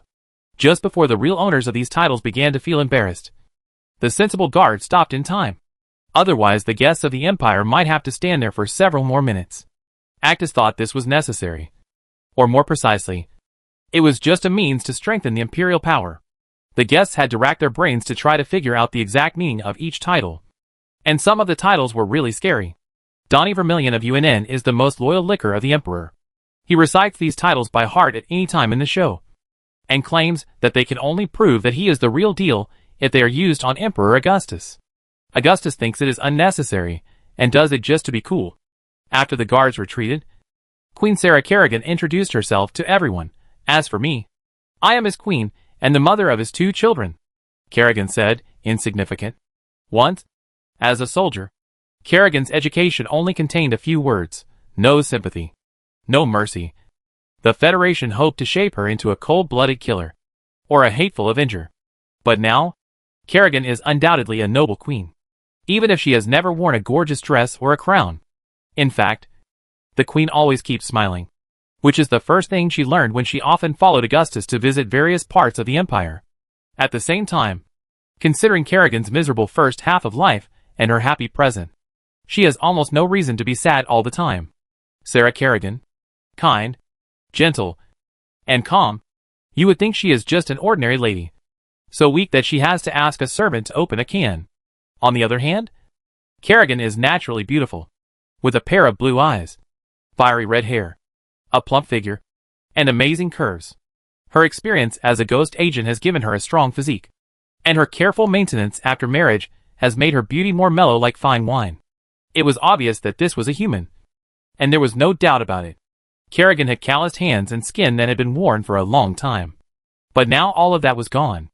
In a sense, it was more like a rebirth. However, in Janara's eyes, Sarah Kerrigan was like an ancient beast that devoured people. The latter was as powerful as the sun in the dark night, and could not be ignored. The void origin favored this human more than the most powerful Nerazim and I Henry Protoss. The thread of the prophecy became clearer, and it pointed to Kerrigan and no one else. The Taldarim knew little about Kerrigan, but many of the Darim Protoss believed she was the hope of the prophecy. A child of prophecy. A daughter of the void. In human terms, it almost made the Protoss jealous. They were the eldest sons, loyal to their gods, and shed countless blood to fight the darkness. But the prophecy only mentioned one human. If Kerrigan was a Taldarim, she must have won countless Rakshur rituals, devoured the powerful essence of countless ascended, and her feet were covered with bones. Regardless of how Kerrigan gained such power, she couldn't be a Taldarim. In this case, this is a person worth trying to win over. As long as Kerrigan helps, Janara is confident that she can challenge Alarak in the Rakshur ceremony, or even replace him. Speaking of which, the Taldarim are actually quite simple. They are usually thinking about how to kill their immediate superiors. Their loyalty is more suspicious than the generosity of merchants. Your Majesty, my lady, please forgive me for not recognizing you at first sight. It is really rude. even when facing the Emperor of the Empire. Genera had never been so respectful. If I were not the first person to be promoted and was visiting on behalf of a high-ranking lord, I would have knelt down. For a moment, Kerrigan simply didn't know how to respond. She was a little naughty. So she said to Genera, "Well, my lord, I don't think you have to do this." This made the representatives of all parties a little embarrassed. Of course, they didn't have to be as respectful as Genera, but just greeted Kerrigan sincerely with their own etiquette. A human queen may be noble, but she is not worthy of the Protoss's bowing.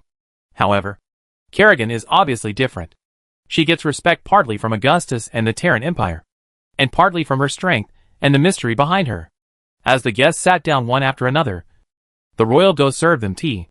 Considering that the Protoss would not drink at all, Kerrigan served them empty cups to save the waste of tea. At the same time, they had nothing to talk about. The Protoss were like hitchhikers. They would take the Hyperion and return to their own army when the main force of the Imperial Navy joined the fleets of the Daram, Taldaram and the Hanley Protoss. After that, their work would be completed. The diplomats of Umoyan and Comorian are also military attaches stationed in Augustgrad. They are all military personnel.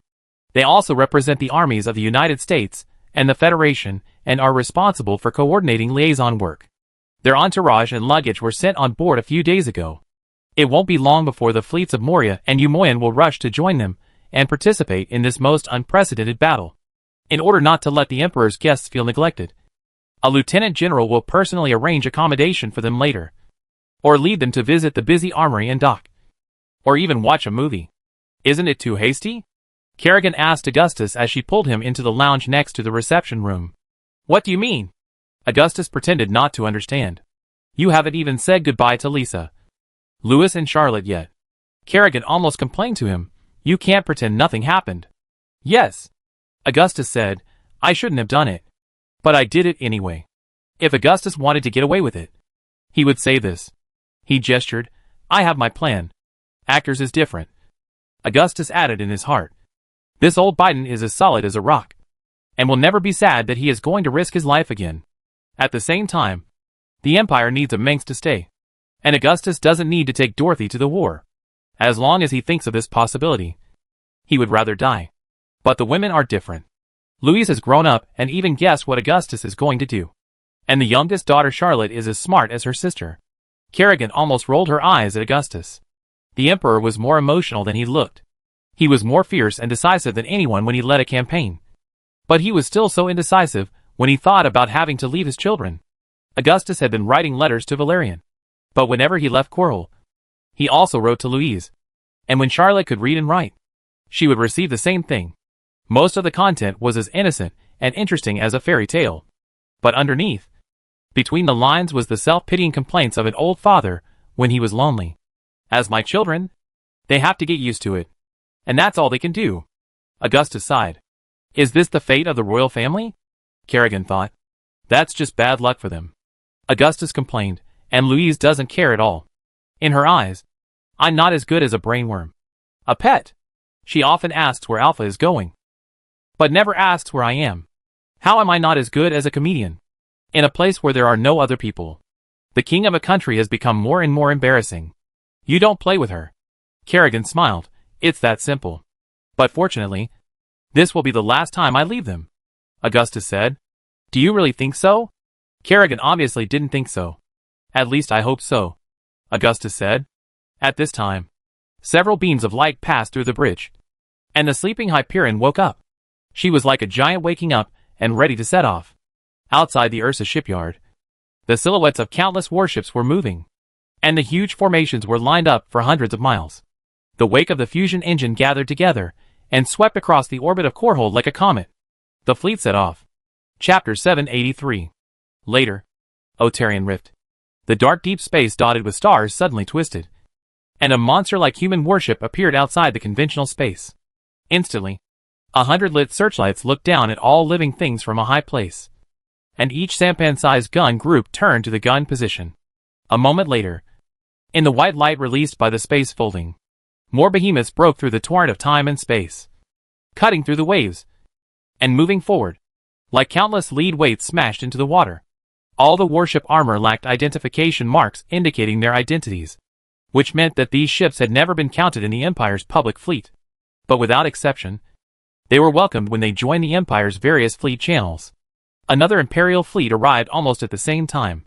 The huge emblem of the Terran Empire was proudly painted on each warship, solemn and grand. Their loyalty to the Emperor was as scorching as the sun. For a moment, this space was filled with newly arrived warships. The new soldiers stared with wide eyes, surprised and proud. Even those experienced sailors swore that they had never seen so many warships in one day. Their own warships could be seen in all directions. Just figuring out their names was desperate. There were so many frigates, troop transports, medical ships, and space fighters that the ships returning to their motherships might get the wrong direction. Of course, if the enemy happens to enter this place by mistake, they will immediately find themselves being targeted by tens of thousands of naval guns.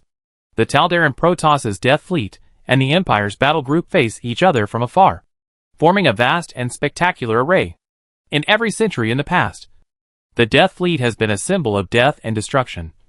And those who hear of it are terrified, and those who see it are terrified. Those beautiful and gloomy black warships are filled with scarlet flames. Their obsidian edges are polished to a bright blade by the servants of the fleet lords. The Tal'Darim Phoenix fighters marching in formation are like rows of sharp guillotines, which can easily disembowel the enemies of the high-level lords. Rather than saying that the Tal'Darim Protoss are decorating their warships with sharp blades, it is better to say that their warships are made of swords. The Tal'Darim Titan warp prisms driven by solar reactors are flying from one mothership to another. These behemoths carry thousands of Tal'Darim warriors, and countless terrifying armies are gathering under the throne of Alarak. Passing through the huge fleet of warships is the entrance to the Otarian Rift. Now there are orbital platforms, mobile space stations, and large orbital shipyards of the Empire. The scale is breathtaking, like a huge orbital city. Most of these man-made facilities were built on the core industrial world of the Empire, and then warped here by Protoss engineers. Even so, the speed from the discovery of Ulna's existence to its completion was breathtaking. Following a Viking fighter taking off from the Empire's Gorgon-class battlecruiser, the Rain of Flame, and a fleet of Imperial warships crossing the Otarian Rift, you can gradually see Ulna slowly enlarging in your field of vision.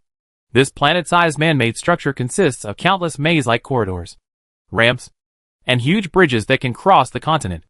It is full of city-sized temple buildings. Its grandeur makes almost everyone who comes here feel like a dreamlike unreality. Based on the agreement, Ulna is jointly managed by the Terran Empire and the Darim Protoss, with a large number of troops stationed there. Undoubtedly, only the most elite warriors will be sent here to garrison. And among the Protoss, this will be regarded as the greatest honor. The Tal'Darim and Ahanli will also send warriors here. The former is almost equivalent to exile from the Cetra power, and the latter is a pious pilgrimage, just like the ascetics among humans who walk to Jerusalem. At this moment, the fleets of various races gathered over Ulna were even more overwhelming, and flagship-level Gorgons were everywhere. The legendary Protoss motherships that only existed in legends were all over the sky, and their firepower could easily flatten every planet under the coverage of their purification beams. Their names can be traced back at least several centuries ago. They are the flagships of the greatest fleets of the Protoss Empire, and have been praised countless times. Even now, there are still Golden Age motherships from those most distant worlds on their way back home. At the same time, the Protoss of Darim has recovered the ancient advanced technology of the glorious era to build the flagship of the Golden Fleet. Tychus joked that our boss had bet almost all of his fleet, which could be called his coffin book, this time, and Darim pulled out all the burial objects in the grave to fight him on. He was not beaten by Augustus and Tassadar, because they were too busy to deal with this idiot. But it is hard to imagine that in just a few weeks, millions of human and Protoss troops have gathered from Ulrina and Ulzan outside Ulna to Ujari inside. Here, legion-sized Protoss Templars are rare. In their silent formations, there are zealots, apostles and powerful dragon riders, immortals, and colossi wearing gold and blue armor. Warp fields extend mile by mile outside the Temple of Unity in Ulna, and compared with the army and the fleet, this is only a very small part. In addition, there are even some primitive Zerg troops here. They are huge in size, not inferior to the largest armored personnel carriers of the Terran Empire. The largest of them is like a moving volcano, which makes people wonder what strange things they have eaten in the Copperlu sector. When these primitive Zerg need particle weapons and cannons, they can evolve combustion glands to create unstable objects for projection. When they need to fly, they will immediately evolve membrane wings and air sacs. Of course, human biologists believe that if necessary, primitive Zerg can also absorb human essence, evolve and strengthen the frontal lobe, corpus cavernosum, and language center in their brains, and quickly evolve powerful vocal cords and even other vocal organs, so that they will also have military musicians and carry speakers on the battlefield. However, in the eternal killing of Xeris, music and art are of no help to survival and killing. Although many ancient primitive Zerg would rather die than set foot in the void, the primitive Zerg leader Dihaka, who is close to the Terran Empire, is obviously an exception. He allied with the most powerful primitive Zerg tribal leaders and participated in the fight against Amon in order to share a share of the essence of the Dark God. In addition, although entering the void to fight is undoubtedly a complete loss-making business, the Zerg Zerwin and other ancient kings have always refused to enter the void, but they still send out their most powerful primitive Zerg. Otherwise, once the Dark God extinguishes the stars, all the essence will no longer exist. Augustus warmly welcomes every force that resists Amon. But for the human and Protoss armies on Anna, these primitive Zerg with no military discipline are simply a terrible scourge. If the primitive Zerg did not despise the essence of humans, they might have fought the Empire before fighting Amon's troops. The officers of the Imperial Logistics Department had to work hard to fight with the Xeris dinosaurs, who tried to steal things from the barracks. And they had to pull out the enhancers, non-reagents or other goods that were very attractive to the primitive Zerg from their throats. Fortunately, the primitive Zerg knew that those huge human war machines did not have much essence. Otherwise they would have made a bigger commotion. Beyond these huge armies, and the continuous surface buildings of Anna, you can see a huge crack that occupies the entire sky and cannot be ignored. This is a gate to the void, and it is 100 times larger than the largest void gate that has appeared in Copperloo. Behind this void gate, the anger and resentment of the dark gods are almost tangible. It was an endless darkness, an endless void of blood. The void was never like this. For all the Protoss relatives who still remembered Ire and Xel'Naga, it should be a beautiful dreamland, rolling like colorful seawater. The color of the world in the void was definitely not any color in the real universe. And it was definitely not the blood red that made people's scalps numb at a glance.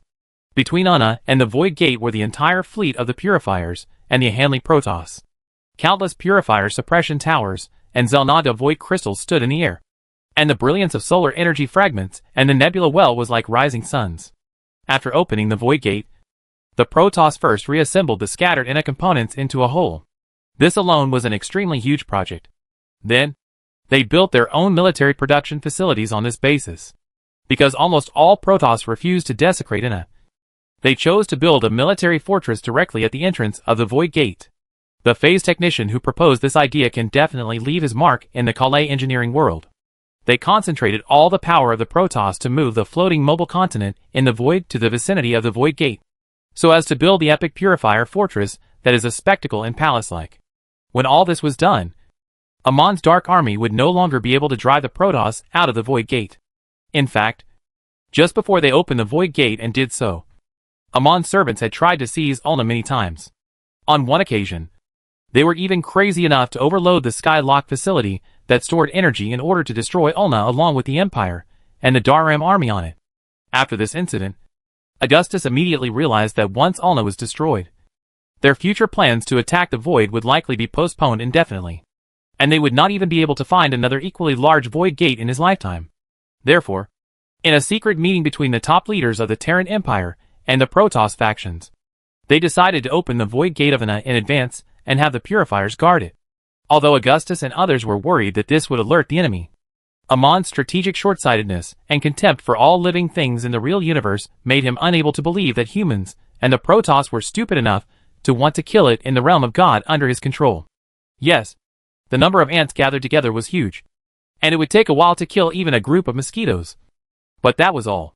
Only the Xel'Naga can kill the Xel'Naga, at least for Xel'Naga of Amon's level, and Amon's mortal enemy, the last and most stubborn guardian of the reincarnation universe, Xel'Naga Horus, is too old and too weak to be a match for him and his servant Nerid. Amon may have even guessed what Horus wanted to do. The latter's only hope of a Jedi comeback is to give his own Xel'Naga essence to this generation of pure form and pure essence. But obviously, Amon was sure that the Zerg and Protoss that had been polluted by his interference could no longer produce qualified people for the Xel'Naga, because the rule of the endless cycle was that the Xel'Naga could not interfere with their species, but let them naturally upgrade to the Xel'Naga after a long evolution. Either Horus broke the rules and gave the essence to the unqualified. Then the endless cycle would become a joke. And Amon would even be happy to see it happen, which would be the biggest irony for the entire Xel'Naga clan. And to some extent, this is what he wants. Or, Allus can find other races besides Protoss and Zerg. Of course, this is impossible. Even thinking of this possibility makes Amon want to laugh. He even disdains to think about such things. Can't lose. Therefore, when the void gate of Ana was opened, Amon's first reaction was arrogance. The god of darkness immediately sent his terrible dark army to invade Ana. But he didn't expect that humans and Protoss were already ready. This time, the Purifiers contributed the most. They deployed their mothership, the Cybros, in Ulna. Now, this super mothership built for destruction and purification is parked above Ulna. The Purifiers awakened all the ancient heroic personalities, and the greatest legendary existence among them can even be compared with Adden in terms of merit. It was also this time that the holographic image troops were activated for the first time. They are the reproduction of the battle images of the human and Protoss armies recognized by the Purifiers. The Terran Empire also has similar technology, but it is all very small scale and expensive technology. But the Purifiers have made rapid progress in this regard. Their holographic image forces are large in scale and amazingly powerful, and are not inferior to those void creatures composed of void energy, which are also almost endless. Relying on holographic images and the large-scale mechanical warriors in the large-scale Purifier data network, they were able to withstand Amon's crazy attack and push back the void. At this moment, another important meeting is being held between the leaders of various humans and Protoss to decide the final time to launch a general attack on the void. However, this meeting was not held in Daram's Ark or the Purifier mothership Cybros, but in Augustus' flagship Hyperion. Even though Hyperion was much smaller than any Protoss flagship and even looked inconspicuous, no Protoss or humans questioned this, believing that Augustus was unworthy of leading this coalition. The Tal'Darim, Purifiers, and a Hanley were equally arrogant, but they would rather obey the Terran Empire than accept any instructions or even suggestions from Dar-Ram. Chapter 784. Hyperion Bridge.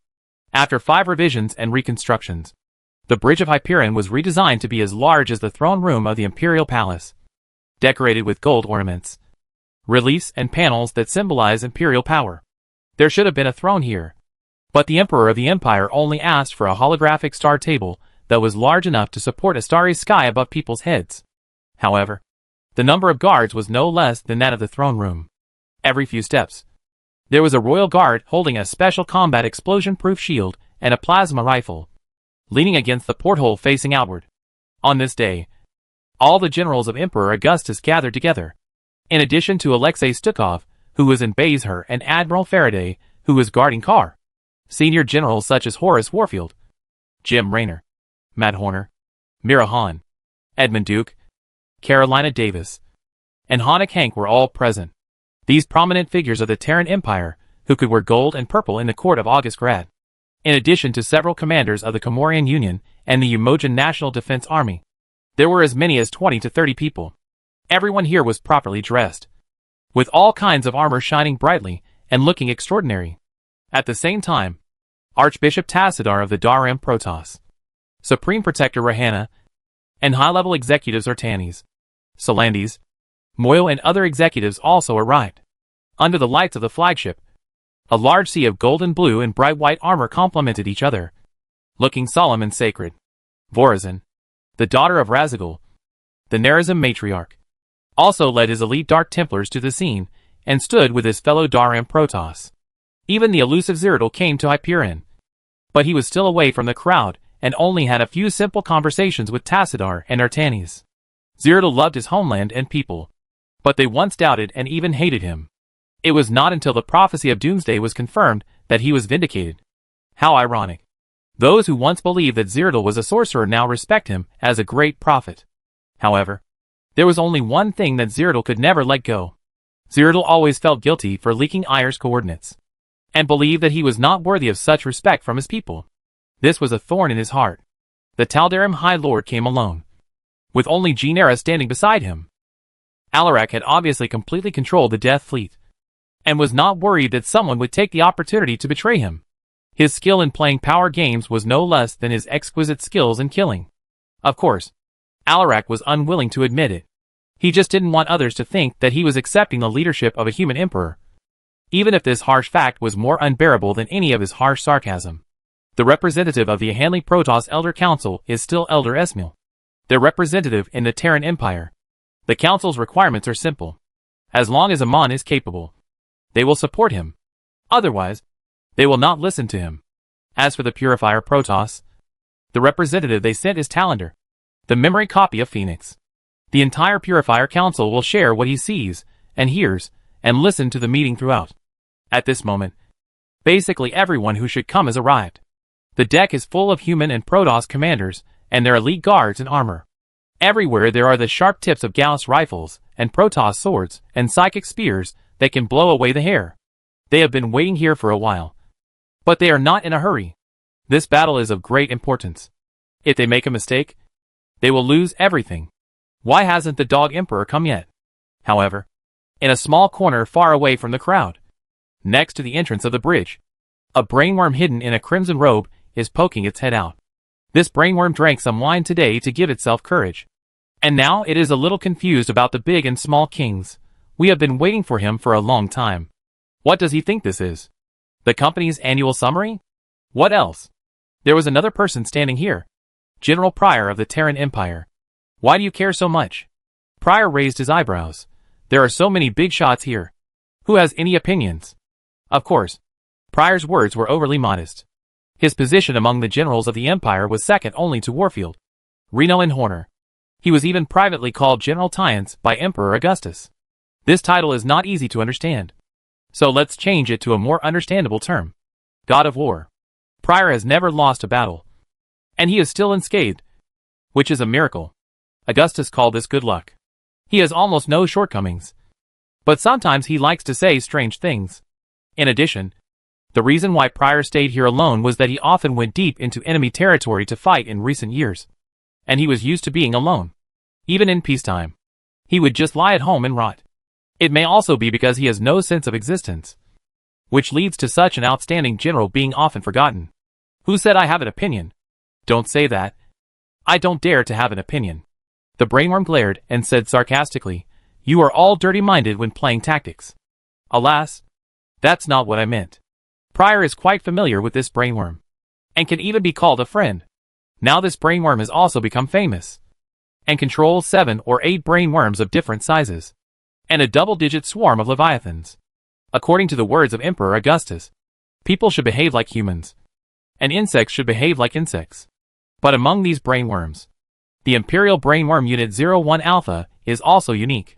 Secretly, the Brainworm Alpha has many identities, including the Sword of the Empire, the Godfather of the East District of August Grad, the Key Fairy of the Imperial Battle Flag Forum, the Insect Mate of Minsk's family, the Autobiography Madman, and an unknown cool writer. Alpha did write a few novels with the Taldaran Protoss as the background, but they were basically plagiarized from the Count of Monte Cristo, which only took up a little of its leisure time after dinner. In its huge amount of mass-produced toilet paper literature, these are not even worth paying attention to. As for why these versions were spread, it was entirely because of Augustus's cultural offensive policy against the Taldaran Protoss. But just like the trade dumping policy, this didn't work very well, because the Taldaran were not keen on trading, nor did they lack resources. They often preferred to plunder. Similarly, even the most rational and cold human works were nothing more than whining in the eyes of the Taldaran. As for the human books on war and politics, they were arrogant and didn't look down on them. However, in the end, it was Alpha's books that became popular in the Taldaran world. Now, the Taldaran have expelled the author from the human race, believing that he was written by a great ancient Taldaran master. Genera is actually a loyal fan of Alpha, and after the truth is revealed, she may have to call him Teacher A. Of course, Teacher A has no idea about this, and doesn't care about these false names. Writing books is just a small hobby for him to kill time, and he has a wide range of hobbies. This brainworm is always so different, because none of its kind is as boring as it. Hey, there's a quarrel over there again. At this time, Pryor suddenly looked over to the other side and said, the brainworm was feeling bored. And his voice suddenly rose 8 degrees when he heard this. Okay. Let me see. I saw that the high-level executive of Darum, Solandes, and the first person to be promoted to Taldarum, Genera, were already quarreling. And they were like water and fire. Amon is an unimaginable enemy. But you Templars are eager to die. Genera said, the void is an endless purgatory. If you don't want to die, follow me closely. Then the Death Fleet will not be able to collect your bodies. Genera. Solandes was already angry. And she responded sharply. But I heard that you were defeated by Amon's warriors in the last rapture ceremony. It was really embarrassing. Tassadar would never lower himself to pay attention to such a provocation. But Solandes would not indulge his Taldarum. You are talking nonsense. This is impossible. Genera immediately denied it. Not necessarily. Solandes said. You? Genera was speechless for a moment. Genera was indeed cornered by Amon's champion several times, forcing her to call for help from her allies many times. There is nothing shameful about this. Even the powerful Marash and Alarak did the same. But how did the Ire Protoss know this? Unless there were spies among the Templars in the Taldarum, which is impossible. Or someone deliberately leaked it to weaken Janara's reputation among other forces, which may be the work of her direct competitors in the chain of ascension. Since the current Alarak broke the convention and allowed outsiders to participate in the rapture ceremony, other Taldarum followed suit. What a shame. Genera. Alarak next to him advised Genera, I told you so. Don't deal with the Templars. Otherwise you will become as weak as them. At this time, the people of the Empire and the Hanley were watching coldly on the other side. And even Jim Raynor didn't take it seriously. The Taldarum always looked down on other Protoss relatives. And any proud Protoss would not tolerate insults to honor. It would be news if they didn't quarrel. What's the saying? 3 women make a scene. Alpha was amused. His favorite thing was to watch the star spirits quarrel. Alpha was extremely vigilant towards any star spirits. But as long as he could watch the fun, he would rather risk losing his head. As soon as he finished speaking, Alpha rushed out. And because of his excessive obesity and bloating, he almost rolled out. What are you going to do? Pryor stepped on the tail of the brainworm. What else can you do? Stop the fight. Alpha emphasized, I know this. Come back. Pryor stepped even harder. Don't ruin the situation. He said, after I kill Amon, I have to go back for vacation. If I'm lucky, I can get my pension this year. You are trying to make things difficult for me. Let me go! Alpha shouted, let me go. If this brainworm said that it was trying to stop the fight, then there was no doubt that it was adding fuel to the fire. It's common tactics to add fuel to the fire where I'm telling you in all conscience. To be honest, let me say something fair. And ended with I can't stand it anymore. Or I can't stand it anymore.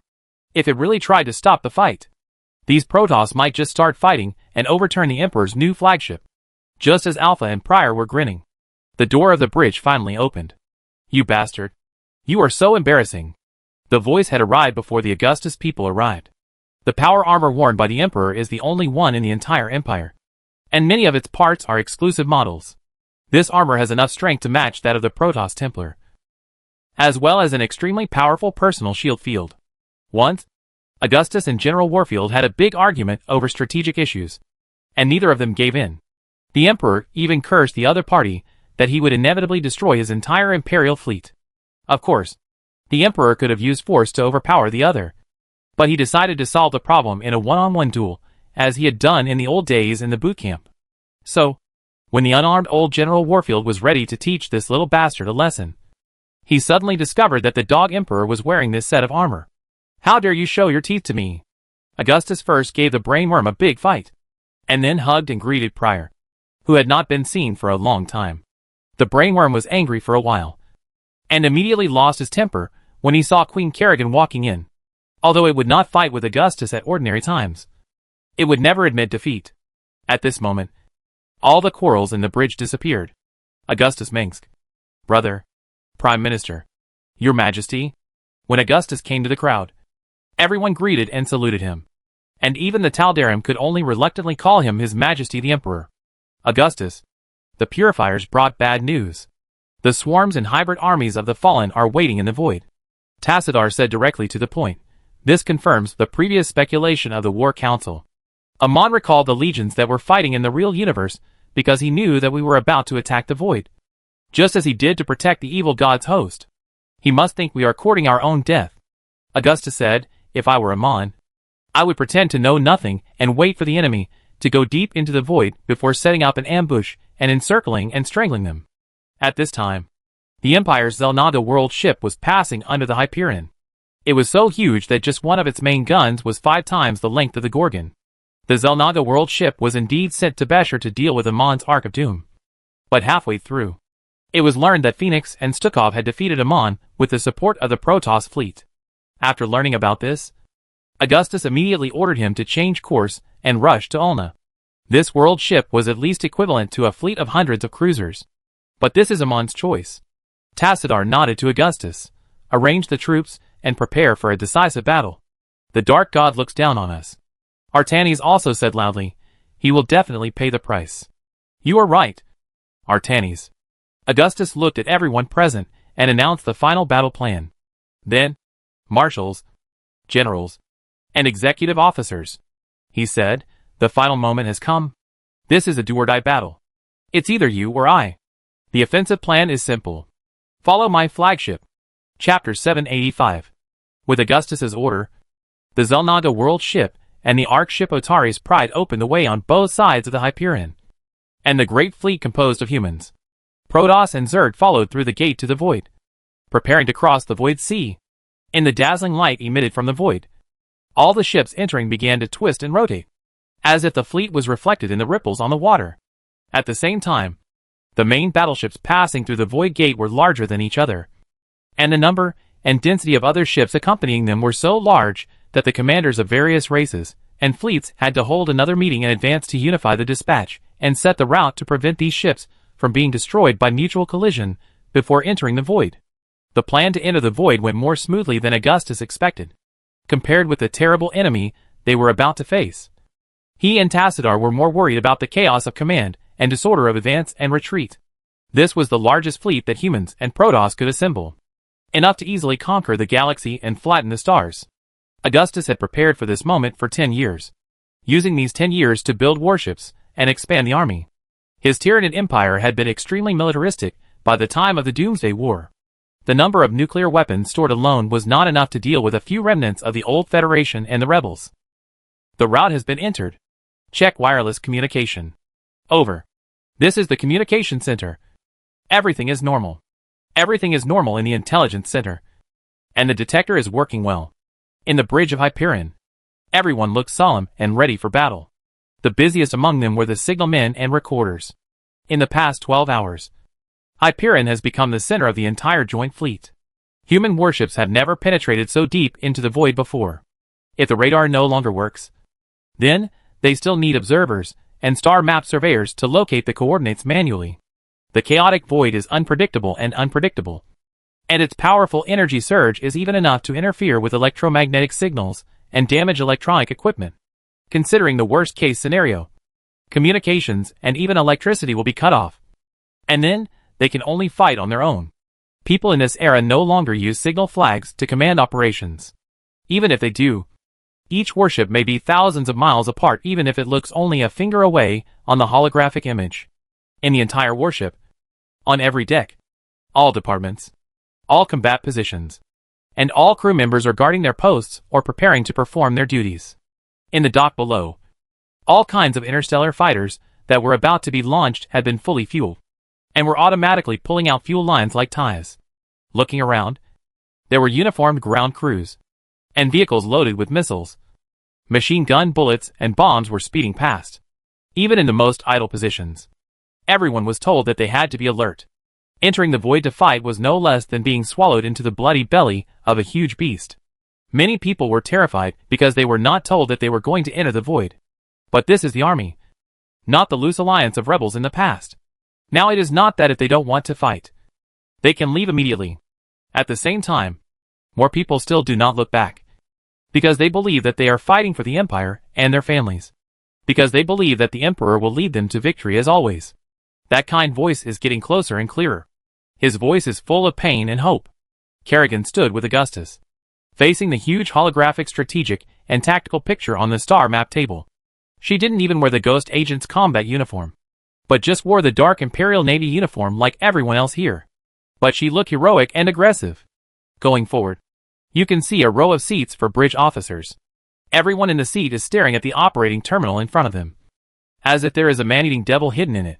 Speak human language. Dear. Augustus stared at the holographic image in front of him. On the screen, the ships that have passed through the Void Gate only account for a small part of their huge total number. Now the last warship is still waiting for the order to enter the channel.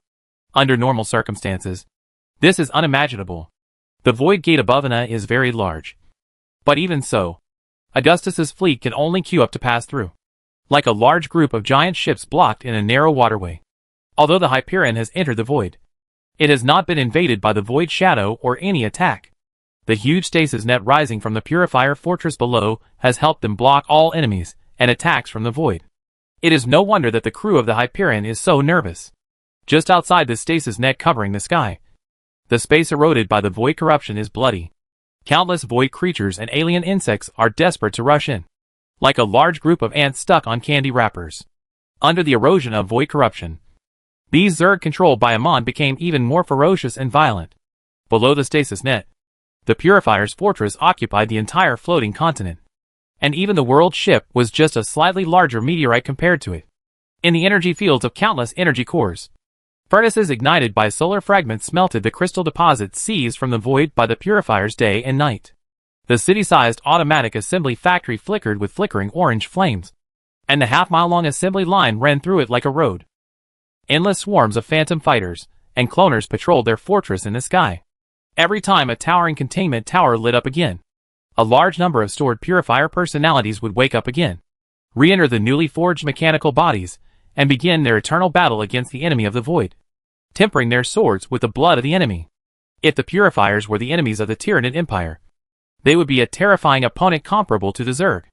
At this time, the fleets of the Purifiers and the Hanley Protoss had gathered above the fortress, with no end in sight. These warships made of alloy and organic meteorite have different styles, but they are undoubtedly very beautiful. I think he is calling us for help. Kerrigan shrugged. The old woman even had the leisure to show off her cuteness like a young girl. Not nervous at all, to be precise. He is guiding me to save him. I can understand why those Hanley Protoss are so crazy. How can they refuse to save their gods? But as Tassadar said, this may also be a disguise of our enemies. This is Amon's trap. She continued, he wants to lead us here. Why don't you ask me what I think? Augustus said. What do you think? In front of her husband? Kerrigan is a good supporting role. I don't think Amon is that smart. Augustus replied. And if this is Nereid's plan, it seems too stupid. Obviously, Nereid understands humans, and he knows that we will never take risks for the gods of pity, sympathy, or saving the Protoss. This is illogical and not rational. Okay, then what should we do?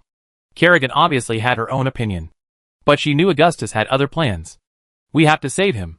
But Augustus had read the script and knew that the Xel'Naga was called Aulus, and even knew all his plans and arrangements. Kerrigan was speechless for a moment. I still can't believe it. Do you really think this voice will make me a Xel'Naga? She paused. I believe this. Just like I would die for you immediately. Augustus just said. Well, there's nothing wrong with becoming a god.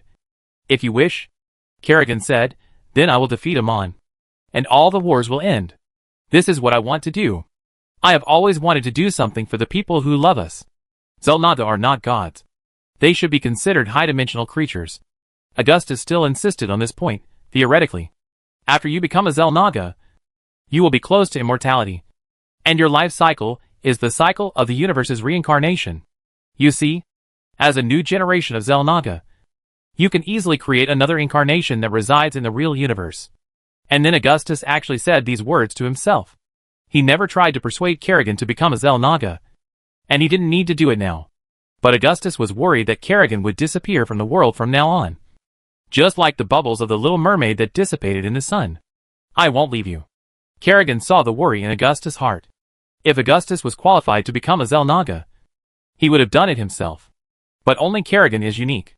On the other hand, Augustus summoned Tassadar, Alarak and Clolarian in the name of killing Amon, including those Imperial generals.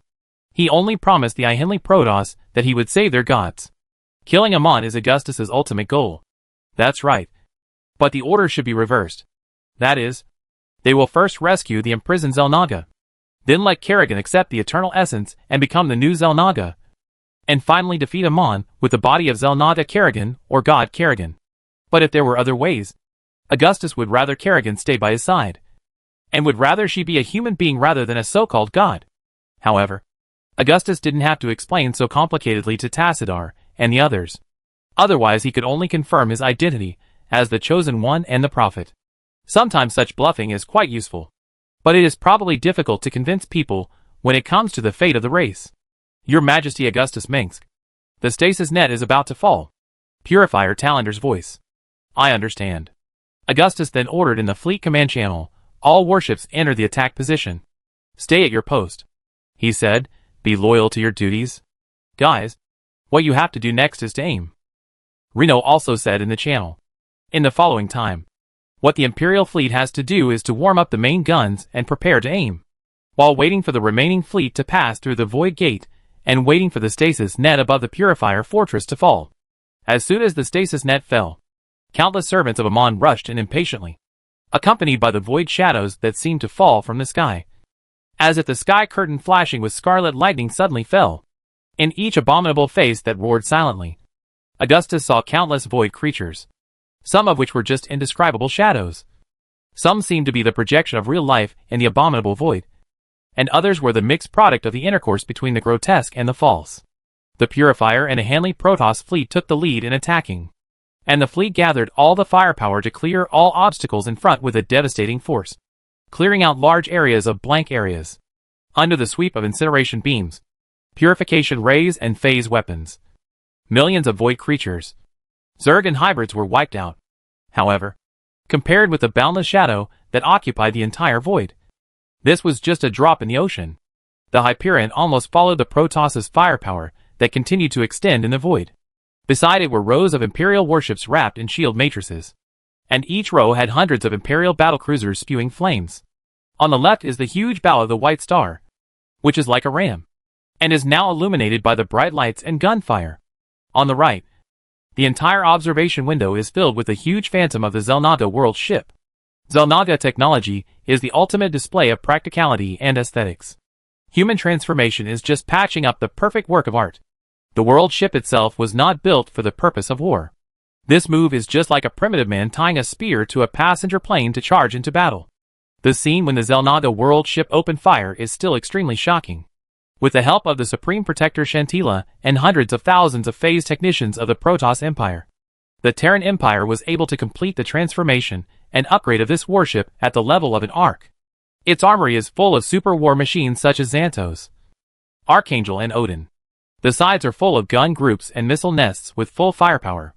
Nuclear warheads are squandered like bullets without regard for cost, pouring down like a storm on all enemies of the Empire, as if gathering the power of the sun at his fingertips. Augustus saw a huge pulse beam rising from the world ship, and a large number of Zerg and Void creatures were slaughtered like wheat being cut down. At this moment, all the warships, whether they belonged to the Protoss or humans, or the flying nests of the half-mechanical and half-biological Zerg swarm of Cerberus, were fighting and approaching the Hyperion. And the Xel'Naga artifact carried on the Hyperion was now the most dazzling beacon in the entire universe. The two wings of the human fleet were the Purifier, a Hanley and Taldaran Protoss fleets, and the Darim Protoss served as the center and rear guard. As they approached the deepest part of the void, the erosion and corruption of the void shadow became more terrible, constantly eroding the shields and armor of the warships. And the enemies they encountered became stronger. Hundreds of Leviathans appeared in front of the coalition fleet, and their number was so large that people suspected that this was just an illusion in the void. At the same time, the infected, corrupted or reshaped human and Protoss warships with void energy also appeared one by one like ghosts seeking their lives. Many warships even retained their past hull numbers and logos, and they had long been declared crashed or retired by the Empire in Daram. This is the void, which is what Amon calls the realm of God. Any laws of the physical world may not apply here. Amon's followers are worshippers of death and destruction. They believe that they can be reborn in blood. And it seems that this is indeed true. Augustus found that as the Void Gate and the Purifier Fortress were left far behind, the pressure on the ship would increase with each step they took in the void. When they first entered the void, The invasion of void energy was just a turbulent stream. But now it was like a huge wave. The escort ships, which were far more fragile than the main battleships, were already overwhelmed. In the blink of an eye, one ship after another disappeared forever, and all the people on board were swallowed up into endless darkness. Augustus seemed to be able to hear the screams and cries of these warriors before they died. These miserable and desperate shouts were instantly drowned out by the background sound of Amon's rampant laughter and angry roars in the void. All personnel, first level alert. Enemy troops are attacking. A large number of enemy troops are approaching quickly. Suddenly, a large number of dark god fleets shrouded in shadows jumped to the middle of the Imperial fleet at a speed that violated the laws of physics. A fleet of warships composed of corrupted battlecruisers and Protoss aircraft carriers ignored the Imperial warships that were frantically trying to stop them and headed straight for the Hyperion. For a moment, the vicinity of the Hyperion was full of warships spitting red flames, and the flames produced by the explosion were particularly magnificent. At this moment, no one could stay out of it. All the warships of the combined fleet were either firing and advancing, or rushing to the area where the battle was taking place. Some damaged warships were left on the road forever and abandoned, because they could neither catch up with the Hyperion nor return to the real world. Life is like the sand in an hourglass, consuming and decreasing every moment. On the bridge, Kerrigan was not affected at all. She held Augustus's hand wrapped in a steel glove, and occasionally closed her eyes to feel the call of the Xel'Naga, guiding the fleet in the direction of advance. Chapter 786. Against the dark and cold background of the void, the Protoss Storm warship's field of vision and range spanned half of the battlefield. The superheated particles driven by kinetic overload passed rapidly over the Imperial fleet, like thousands of ice-blue suns releasing terrible flashes, majestic and magnificent, as if the focused sunlight penetrated the melting ice. The Hyperion's main laser gun group killed the Mutalisks attacking the bridge one by one. A large group of blasting mosquitoes were ignited by the point defense laser beam, and one after another they turned into a huge ball of exploding fire. At this time, the flame rain, which was only a few meters above the port side of the Hyperion, let out a silent roar, and a dazzling red light quickly lit up and quickly extinguished. A small group of Zerg corruptors and devourers were almost desperate to avoid this destructive force, and suddenly fell into the crossfire of the final judgment. Thor's hammer, Thunderstrike, Paradise Restored and Icebreaker. The tendrils of the shadow continued to extend, and the ether storm roared and bombarded every warship. There was war and destruction everywhere. The Hyperion moved forward through countless pieces of metal and flesh, as if rowing through a large group of dead fish floating in the water. The sound came from the front. On the bridge, Kerrigan was slightly closing her eyes and listening attentively, as if she could really hear something. The Xel'Naga is just ahead. I can already see the illusion he presents to me. That is the natural law of the movement of stars in the universe. At this moment, Augustus could only hear the voices of the various Imperial marshals issuing orders on the command channel. Warfield, Rayner, Horner and Pryor each led a quarter of the Imperial fleet, while Duke's Alpha Squadron acted as a surprise force, charging through the enemy's lines to disrupt them. All orders had to be brief and precise, except for a brainworm that was laughing wildly and shouting to burn all the Zerg and Void creatures, and kept shouting to kill. Kill! Kill! This guy did kill many enemies, but he was either too excited or too scared, so that he was shouting and laughing loudly, and he didn't even take a breath for several hours, so that others had to kick him to the secondary channel. Augustus could see nothing except the blue, green and red dots fighting each other on the tactical display. These entangled dots of light were intertwined, one layer wrapped in another, like 1,000 pieces of colored paper stacked in a disordered order. From the perspective of a naval battle, they were too close to the enemy, so close that it seemed like they were fighting each other with swords drawn. The orange-red flames of the naval guns were reflected on the portholes. The enemies torn apart by the gunfire turned into pools of terrible blood, and the dying monsters looked like groups of snakes roasted alive by the flames. Whenever a city wall-sized void creature was killed, it would immediately turn into a cloud of shadowy fog, as if these things were originally made of the ashes of the planet. An infected Gorgon-class battlecruiser lay less than 5,000 yards away from the Hyperion, now completely destroyed by the Imperial fleet, burning and disappearing quickly from sight, like a mountain left far behind by a speeding train. This huge warship is now gone, and the thousands of Imperial soldiers who once lived in it have become a huge monster that is half metal and half flesh. Its fighting style is completely different from the past. Augustus was impressed by its ejecta composed of corrosive strong acid and toxins. And even the missile nests and space torpedo compartments have become a breeding ground for explosive mosquitoes. Needless to say, this must be the work of the brainworm Carlos and the infected UD Admiral Duger. Augustus swore that even if they survived until the end of this battle, he would chase them to the end even if they were at the end of the world. And now, let alone seeing the Zelnaga that Kerrigan mentioned. If Augustus looked out through the porthole, he could only see countless void creatures interspersed. New shadow warships appeared every moment. All of them were monsters bigger than the Gorgons. All of them were created by Amon using corrupted void energy in a way of creating things out of thin air. Imagine this is a nightmare you can't wake up from. It's pitch black all around you. And from time to time it's illuminated by red lightning that tears the sky apart and the flames of countless artillery fires. From the ground to the sky, there are huge fires everywhere. And those are blazing warships. The starry sky here is sick, evil, covered with terrible red mosses. And even the starlight is grotesque, as if it is heart-wrenching and weeping blood. Now, even Augustus' heart is beating inwardly. He doesn't think Kerrigan has made a mistake. But the number of enemies seems to be completely endless. This is the void, the so-called God's domain of Amon. In abstract terms, it means that he can amplify his servants and weaken his enemies. In more practical terms, the shadow corruption that fills the entire void has been constantly attacking Augustus's fleet, slowly eroding their shields and armor until the accumulation of small amounts of water wears away the stone. Just as those terrible void creatures cannot exist in the real world for a long time without energy supply. When the armies of the real world enter the void, the air here, it is also poisonous to them. Your Majesty, an abnormal energy source has been detected ahead. A communications officer also reported to Augustus at this time. Dr. Stedman said he is waiting for you on the channel. Do as he says, Augustus said immediately. Your Majesty, no one told me that we were going to party with these monsters today. Stedman went off topic as soon as he entered the channel. Did you notice those naval guns? Duh. All the enemies are dead. Just a joke. Stedman smiled awkwardly. I found that since we started to enter the void, this thing in the laboratory. I want to emphasize that I mean the Zelnaga artifact. Egon Stedman often fails to grasp the point when speaking. Compared with the refinement of Matt Horner's words, the former is as bad as the former.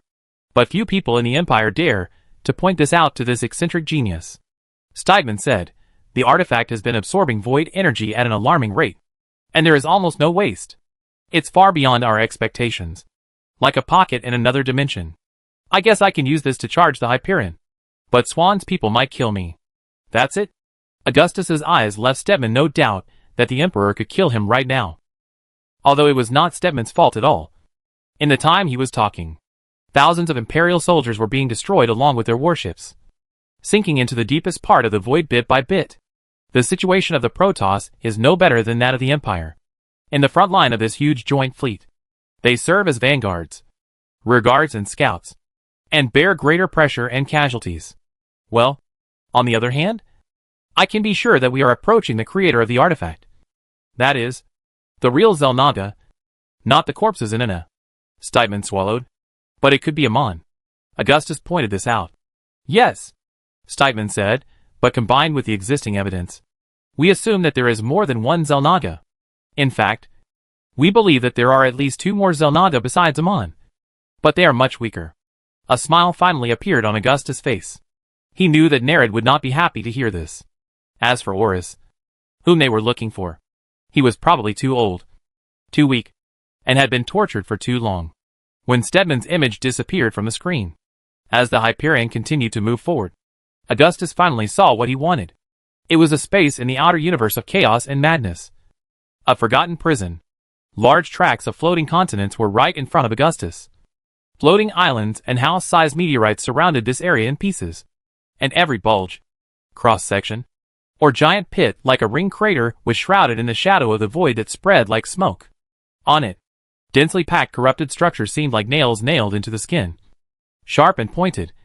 And some kind of red steam rose up, emitting a blood-like light. Like a hell of raging flames. Amon had corrupted Ire before. But the degree of corruption was not 1/10,000th of what was here. A large number of void creations. And countless corrupted creatures. At the same time, Kerrigan also opened her eyes. At the same time, another large group of gathered enemy forces were trying to attack Augustus' flagship. It was a large cloud composed of Zerg wings, or void shells.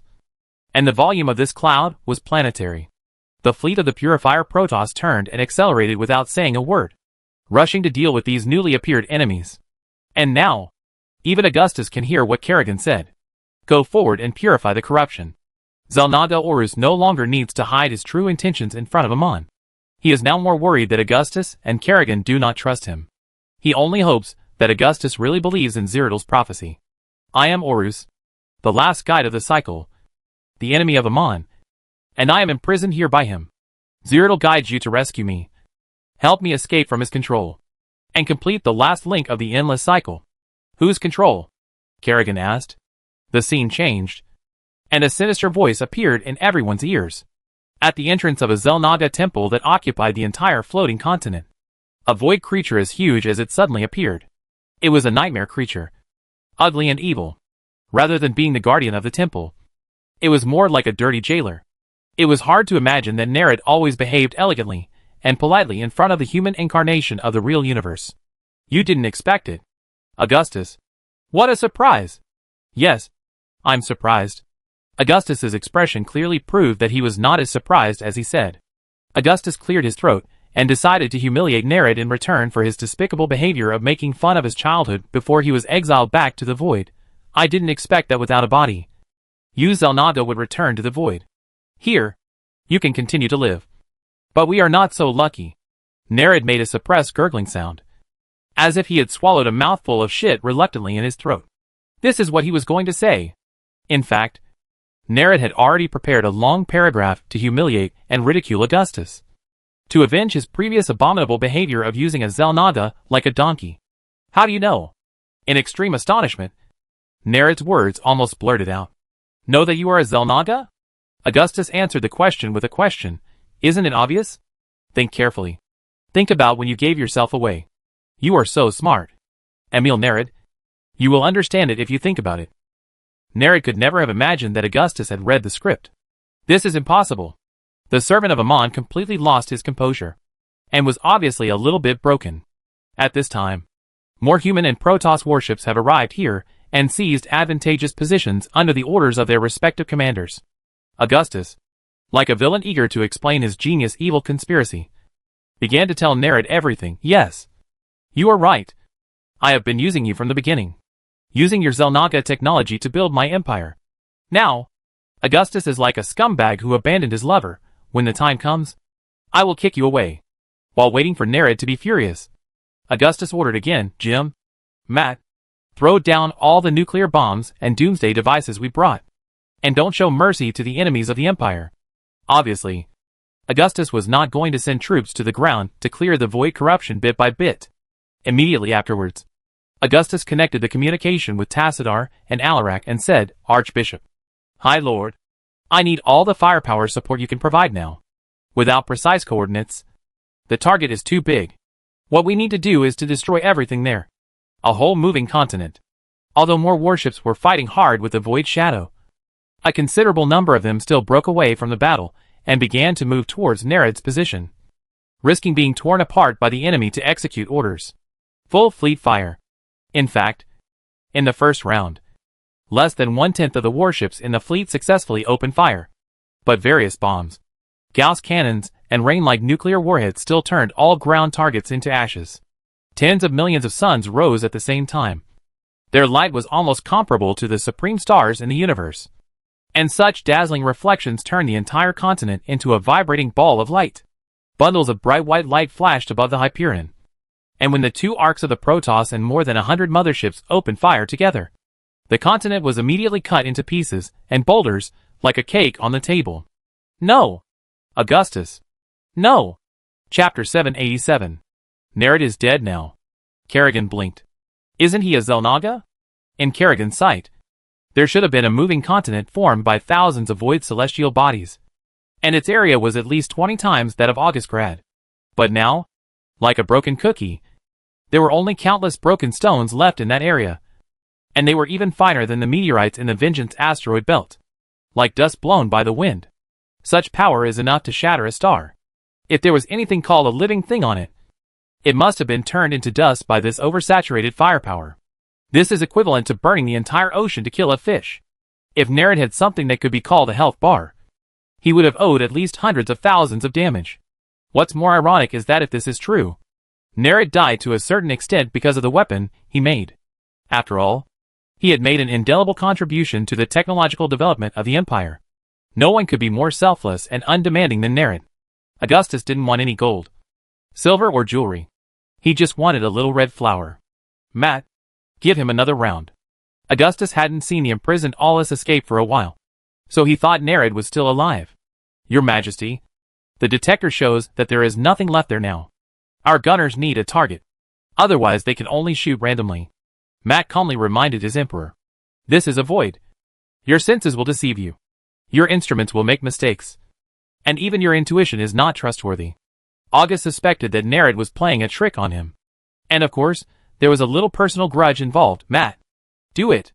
Although in the original storyline, the one who dealt the fatal blow to Nerid was the infected UD Lieutenant General Alexei Stukov. The process was so simple that it could be summarized in one sentence. Stukov killed Nerid and gave him a painful death. However, when Matt Horner and others were about to order the fleet to continue firing, a beam of light lit up from where Nerid had been, and jumped out of the darkness impatiently. This light seemed to have a bright and brilliant divine power, which dispelled the surrounding darkness in a moment, making those corrupted void creatures dare not approach. But Matt had reason to believe that the other party might have appeared in a hurry, because his emperor continued to fire. I'm free. Mengsk. Kerrigan. You must find me. The light side. Augustus finally showed a relaxed expression, as if he had saved up 10,000 nuclear bombs in the novice village to kill the final boss instantly. Otherwise, Augustus didn't know how many more lives they would have to pay to take down this prison that was big enough to imprison the gods. They had lived a hard life before, but now they had the real thing in their hands. So there was no reason not to give the Xel'Naga a little shock. I don't feel any malice. Kerrigan looked at Augustus.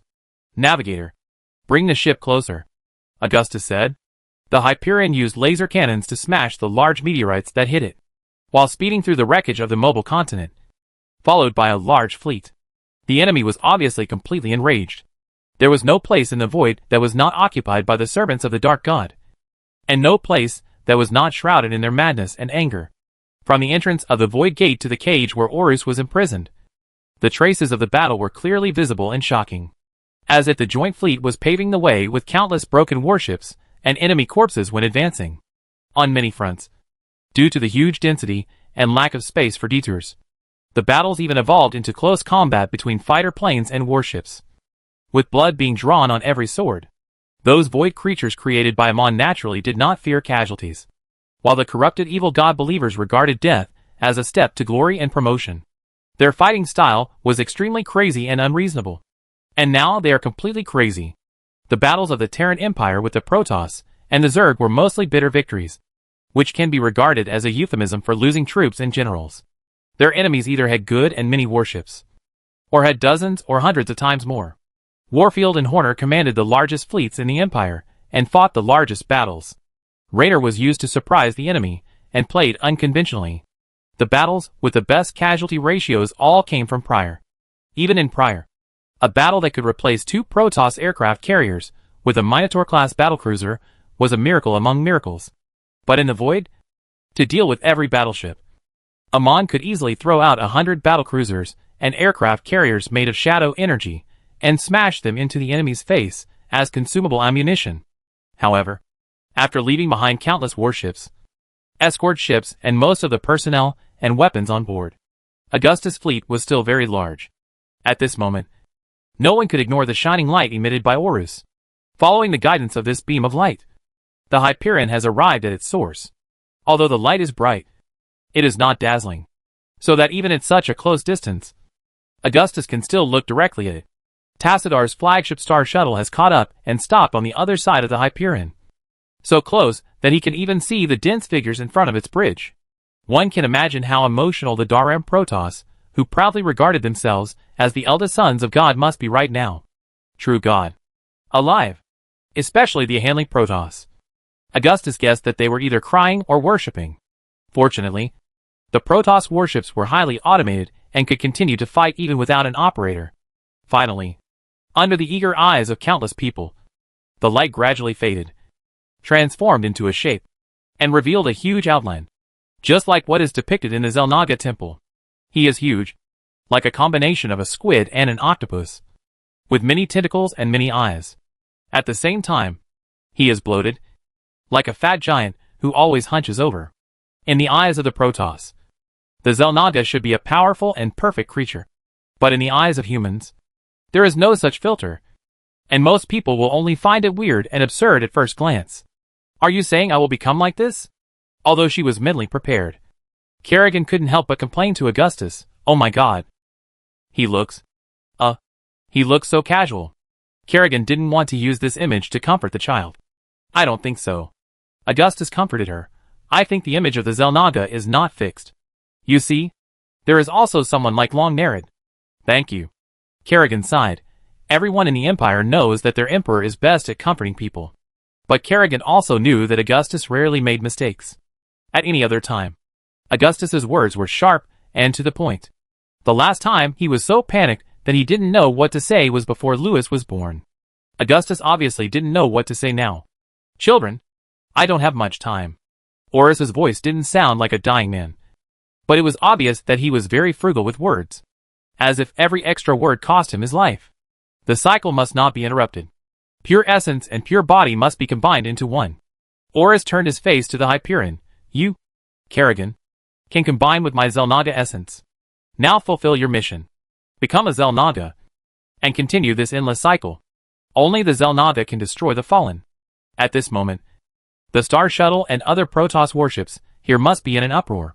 Anyone who has made a pilgrimage to the Temple of Unity would have taken it for granted that the Zerg and the Protoss should be combined for advancement. In other words, they knew that Kerrigan was the hope in the prophecy. But they never thought that she would become the new generation of Xel'Naga. It was quite sudden, but Augustus didn't want to pretend to be surprised.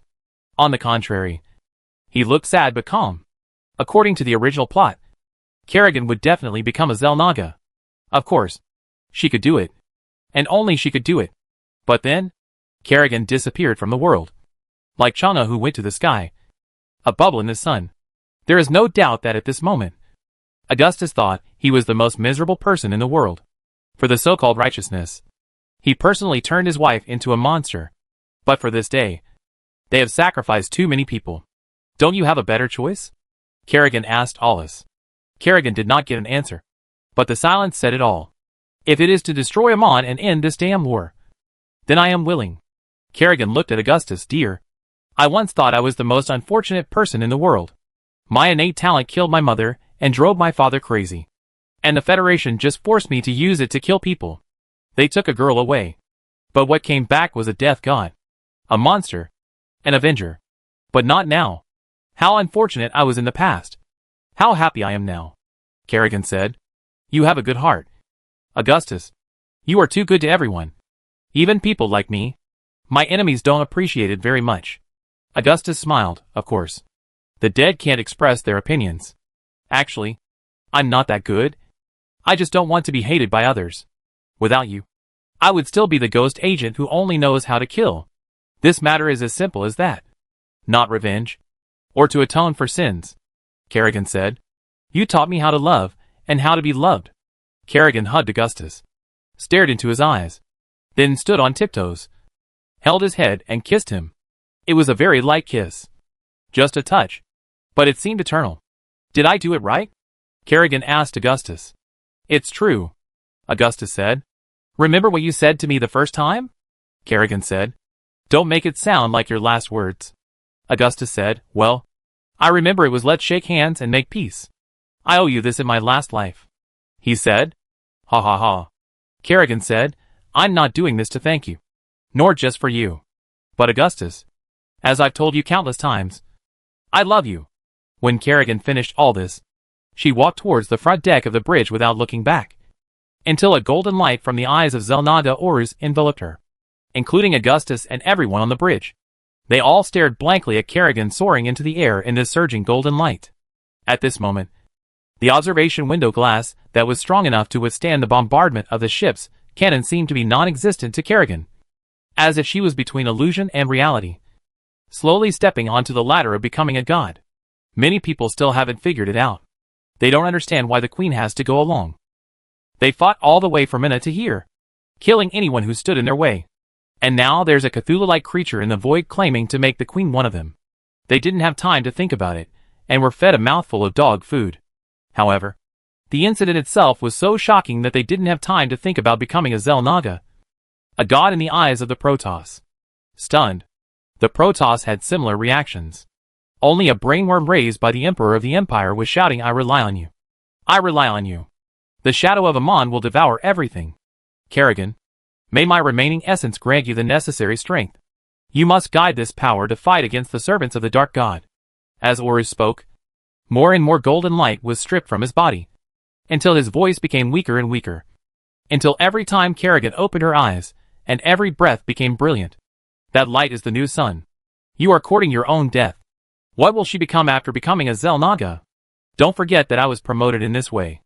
Until then. Amon's voice, full of ridicule and resentment, slowly appeared, as if Nerid's death was just a small episode that was not worth noting. Of course, Nerid did die too quickly. Your Majesty, more enemies are coming towards us, a bridge officer said to Augustus. The angry void shadow is the extension of the will of the Dark God. From inside to outside, the shadow of the huge battleship is everywhere. If the Zerg is compared to an endless tide, a torrent that can swallow the world, then what they are facing now is something 100 times or 1,000 times more terrible than this. At the same time, the human and Protoss warships that dragged their tired bodies to gather here were just a few green shades under the scorching sun in midsummer. Even at this moment, they still carried out the original order and followed the Hyperion. After all, whether Augustus asked them to defeat all enemies in the void or kill Amon, it seemed too unrealistic. For the Terran Empire, this is a common thing. Their enemies are much stronger than them, but also no dumber than them. There is always a saying in the Imperial Army: get beaten first, then turn the tables. Sarah, leave us alone. Augustus knew that Kerrigan could hear his voice, and he also asked his allies in the channel, I know you need time to transform this new power, and we will hold the line until the ritual is completed. Daram is with you. Brother, this is to repay you, but also to save the universe and ourselves. Tassadar was the first to respond. He had expected what happened, and was not surprised at all. Listen, if you can withstand Amon's attack, the Tal'Darim will guard your flanks. The High Lord said, the premise is that this Xel'Naga is not lying. I am Executor Corlarian. We respond to the recall. We keep our oath. And we fight. A clear and resolute stream of data came from the Cybros. Once again, brothers, we will turn the wheel of fate. Cyrodiil's voice also appeared. This is Hyperion. I am Emperor Augustus Minx, and I am speaking to the entire Imperial fleet. The final moment has come. Victory or world destruction. Augustus said finally. My proud warriors, your Emperor demands your loyalty. Chapter 788. We are under heavy attack. Attention! Attention! We are hit! The Hyperion staggered as if hit by an invisible punch, tilting to one side with its head heavy and its feet light. A Yamato cannon from the enemy hit the bull's eye, and its power was so amazing that even Augustus on the bridge felt a clear shock. If the gravity boots on Augustus' armor had not gripped the ground firmly enough, he would have been thrown out heavily like several sailors running on the deck, with a bloody head and wailing. The situation on the lower decks was even worse. Those with worse luck could not even get up. Most of them were repairmen who were repairing the cracked hull. Like an enraged giant, the Hyperion immediately turned and locked onto the enemy that attacked it. It was a void creation shaped like a Minotaur-class battlecruiser, which came from the Void Shadow's imitation of the creatures and technology of the material universe. Like a shadow split from another battlecruiser. However, anyone can tell the difference between them and real battlecruisers at a glance. These shadows are covered with a lingering shadow, and they emit an ominous red light all over their bodies, like countless red threads and thread ends stitched together, and then sprinkled with dark blood, in areas where the void energy is particularly dense. These counterfeits are much more powerful than they are in the real world.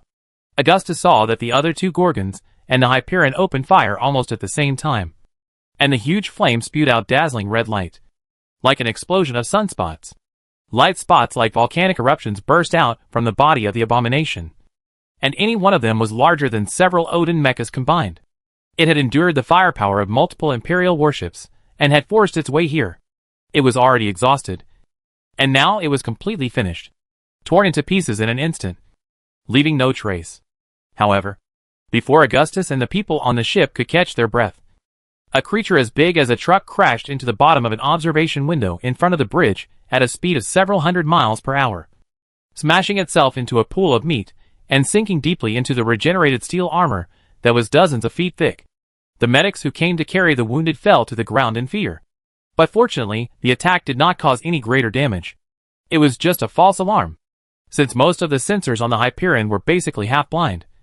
The crew could not figure out what it was for a moment, and could not tell whether it was a corruptor that hit them in a suicide attack, or an enemy fighter that had escaped the dense firepower and rushed to the bridge.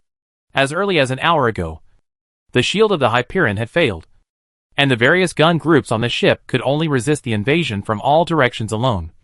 And the ubiquitous void corruption began to directly erode the heavy armor. Around the Hyperion, the rain of flames was burning fiercely, and the metal wreckage of its huge body looked like a black marble coffin smashed by a shell. In a previous battle, a corrupted Imperial Minotaur battlecruiser rammed the rain of flames amidships. But even so, the latter was only seriously injured and could still continue to fight. But then, another warship obeying the Dark God continued the suicidal attack and simultaneously detonated all the weapons in its nuclear arsenal. All the other ships could only watch. This was a fatal blow. The Rain of Flame, a gigantic Gorgon-class battlecruiser, lasted only a minute and a half before it was broken in two in a deafening explosion. Part of it was thrown out by the huge shock wave, like a broken corn cob. Half of the crew and soldiers died on the spot. To destroy a Gorgon surrounded by many enemy warships, this is almost the most feasible and ruthless way. The situation of other Imperial warships will only be worse than here. Only the larger Gorgon-class battlecruisers can rely on solid armor and powerful firepower to launch a powerful counterattack. The Protoss warships can undoubtedly hold out longer. But that's all. This is the Void. Every minute and every second that passes will be more favorable to Amon's servants. The balance of victory is steadily tilting towards the Dark God. Warfield, my people are going to you. Raynor shouted, damn it. Their offensive is overwhelming. Don't these bastards know how to rest? Brainworm Alpha appeared in the channel at an inopportune time, and it commented sharply, why do you need to rest? Tirelessness is a great advantage in war. Tirelessness?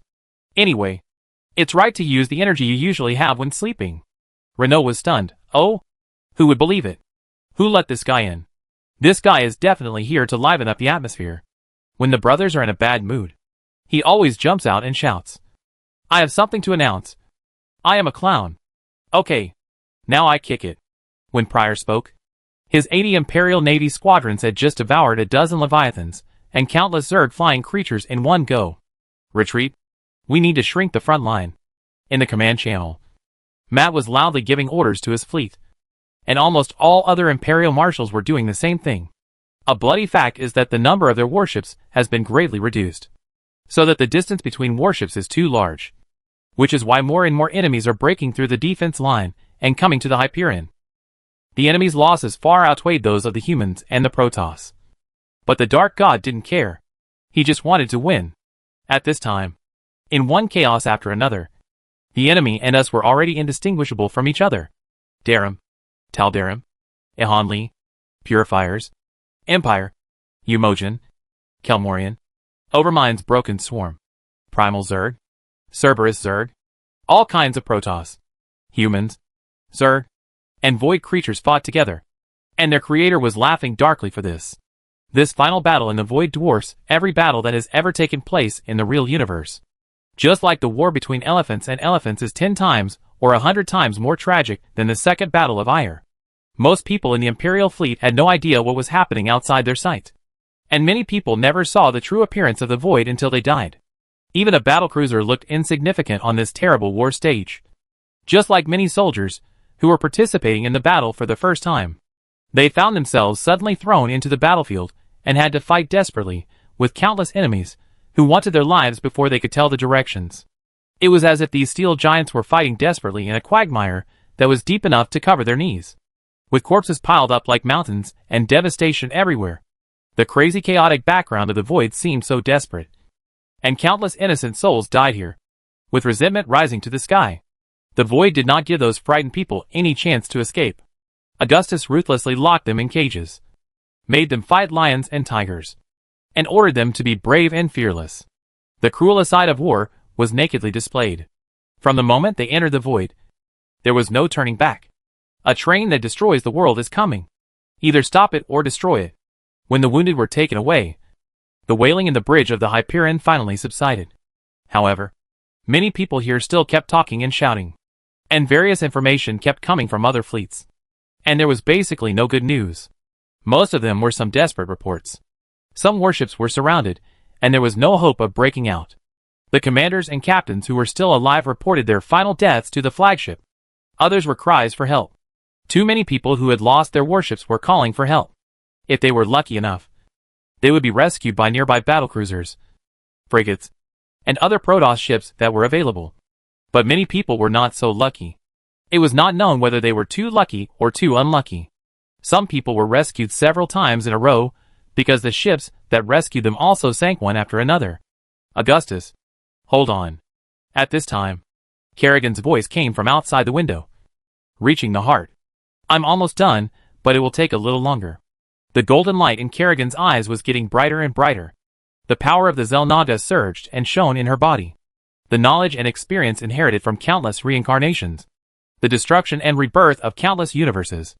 The birth and extinction of countless suns all flashed before her eyes. Her eyes made Augustus feel unfamiliar. This was the 30th hour since they entered the void. But it was extremely difficult for everyone. Most of the people in the Imperial fleet had never closed their eyes. In Augustus' impression, the navigator of the Hyperion was a young man with full vitality. But now this poor guy had bloodshot eyes, as if he had aged 30 years. Take your time. We can wait. Augustus' heart was bleeding for both his warriors and Kerrigan. Compared to the thousands of Imperial battlecruisers around Kerrigan, she seemed too small, as if she was surrounded by black mountains, with continuous artillery fire rising from these mountains at all times. The Protoss' huge fleet and other Imperial warships were scattered several astronomical units above and below the Hyperion. The Purifier Protoss' Cybros and the three largest warships, the Xel'Naga worldship, the Spear of Adon, and the Pride of Odalise, naturally became the most conspicuous targets. And Amon had just lost those comparable Doomsday Ark and Basher. These Ark Mothership-class warships have many kinds of devastating weapons, but none of them are used to deal with those small and medium-sized void creatures like locusts.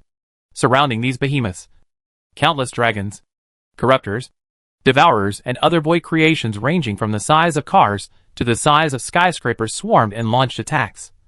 Almost like diving, fighting with the equally large number of Protoss interceptors and fighters. And the broken mechanical wreckage and corpses were as numerous as gravel. The scene was too grand and spectacular. But apart from the largest warships, one could only see countless points of light and exploding flames surrounding them. So that even from the Hyperion, it felt unreal. We can't give the power of the Xel'Naga to such a guy. You know that? At this moment, Amon seemed to feel that Kerrigan's power was becoming stronger and stronger. And he couldn't help but taunt her. Before this, Amon would never believe that a defective product like humans could give birth to a new Xel'Naga. He has already corrupted the Protoss and the Zerg, but obviously missed the humans. You think this is the Ascension? No. You will only become like me, forever separated from everything familiar. Amon said, give up everything you cherish and be imprisoned by the meaning of your existence. Horus didn't tell you this. This really touched Kerrigan. At this moment, she was already shrouded in the light she radiated. But it was still visible that her face twitched slightly. He's not telling the truth. Augustus couldn't tell how much truth Amon told, and how much lies he told. The Dark Lord lied all the time. But these words sounded sincere. But there was only one thing for sure. If they won this battle, Kerrigan would be the last and only Xel'Naga in the universe. And she would no longer be bound by constraints. At the same time, the Dark Lord took the opportunity to intensify his offensive. And his huge dark body appeared for the first time from the ocean of blood and fire. Amon is almost identical to the image of the Xel'Naga in the temple. Just like the image of the Dark Voice. With red eyes and a hateful body that seems to be bathed in blood. The image of the Dark God is both real and illusory. Sometimes it looks unusually huge, as if the entire void is reflecting a shadow. But even when it is the smallest, it is still amazingly large, as if it can swallow countless warships in one bite. When Amon appeared, 7 huge void crystals also arrived, like planets orbiting a star. These void crystals gave Amon unparalleled power, making him invincible like a true god. Augustus warships could not move in the void, but Amon passed through those clumsy humans and fleets like a fish swimming fast under the ice. Every time he thundered, he would trigger an immense dark force, tearing the space apart, harvesting whole fleets like a sickle cutting wheat. Amon's countless warships also moved quickly towards the position of the Hyperion while killing people. Every huge wreckage on their way became a victim of large-scale firefights between fleets. Leviathans carrying tens of thousands of Zergs rushed out from the other side. Their huge fins and tentacles alone were enough to cover the sky and the sun. Such a terrible scene even made some people on the bridge of the Hyperion tremble like chickens, just because they saw farther and more than others on the battleship. Amon had just looked like he was sure of victory, like an adult playing with a child. But now, this adult was so angry that he got really angry with the child and pulled out his belt. Kerrigan, you know nothing about the truth that you are blind to. Amon sneered sinisterly. All Mengths are liars. They deceive themselves first, and then deceive others. And Augustus is the king of liars. Augustus Mengsk doesn't tell the truth to anyone. He deceives everyone. Uses everyone. However, Amon may think that he understands Augustus, but he certainly doesn't understand Kerrigan. And he doesn't understand the twisted emotions of human beings at all. For Kerrigan, this was really a low-level alienation. I've had enough of your self-righteous provocation. Amon, Kerrigan shouted, and a powerful force of the gods, and the power of destruction burst out from Kerrigan's body, sweeping across large tracts of void creatures and alien insects. Augustus had his secrets, and he did have reservations about her, but she didn't care. But if Amon said that Augustus had found Shao Si and Shao Wu, then maybe Kerrigan would really break the defense immediately, wondering who in the Empire was so capable that he could escape her eyes. Listen, no one here cares how much injustice you have suffered after becoming a Xel'Naga. If you want to kill us, we will kill you. It's that simple. Amon, it's time to settle the accounts. Now Kerrigan just wants to kill Amon. Chapter 789. It's time. Xel'Naga Horus, the last guardian of the endless cycle, announced, our final essence will give birth to a new eternity.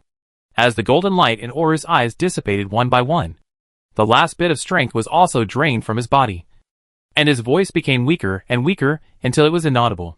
The endless cycle ends here. At this moment that will surely go down in history. Augustus just stood on the bridge and watched, feeling uneasy, like everyone watching. Augustus held his breath and witnessed the amazing changes in Kerrigan. The holy light suddenly became brilliant, covering every inch of Kerrigan's skin like a golden flame, emitting a blazing light.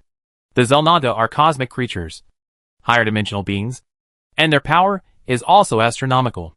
It was as if a war horn suddenly sounded and echoed among the mountains, and the rising sun illuminated the battlefield in the dark.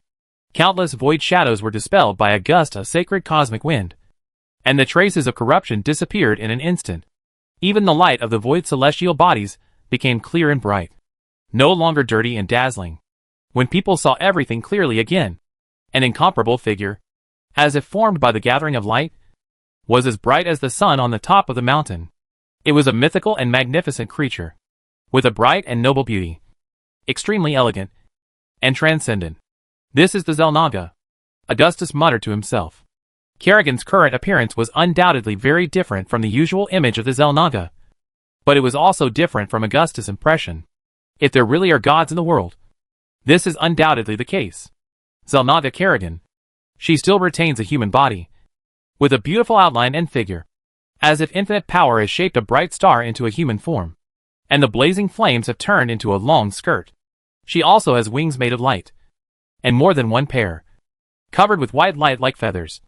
And the grand size, when open, must be measured with a Protoss arc as a reference. Augustus thought that Kerrigan had not been assimilated by the genes of the Zerg, and she possessed the purest power of humans, which might be why she was different from the Xel'Naga transformed by the Queen of Blades. He felt that Kerrigan in this form might be even more powerful. I am surprised, because this is much more beautiful than I imagined. When he noticed that Kerrigan was looking at him, Augustus just whispered, Sarah, end this. Take us home. Kerrigan nodded and turned away. She went straight to Amon, moving faster than her thoughts. All the void creatures and Zerg along the way were destroyed by the extinction power of the celestial beam. And the astral light from the Xel'Naga healed the injuries of all the wounded. Your new power has no advantage here. I have defeated and killed many Xel'Naga here. Amon's evil power is in direct opposition to Kerrigan's divine power. If the latter's power symbolizes light, then he is the king of darkness. Under the dark god's gloomy and terrifying gaze, countless constructs filled with pain and destructive power rose from the boiling void energy. And countless abominations hovered like vultures above the floating island with fangs and thorns. They are all demons born from Amon's boundless anger. At the will of Amon, the smallest of these floating islands is comparable to the largest continent of Korhal. And the Zerg have built nests on them, filling every space. Billions of eggshells waiting to be hatched are piled together, like an undulating forest swaying in the wind. And the newly born Zerg, which are accelerated by catalysis, are rebuilding their nests destroyed by humans and Protoss at an incredible speed, like a tide of flesh and blood. This is probably why the Empire and Daram have never been able to kill the Overmind. This cunning creature is as timid as a mouse, and will flee at the slightest sign of trouble. However, because of this, Raynor and Pryor have taken risky measures more than once to repel the invading Zerg army with a very small force. Now, this guy is hiding in the deepest part of the void, shivering at the feet of his master. That only proves that they are not as good as me. Kerrigan shot back. Let me see if you can resist my new power. Or do you think you can defeat me? As she spoke, Kerrigan released a supernova-like force from her hands. A divine force that made the void tremble swept across Amon's large fleet. And the shockwave that followed destroyed all the surrounding areas. Dark Archon Orega was able to fight against the fleet of the world. This was already a demigod-like power that no one could match. But in the void, Kerrigan was a true god. She destroyed the fleet. Amon immediately responded with color, spreading fear and destruction. The power of the dark god made the void boil again. And the majestic power easily slaughtered a large number of Protoss and humans. This dark plane still belongs to Amon's domain. And in the kingdom under Kerrigan's light, she also reigns over the world, specializing in killing. I can see the progress of time and space. And all the past is for this moment. Kerrigan's voice resounded throughout the void. Follow me. The void is beginning to obey my will. The power of extinction is under my control. The moment to decide the fate of the universe has come. Let us work together to defeat Amon. Your Majesty? Matt Horner's hesitant voice came from the channel. Oh my god! In the communication channel, Renault couldn't help but whisper, Swan is right. The Xel'Naga belong to the magic world. If you ask me, this is much more useful than magic. The latest breakthrough in the Empire's fine steel armor technology comes from their molecular analysis of the Xel'Naga constructs, which is just a drop in the bucket in Ana. However, the battle between the Xel'Naga is more like a cosmic creature that can destroy the world at will, throwing energy beams at each other. And the aftermath alone is enough to kill a large group of small fish and shrimps around them. That Xel'Naga is right. Without his power, we can't deal with this beast. Warfield has always loved his soldiers like his own sons. The huge casualties of the Imperial Army made him feel heartbroken. But the brainworm Alpha is now silent. It has been scared to death. Before today, I didn't believe that there are gods in the world. Pryor said, Amon just blew a breath. And my people fell down in groups, as if it was the wind of death. My people reported that many wounded wounds were miraculously healed. Frankly speaking, we are really helped by God. Matt said, they said that when the light shines on those people's faces, they are immediately healed without medicine and their blind eyes are restored. This is great news. But Your Majesty, I am still confused. This is not the same war as I thought. Maybe that is the power of the essence of the Xel'Naga. Raynor said, this matter is indeed strange enough in their opinion. The best generals under Augustus are just following orders. And no one even knows why Kerrigan must follow. But suddenly, Kerrigan became a god. And the two gods fought each other. And blood flowed in the blink of an eye. This is as ridiculous as your cat standing up one day and telling you that she came to repay you. Why can't you be full of questions? I don't know. Matt. Augustus replied, there are too many questions to answer. Did you hear it? This is the order of your queen. Then, Augustus began to issue orders. Take up arms and cheer up. This is for all those who died in this war. We are going to start the counterattack. Augustus thought. This is what he did. Unite them. Arm them. And send them to the battlefield. Then he said, okay. Let's fight the final big boss. except for the slight hesitation of the Taldaran Protoss. All the Protoss leaders also issued the same order as Augustus, and followed up almost without any hesitation. At this moment, both the Protoss and the human armies were undoubtedly greatly encouraged. The power of the Dark Lord Amon in the Void had left them with a terrible impression. And now, no matter who she had been, there was finally a god standing on their side. Fleet after fleet, warship after warship, the high-spirited wind of war met another torrent of destruction. Mighty and magnificent, Kerrigan's power was as eye-catching as a beacon in the night of the corrupted void. And the light of her corona and wings was also guiding the remaining troops of the Protoss and human coalition. Running towards light in darkness is like welcoming hope in despair. Amon's army undoubtedly has an absolute advantage in the void. But they were not defeated. Kerrigan's divine power dispelled the void shadows that shrouded the joint fleet, erased all traces of corruption, and gave them shelter and healing. A large number of Imperial fleet warships were also able to regroup and began to jump towards the Emperor's flagship. Augustus was accustomed to thinking the worst of things first. He had already decided to accept the reality that the Imperial fleet might not survive. But when the initial casualty figures came together, he found that the situation was much better than expected. Edmund Duke's Alpha Squadron suffered the greatest loss, but it was still within an acceptable range, and he even retained 1/3 of the main fleet. You know, Duke is the general who cares least about the casualties of soldiers in the entire empire. So most of his men are resocialized soldiers transformed from criminals. Except for Duke, the casualties of other fleets did not exceed half. And the objective reason was that they received orders to follow the Hyperion, rather than to carry out a more brutal siege and a large fleet duel that would decide life and death within a battle. Of course, it was more because they were well prepared, and their warships and weapons were reliable enough. The Protoss troops, especially the Purifiers, took most of the pressure, so that the latter's intelligent mechanical army, which was as large as the swarm of insects, suffered heavy losses. On the other hand, once there was an opportunity, the commanders and captains of the Tyranid Empire would ask their subordinates to rescue the sunken coalition warships and survivors as much as possible. The Protoss were doing the same thing, although it was extremely cruel. Sometimes the Imperial soldiers in the transport ships would be sent to recapture their own warships that had been captured and occupied by the void creatures. At the same time, a large number of ships of various types were destroyed by the erosion of the shadow before that, just like those Marines who drowned in the sea before landing on the beach. Despite this, hundreds of thousands of soldiers were rescued. In comparison, the loss of warships was insignificant.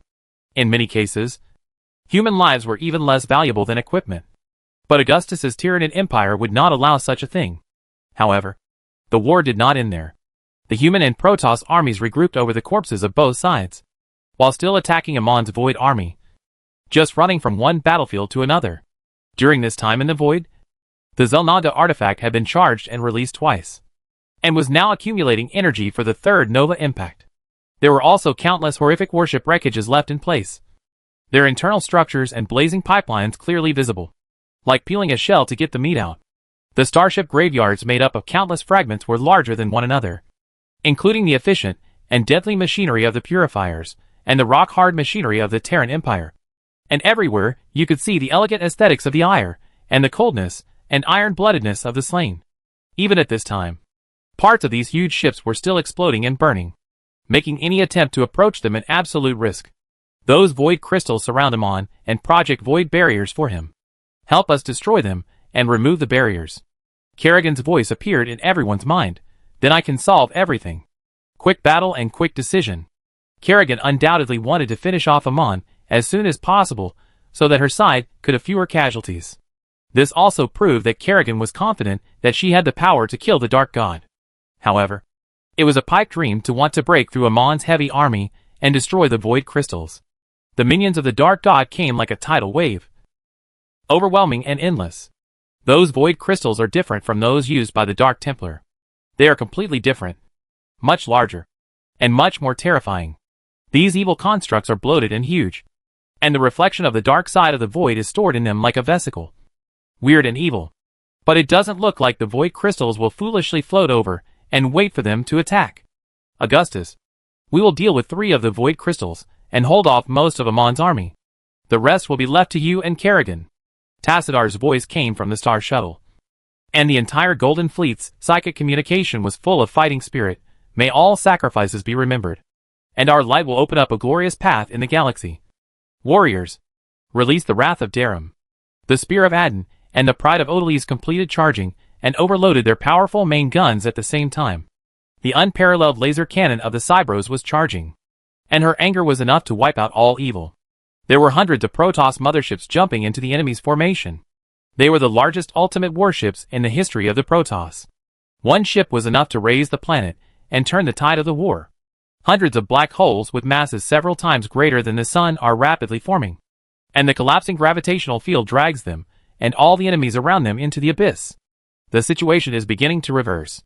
Thousands of engine nozzles are spewing out miles of hot streams. Countless silent and swift beams are pouring out from the warships of the Imperial fleet. And various bombs, gravity pulses, gravity bombs, and time bombs are being used recklessly on the battlefield. And the other side is fighting back in the same way. Each moon-sized flare is devouring hundreds of warships and countless lives on both sides. As the two Protoss arcs and the Purifier flagship began firing at one of the void crystals, the Terran Empire's Xel'Naga worldship also activated its main guns, powered by the solar core from a Protoss arc. No enemy or barrier could withstand such power. As Amon realized that his power and army were rapidly weakening, Kerrigan was approaching her at an unparalleled speed, with shining light and miniature suns leaping in. All enemies who tried to approach Kerrigan were torn like paper in front of this cosmic new power. She was unstoppable. When the power faded, Amon's attack methods were so poor. He stayed where he was, unable to draw the power of the gods like the other party, and had nowhere to hide.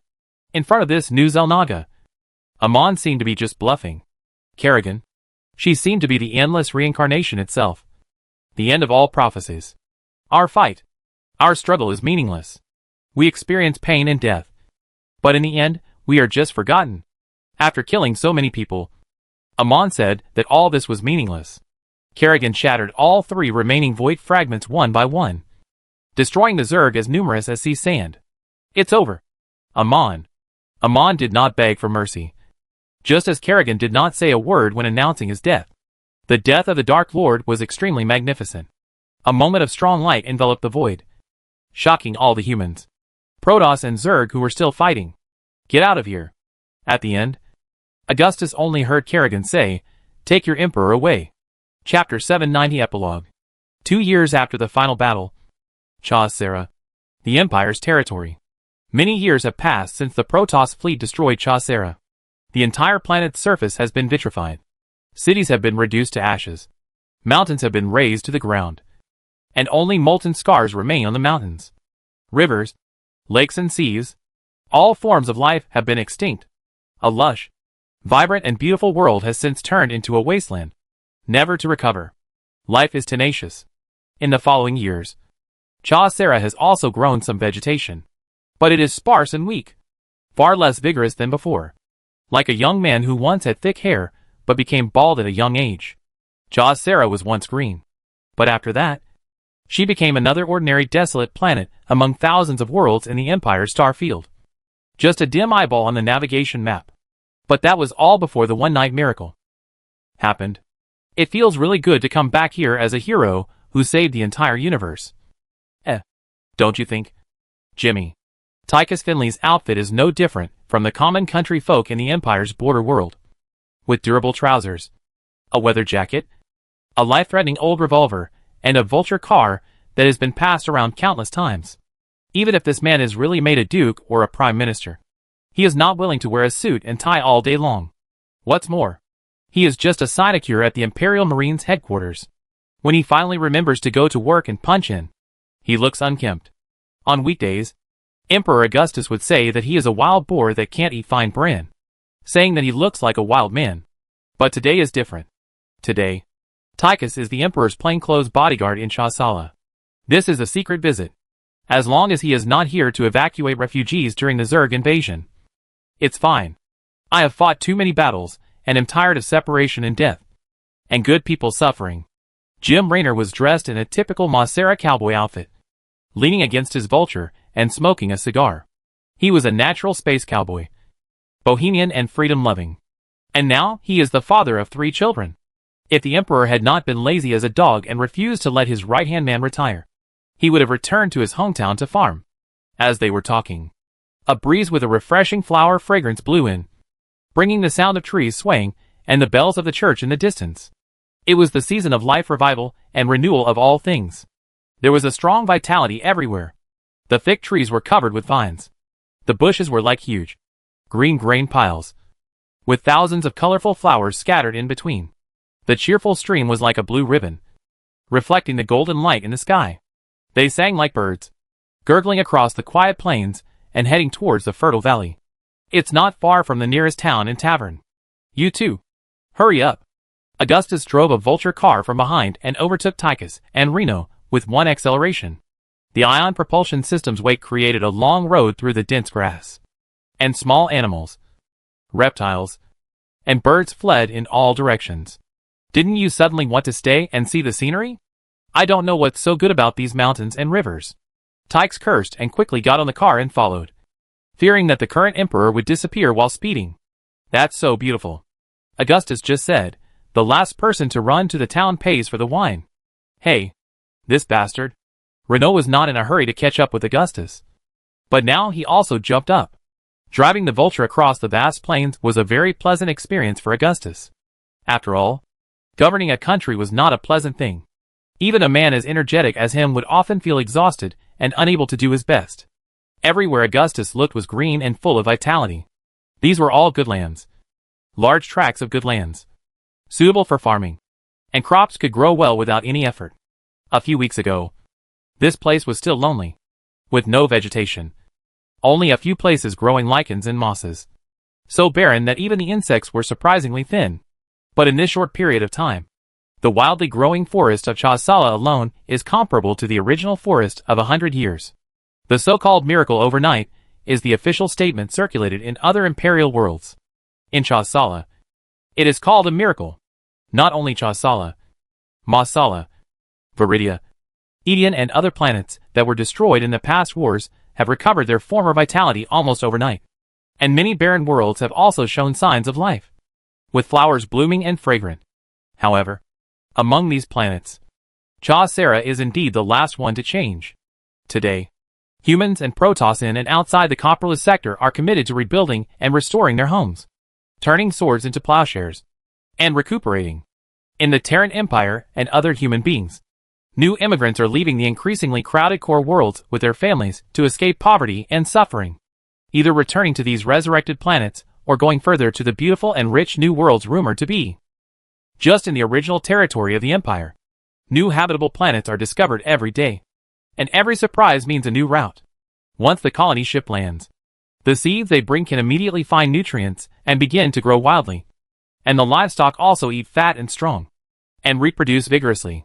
In the new settlement, people's houses grow in clusters like mushrooms after rain, and children and their dogs run barefoot along the path beside the cabbage field, through the orchard, field and animal pens, and spend the whole afternoon leisurely in the market next to the starport. Merchant ships travel back and forth, bringing industrial necessities to the colonists of the New World, and bringing back high-quality meat, vegetables, furs and raw materials.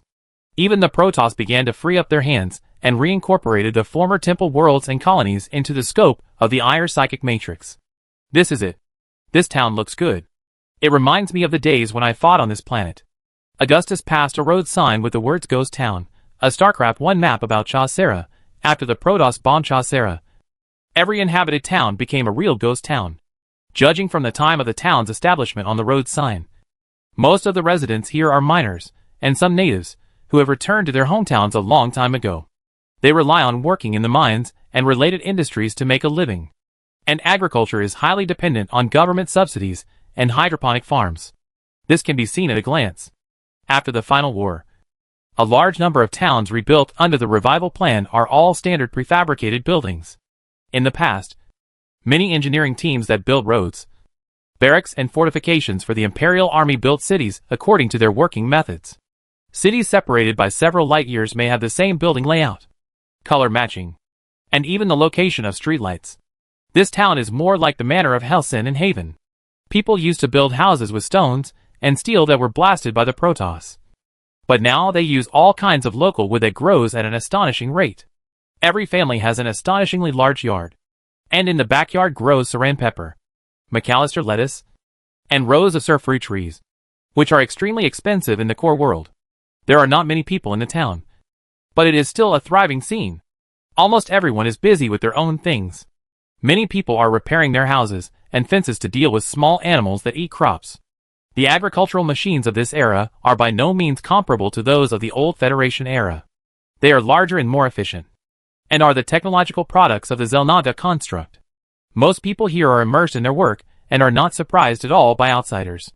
The sheriff of the town police station is a 7-year veteran who retired from the Marine Corps. He was leaning out of the window to repeatedly confirm Augustus's appearance, and then went back to make a phone call with a confused look. "Let's go and have a couple of drinks." Augustus parked the car in front of a bar called Bloody Mary. There are at least 8,000 bars called Bloody Mary in the Empire, and most of them are run by military men. The most popular saying is that when Emperor Augustus was in the old Federation army, he led his Marines to fight with fleet soldiers in the Bloody Mary bar in Tullises II. This incident happened a long time ago, and most of the people who experienced it died in the war. So there are many versions among the people. The most popular version is that Emperor Augustus was ambitious and had long been dissatisfied with the corrupt rule of the Federation. So he planned and led this just fight, and killed 8 good players among the fleet soldiers alone. After hearing about it, Augustus couldn't figure out what the inevitable connection was between a bunch of idiots fighting and his dissatisfaction with the Federation. But he was very satisfied with the fact that he killed 8 people by himself. I don't know why. People always like to exaggerate Augustus's achievements. If Augustus had killed 100 people, others would say he was invincible. When the famous novelist Mr. Brainworm wrote the erotic history of Augustus the Great, he always liked to double the number of the emperor's confidants. This is the most famous pornographic book in the empire. Augustus sat down at the bar counter and ordered a few bottles of Tarsoni's No. 8 whiskey in a brisk tone. The bar owner was a strong man with gray hair, and his face was full of wrinkles with the marks of time. One of his hands had been replaced by a flexible metal prosthesis. The mechanical transformation and neural connection technology used in Cerberus Zerg is now used to help people who lost limbs in the war. They look so similar. Even the voice is the same. But how is this possible? The boss stared at Augustus for a long time before taking out the wine and muttering, "Is there really a clone of the Emperor? Is it you? Your Majesty? The Emperor is coming to check Sarah? Why haven't I heard of it? It's impossible. If it's true, this planet will be boiling for several days. I am the real one." Augustus looked at the old soldier a few more times and noticed that his other leg had also been replaced with a prosthesis. These prostheses are undoubtedly high-end military products, except for soldiers injured in the war. It is currently difficult to get them through other channels. The bar is recognizable as a military bar, made from local materials, simple and practical. After the war, many soldiers took off their uniforms and returned to their families. These people either returned to their old jobs or entered government-assigned positions. As part of the revival plan, many people were able to receive a large amount of land in the New World as compensation for retirement.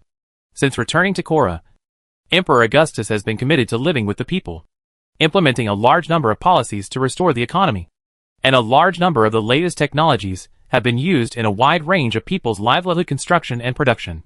Even Augustus and his ministers did not expect that prosperity would come so quickly. In 2 years, the average personal disposable income of residents in the core world has doubled, and assembly line workers can invest in stocks while owning private hover cars. After the war, people's income has not only increased, but also their desire to consume has risen. The strong demand for consumer goods has further stimulated market prosperity, and the huge factories that the empire has reinvested in civilian use can fully meet this terrible demand like a bottomless pit. If someone wants to leave the fiercely competitive core world, then the hundreds of new colonies under construction are a better choice. This was a good time that the civilian class could not even imagine at the end of the old Federation. Before this, the residents of the empire were even afraid of the invasion of the Zerg and hybrid armies. It's really a ghost. But the other party obviously didn't believe it, thinking that Emperor Augustus, who was busy with all kinds of affairs, would never come to this remote place to drink low-quality wine. All along, the Emperor of the Empire was either ruling the Empire on the throne or leading the army to war. This place is good. Raynor had already stepped in first, and Tychus followed closely behind. Tychus was obviously not happy about having to pay for his drinks. The bar owner was completely shocked. Admiral Raynor? Tychus Finley's spawn in the bar was not that surprising. Hello. Raynor smiled. This is what it's like to be a celebrity. It's really hard to keep a low profile. Is cloning technology so advanced now? After all, we hear about new things appearing in Coral every day. The owner was already thinking about it, wondering if some rebels secretly clone the leader of the Empire to make trouble, or if they were UD people. When you think something is wrong, it must be the work of the Earthlings. Clones? Tychus sat down. Yes. That's right. It's what you think. Ha ha ha. Are you an Imperial veteran? Augustus also laughed. Yes, I was. Until a year ago. The boss was still hesitant, but he still proudly stated his identity. I salute you, warrior. Then you must have participated in the final battle. Augustus personally opened the wine for Raynor and Tychus. You must not forget that we once passed through the void gate of Anna and faced endless void creatures and alien insects. We lost so many lives before we finally killed the void evil god. I will never forget that day. But I will never regret following the Emperor. The boss's face showed deep fear, and he almost talked to himself. I have always told Wade and Fergie's parents that they died heroically and died in battle. But that is not the case. They died at the hands of their own people. A transport pilot who was driven crazy by the hybrid. That bastard drove his ship into the opening void rift. I saw it with my own eyes. Although the war had only been over for 2 years, the various Protoss factions had signed a long-term peace treaty with the Empire. And the Zerg, the nightmare of generations, had disappeared. And even eyewitness reports were pitiful. But the war seemed to be just yesterday. What a nightmare, Raynor said. I don't want to talk about those things in the void, but they are all in the past. Tychus was unusually serious. Those of us who came back alive were just lucky enough. Who knows which ship Amon smashed? But as long as you step into the void, you are a true hero. Are their families doing well? Augustus' eyes sharpened. If the other party answered no, then someone must be in trouble. Oh, good. I mean, it's a difficult thing to get over the pain. But they are all well taken care of by the military committee. As he spoke, the man stood up and saluted Augustus. Andre Madrid, retired as a major. Your Majesty. Andre had seen Augustus in person, and he believed that such a unique leadership temperament could not be imitated by clones. This is a very mysterious feeling. When the Emperor of the Empire really talks to you, you will not think that there is another such person in the world. Now he thinks he is really stupid and ridiculous, actually believing in the nonsense of clones. And the subsidies and pensions I get are enough for me to live a wealthy life until I die. Opening a bar is just a way to pass the time. It's amazing. But when standing next to the Emperor, it seems that I won't be afraid when I recall the cruel scenes of the final battle. At that time, we thought it was over. There were enemies everywhere. Endless. Some people said that the Emperor's flagship had crashed, and the soldiers were panicking. Until the Queen. Andre suddenly stopped talking. In fact, not many people have seen Kerrigan become a Xel'Naga with their own eyes. But almost everyone said so. The Queen became a god in the void and killed the evil Amon. But she never appeared again after sending everyone out of the void. Many people thought that Queen Kerrigan was dead. Lady Lisa is now the manager of the palace. But no one has become the new queen, and the position has always been vacant. Emperor Augustus never talked about this. No one dared to say that the queen was really dead. But they all felt sad about it. The people knew nothing about this. In their opinion, the queen just became reclusive and no longer participated in public activities. Only the soldiers who had experienced the final battle were quietly mourning, thinking that His Majesty was just too sad to admit it. You mean Sarah? Augustus said. I'm waiting for her here. What a coincidence. This is a ghost town, and we're waiting for a ghost. After killing Amon, Kerrigan also gained control of the void as the controller of endless reincarnation. She closed all entrances to the world, trapping all Zerg and void creatures in it. After that, for the rest of her life, Kerrigan alone carried out endless killing and extermination in the void, while purifying corruption to ensure that all creatures that came into contact with the void would no longer be affected by evil thoughts. When Kerrigan completed all this, she returned to the world and went to countless planets to spread the seeds of life. And Chaucera happened to be her final destination. I can't live without her at home. Augustus said. They said I was only worthy of teaching my daughter how to wear a skirt. Ha ha ha. Tychus laughed. But just halfway through his laughter, He was frightened by Augustus's light eyes and hiccuped. Really? Andre was happy at first. But then he felt confused. He couldn't figure out where the queen had been in the past 2 years, and why she appeared here again. Suddenly, a graceful figure walked in. She had red hair and emerald eyes, white skin, and was young and beautiful, just like Sarah Kerrigan when Augustus first saw her. Long time no see. Cowboys, Kerrigan said. Tychus whistled. Nice outfit. You look like a little girl. Are you rejuvenated? It seems that someone here will have to go to jail. You really should go see my little girl. She has grown up while you were away. Reno smiled and said, Lady insisted on naming our next girl after you. No matter how much I told her that you were not dead. Guys, she is so beautiful. Augustus smiled and said, I must have fallen in love with her at first sight. Liar. Kerrigan also smiled. Chapter 791 Postscript 1. The following is an excerpt from the class assignments and notes of a history student at the Imperial University. To her, Emperor Augustus the Great, the founder of the Terran Empire, was an ancient man who lived more than 1,800 years ago. He was a mythical figure. In his time, God still walked the earth. Since all her evidence and judgments come from the voluminous official historical records of the empire, and contain a lot of personal opinions and likes and dislikes, the readers must distinguish the right and wrong and the contradictions. Speaking of Emperor Augustus I, he is undoubtedly an unavoidable figure in the modern history of the Terran Empire. Just like you can't discuss the Empire without Kar, and you can't discuss humans without the Earth. Ask any number of people on any street in Augustgrad who Emperor Augustus is, and they will first ask you who he is. Once you tell them that it is the founder of the country. Augustus. Everyone, from a child who has just started school to an 80-year-old grandmother, will try to explain to you why Augustus I is the greatest emperor in the Terran Empire. No one has not grown up listening to the story of Emperor Augustus. And even his famous ministers and generals have been written into biographies and poems. And their reputations will be passed down through the ages. Among the hundreds of billions of citizens in the empire, 6 out of 10 have the same name as these ancient heroes. And even the emperors named their children this way. Of course, there are many people named Jim and Tom in this world.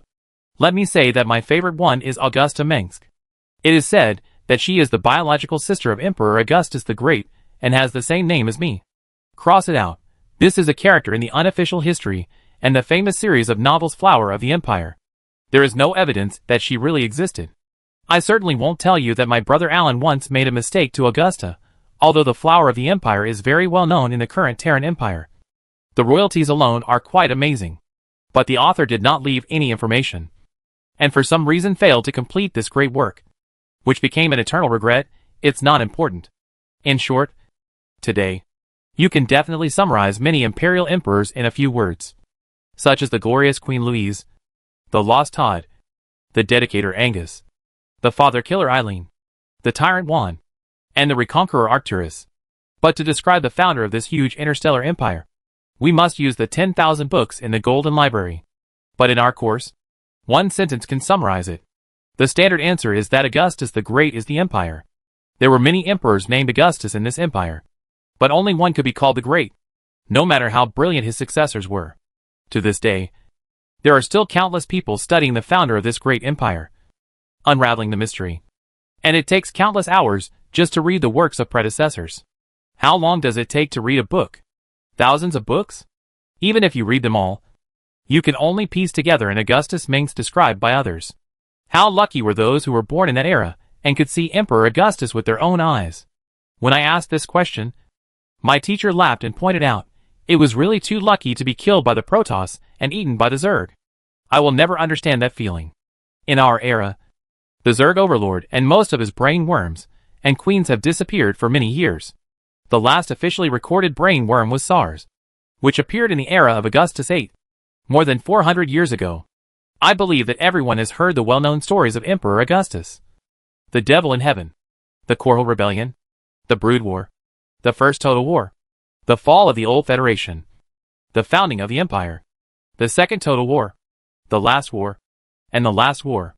But in comparison, people don't know much about the Emperor's experience in his youth, partly because there is little information, and partly because people are often more interested in war heroes than young and ignorant troublemakers. Today, the birthday of Emperor Augustus is the most important festival in the Empire. so there is no need to mention it. Before he became famous, the emperor was no different from the noble youths of Kar at that time. He was a playboy and did whatever he wanted. However, other noble qualities that later became well known, such as strong will and compassion, are truly loved and hated. Some unofficial histories say that although Emperor Augustus was a son of a noble family, he was just a street urchin like you often see today, beating up kids younger than himself and eating their candies, causing trouble and running away from the streets. The official history is straightforward. When the emperor was a child, he showed a great personality that was not afraid of power or oppression. He was unrestrained and loved freedom. He was a famous speeding party, the kind of person who chased his soul in the sky while he ran away below. Then, you will understand that the great Emperor Augustus was just an ordinary person, but he saw far enough and was lucky enough. This is what he said himself. Well, the topic requires us to briefly talk about the history of the Terran Empire. How simple should it be? Is there anyone else who can do this kind of homework besides me? It just so happens that I am bored and free. Just talk about it casually. The history of the Terran Empire is the history of one emperor and empress after another. The huge family genealogy of the Ming dynasty is itself a history book of the empire. A wise monarch can expand the territory of the empire to the edge of the known world, while the next foolish monarch may immediately abandon everything and retreat to a corner of the Copperloo sector. If this monarch happens to be Angus, the donor of the map, then even Carta will happily hand it over to him. A once great interstellar empire may have come very close to ruling the galaxy, or it may fall apart in the next decade, splitting into countless independent pocket empires, republics, dominions, religious states, barbarian kingdoms, large and small planetary unions, and warlord regimes that are more numerous than flies in the universe. No matter how much of the former imperial territory they once claimed to own, it is just a storm in a teacup compared to the real galactic empire. In the first 600 years of the Terran Empire, the bloodline of Queen Louise always sat on the throne, which was called the First Dynasty. In the next 800 years, Arcturus II entered the palace, which was the Second Dynasty. The era we live in happens to be the most prosperous and peaceful period in the Terran Empire in the past 2 centuries. Emperor James X is also the most capable and ambitious of the 3 generations of monarchs in the empire. He has been in office for 17 years, and people say that he is expected to restore the former glory. The old people always say that the Ming dynasty is a bloodline, and every emperor of the empire has the blood of Augustus the Great flowing in his veins. James X not only looks like the founding emperor, but also has a 7-point similar style of behavior, which is really reassuring. It seems that they judge whether an emperor is qualified or not based on how much he looks like the first emperor. So my family may have the blood of the first Prince Valerian, because I look like his mother. In the era of Arcturus the Conqueror, the royal bloodline of Queen Louise was almost cut off, and the empire existed in name only. The remnants of the divided empire each claimed that they were the Orthodox, and fought each other for decades. At that time, Augustus the Great was still in power, and the people of the empire, who had suffered from the war for a long time, began to miss the peaceful times when the royal family ruled. At this time, the 29th generation grandson of James Mingsk, the eldest son of Augustus Mingsk and Lisa Cassidy, Arcturus Phoenix Mingsk, it is said that the word phoenix comes from a Protoss archon, and this word is now interpreted as a phoenix reborn from the ashes or a person with infinite courage, suddenly jumped out from a corner and called himself Arcturus II. He was the second emperor named Arcturus in the Mingsk royal family. He claimed that his ancestors had appeared in his dreams, asking him to ascend the throne and end the chaotic world that had devastated all living beings. However, this man, who was just a fraudulent collateral lineage and even looked only 70% like the portrait of his ancestors, still gathered a large army in a very short time at an incredible speed. People who support the royal family flocked to Korhal, and the farthest one even came from tens of thousands of light years away, just to respond to the call of the Golden Wolf banner. Although I look down on Arcturus II, I also admit that he is indeed capable enough, and he is also ruthless and decisive enough. In less than 4 years, the army of Arcturus II conquered the old territories of the empire again, unified the world, and established the Second Dynasty. Considering only his achievements, Arcturus II can undoubtedly be ranked in the top 5, or even the top 3. However, this man has poor personal ethics, and is greedy for pleasure. Describing Arcturus II as amorous is already giving him face. His illegitimate children throughout the galaxy still claim to have a claim to the throne of the Empire. Arcturus II once publicly said that he wanted to follow the example of his ancestors and marry 99 wives, plus a queen to make it a perfect number. Fortunately, after that, Emperor Arcturus changed his words and restrained himself a lot. It is said that hundreds of palace guards saw Emperor Augustus suddenly appear and gave his unworthy descendant a big fight, asking him not to talk nonsense in the future, and scolding you, a useless dog, for believing in unofficial history. How could this be possible? At this time, the emperor had been dead for more than 600 years, and his coffin was still placed in the family cemetery in Augustgrad. Compared with Juan, Arcturus II can be regarded as a saint with some minor problems. Juan Minsk is the most notorious emperor of the first dynasty of the Terran Empire. He looks almost exactly like the holographic image left by Emperor Augustus. But he is so cruel and tyrannical that no monarch of the empire is willing to name his children after him. Many backward and barbaric worlds may have even lost their language now. But Juan is still the dirtiest word when cursing. Let's put it this way. Juan did everything that a tyrant in human history could do, and even went beyond his normal level, including but not limited to heavy punishments, disregard for human ethics, taking pleasure in killing and absurdity. To satisfy his morbid hobbies, Juan also violated taboos and ordered the creation of hybrid creatures of humans and other species, and hunted down the Protoss residents in the Empire, treating them as slaves and beasts. If anyone has ever done anything stupid, it must be that she tried to write down Juan's crimes on a page or two.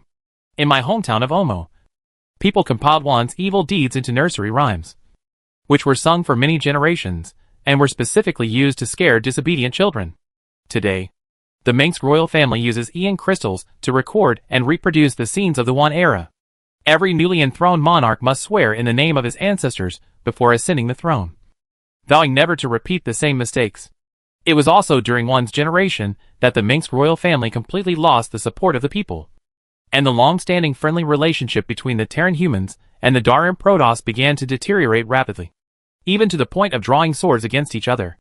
Even in the era of lax discipline and foreign invasion, there have never been so many planets rising up, and never have so many planets suffered a catastrophic disaster. One had countless ways to calm the people's grievances and suppress the uprising, but he chose to order the extermination of a planet as a warning to the rest, considering that there were more than 100,000 inhabited planets in the Empire at that time. It was undoubtedly an extremely terrifying number, that more than half of the worlds rose up in rebellion in the first year after Juan ascended the throne. There are letters handed down to prove that Juan was not only not panicking at that time, but also enjoying it and full of joy. He was sure that as long as he followed the example of his ancestors and led the army in person, he could wipe out all the rebellious people. Before this, Juan had killed all the members of the Imperial Parliament and Senate who opposed him, and executed all the Imperial generals who refused to massacre civilians and declare war on the Protoss. Even the army no longer supported him. Before leading the army to the battle, Juan went to the mausoleum of Emperor Augustus to worship his ancestors, and counted his achievements in the past year. He also had a sudden idea to dig out the coffin of his ancestors with his own hands, replace it with pure gold, and bury it back. This was later called the anger of both humans and gods, the punishment of heaven and earth. One day, Juan, the great emperor, had the only advantage of being extremely active. He would kill and do anything he said. He would dig up his ancestors' graves today, and he would have to eat again tonight. Perhaps the ancestors just happened to hear Juan's words and punished him. In short, that day, everyone in the royal family cemetery witnessed 5 thunderbolts falling from the sky, which immediately burned the young emperor to charcoal. Many people think that the holographic images and records about this are fabricated, and believe that Juan actually died at the hands of a master of the Dark Templar. But those who have really studied these materials know that this is indeed a real thing. The rumor may be true. Emperor Augustus is not dead, and only one of his swords is buried in his tomb. Apart from Emperor Augustus, my favorite emperor is Augustus VIII, like the reincarnation of Emperor Augustus, with the same destiny as God. Augustus Constans Minsk, the undefeated, the unforgiving, the caller of insects, the master of insects, the master of heaven and earth, the king of the universe, the lord of darkness, the conqueror of the sun, the father of the galactic empire, the emperor among emperors. The ancestors of Augustus VIII can be traced back to Patrick Minsk, the youngest and only son of Emperor Augustus and Queen Sarah Kerrigan. Legend has it that Patrick is half a perfect human and half a god, with incredible power. But Augustus VIII looks nothing like his ancestors. He has red hair and blue eyes. He looks like no one but himself. No emperor has ever had such a legendary experience as Augustus VIII, and there will never be one in the future. When talking about Augustus VIII and his achievements, we must mention his lifelong enemy, the Earth Federation. Ever since 4 colony carriers from Earth landed in the Copperless sector more than 2,000 years ago, the Earth United Council has been keeping an eye on us. And it is still the same today. In the era of Emperor Augustus, the Earthlings launched the first invasion of the Copperless sector. Of course, we all know that they were completely defeated in the end. It was just an isolated expeditionary force. Afterwards, the rulers of the Earth were busy with internal affairs and had no time to pay attention to the disputes in the Copperless sector. No more news was heard. We also know that the Doomsday War did not have much impact on the Earth Federation. If the Dark God Amon had sent a hybrid army to the solar system, they were undoubtedly completely defeated. It was not long after Emperor Augustus passed the throne to Queen Louise that the Earthlings launched the second invasion. It was Prince Valerian, who was over 80 years old, who personally led the army to defeat the Earthlings together with the Protoss Dar-Ram, creating a legendary epic. After that, the Earthlings were severely damaged and never invaded again.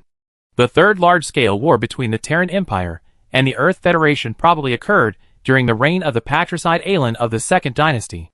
At that time, the Terran Empire, which was still in a stage of rapid expansion, began to truly enter the Orion Arm and established a pioneering point under the nose of the Earth Federation. Fire and water cannot mix. Eagles and wolves will not share the same sky. And two equally ambitious interstellar empires will never coexist peacefully. Earthlings are more arrogant than Protoss and more radical than any other human beings. They have a military tradition since ancient times, and every generation of young people is proud to join the army. As for us Terrans, we are aggressive and martial. We like bloodshed and conquest. We will not bow to anyone, whether they are Earthlings, Protoss, Zerg or Void Gods. The Earth Federation has a clear militaristic tendency, and the Terran Empire is not a good person. Since the time of Eileen, the border between the Terran Empire and the Earth Federation has never been clearly demarcated, and it is a mess. In short, the Earth United Council considers itself the orthodoxy of mankind and refuses to recognize the Empire as an independent regime. And we are the same, since the Council first claimed that they should own all the colonies established by the colonists of Tarsones, Umojan and Moria. All our emperors have added an Earth to their territorial claims that are enough to be read for more than 10 days at the beginning of their reign. For more than 100 years, Earth and Korhal considered each other the main rival in the universe, and they were evenly matched, with victories and defeats. Based on the research of Xel'Naga's shipbuilding technology, we are now able to build warships that are much larger and more powerful than those in the days of Emperor Augustus. The Gorgons are just antiques among antiques. There are naval battles between large fleets everywhere. One world after another is destroyed from high orbit, and it is rumored that entire stars have been extinguished. Planet-sized warships are built and destroyed. We lost 5 emperors in a row, hundreds or more generals, marshals, and countless soldiers for several generations. And they didn't get any benefits. The entire council was slaughtered by ghost agents. On average, a new expeditionary commander had to be replaced every 2 years because their predecessors either died or suffered a series of defeats. It was another era of heroes and stars. The two huge interstellar empires fought to the death. But in the end, no one could do anything to the other. Whenever one side was about to lose, someone would stand up to turn the tide and fight back. Finally, the two interstellar empires exhausted all their resources and lost their patience. The society was in turmoil, and the people's hearts changed. When Korhal and the rulers of the Earth found that their ruling power was shaken, they hurriedly looked for old precedents. They found that Emperor Augustus had signed a short peace treaty with the Earth Expeditionary Force, and finally shook hands and made peace. The one who signed the treaty was Queen Dorothy I. Before she ascended the throne, she had lost 3 brothers in the war, and her husband and son had just died. If you carefully study the Manx royal family and its branch families, you will find that most of them believe that if you want to protect the people and lead the army, there is no reason not to go into battle in person. This is the tradition left by the first emperor of the empire. The people of this family take the Andal as their throne and must be tempered by thousands of hammers. Throughout Dorothy I's reign, the Terran Empire and the Earth Federation remained at peace, until another son of the Queen started a war for revenge. Now we all know that in the past nearly 20 centuries, the Empire and the Federation have always been at peace most of the time. This is not because they love peace, but because the various forces within them are too intertwined and often cannot reach a consensus and act in unison. During this process, countless colonies under the two central governments were also in constant conflict and alienated. In areas too far from coral and earth, open rebellion is common. The rulers often spend most of their energy on power struggles and internal friction, not to mention the great upheavals such as the change of dynasties and regimes. In addition, they must be wary of the Protoss. Although the latter has remained neutral and no longer participates in disputes between humans since the time of Juan, the Purifiers, a mysterious Protoss faction, terminated the war agreement after the last war and returned to the revitalized Edian sector and has been dormant for hundreds of years. They are all noble warriors, neither lingering on the world of the living nor thinking of dominating the universe. However, the Purifiers are not very nice to the human colonists who dug them out of the stasis network. In the era of Emperor Augustus, the Taldaran Protoss still gave some respect to the Tyranid Empire, but later they fell out and often clashed with us over territory and resources. The Hanley Protoss established their own Protoss Empire in the Tyrador system within the Empire, and always abided by the oaths of the past, never expanding, and never interfering with us. The most powerful Protoss, the Terran Protoss, have been busy with their own affairs, as if they have endless work to do. But due to the increasing lack of communication between each other, humans know very little about it, and have no idea what these Protoss are doing. What is known so far is that the Terran Protoss had two large-scale civil wars, in which multiple factions with different opinions fought each other, almost causing them to be seriously injured again. We know very little about these two civil wars, but it is certain that they are both related to the Kala, a link that can connect all the Protoss together.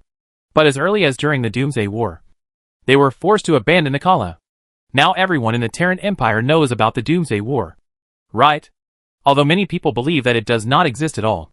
This is the story that your neighbor's grandmother often tells: the Dark God Amon, the Fallen, the Avenger, the Lord of the Void. He corrupted the Kara, enslaved the Swarm, and his hybrid army destroyed one world after another. This story must end with Emperor Augustus personally killing the Dark God. When the final battle came, the Emperor's army crossed the void. He held the sword of kingship in his hand, and went straight to the evil Amon, only to see a flash of sword light, and then beheaded him with a sword, as if the Emperor was something more terrifying. However, of the many records of Emperor Augustus's real military power, the best one was that he defeated Admiral Horace Warfield in a duel, the one that the Korhal hung at the door to ward off evil spirits.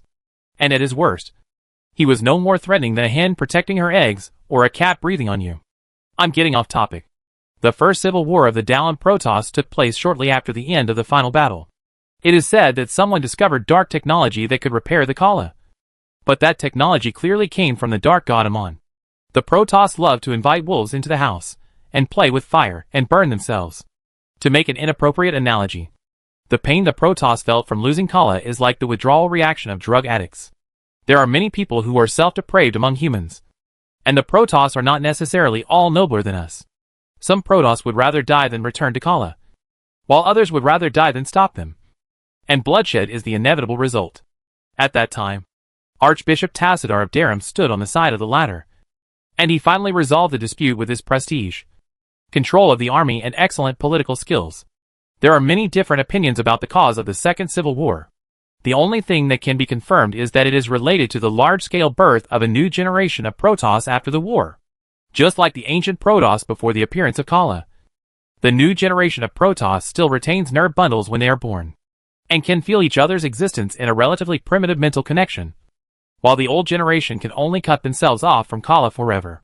When this conflict broke out, Archbishop Tassadar was seriously injured due to assassination, and his young student Artanis was ordered to take charge of the situation and quell the rebellion that almost destroyed Ire with courage and wisdom that was no less than their legendary hero Adon. It is said that Artanis' process of quelling the rebellion was full of ups and downs, with many dangers and twists and turns, so exciting that it could be used to make several blockbuster movies. Therefore, when Tassadar officially handed over the position of Archbishop to Artanis, No one in Terran had any doubts. Back to Augustus VIII. In his time, the tyrant Juan, the conqueror Arcturus, the patricide Aaron and Dorothy I had all died for a long time.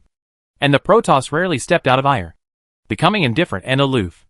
That was the 1400th year since the founding of the Terran Empire. After 6 consecutive emperors of the empire had been ruthless and cruel, not caring about state affairs, levying heavy taxes, and being extravagant.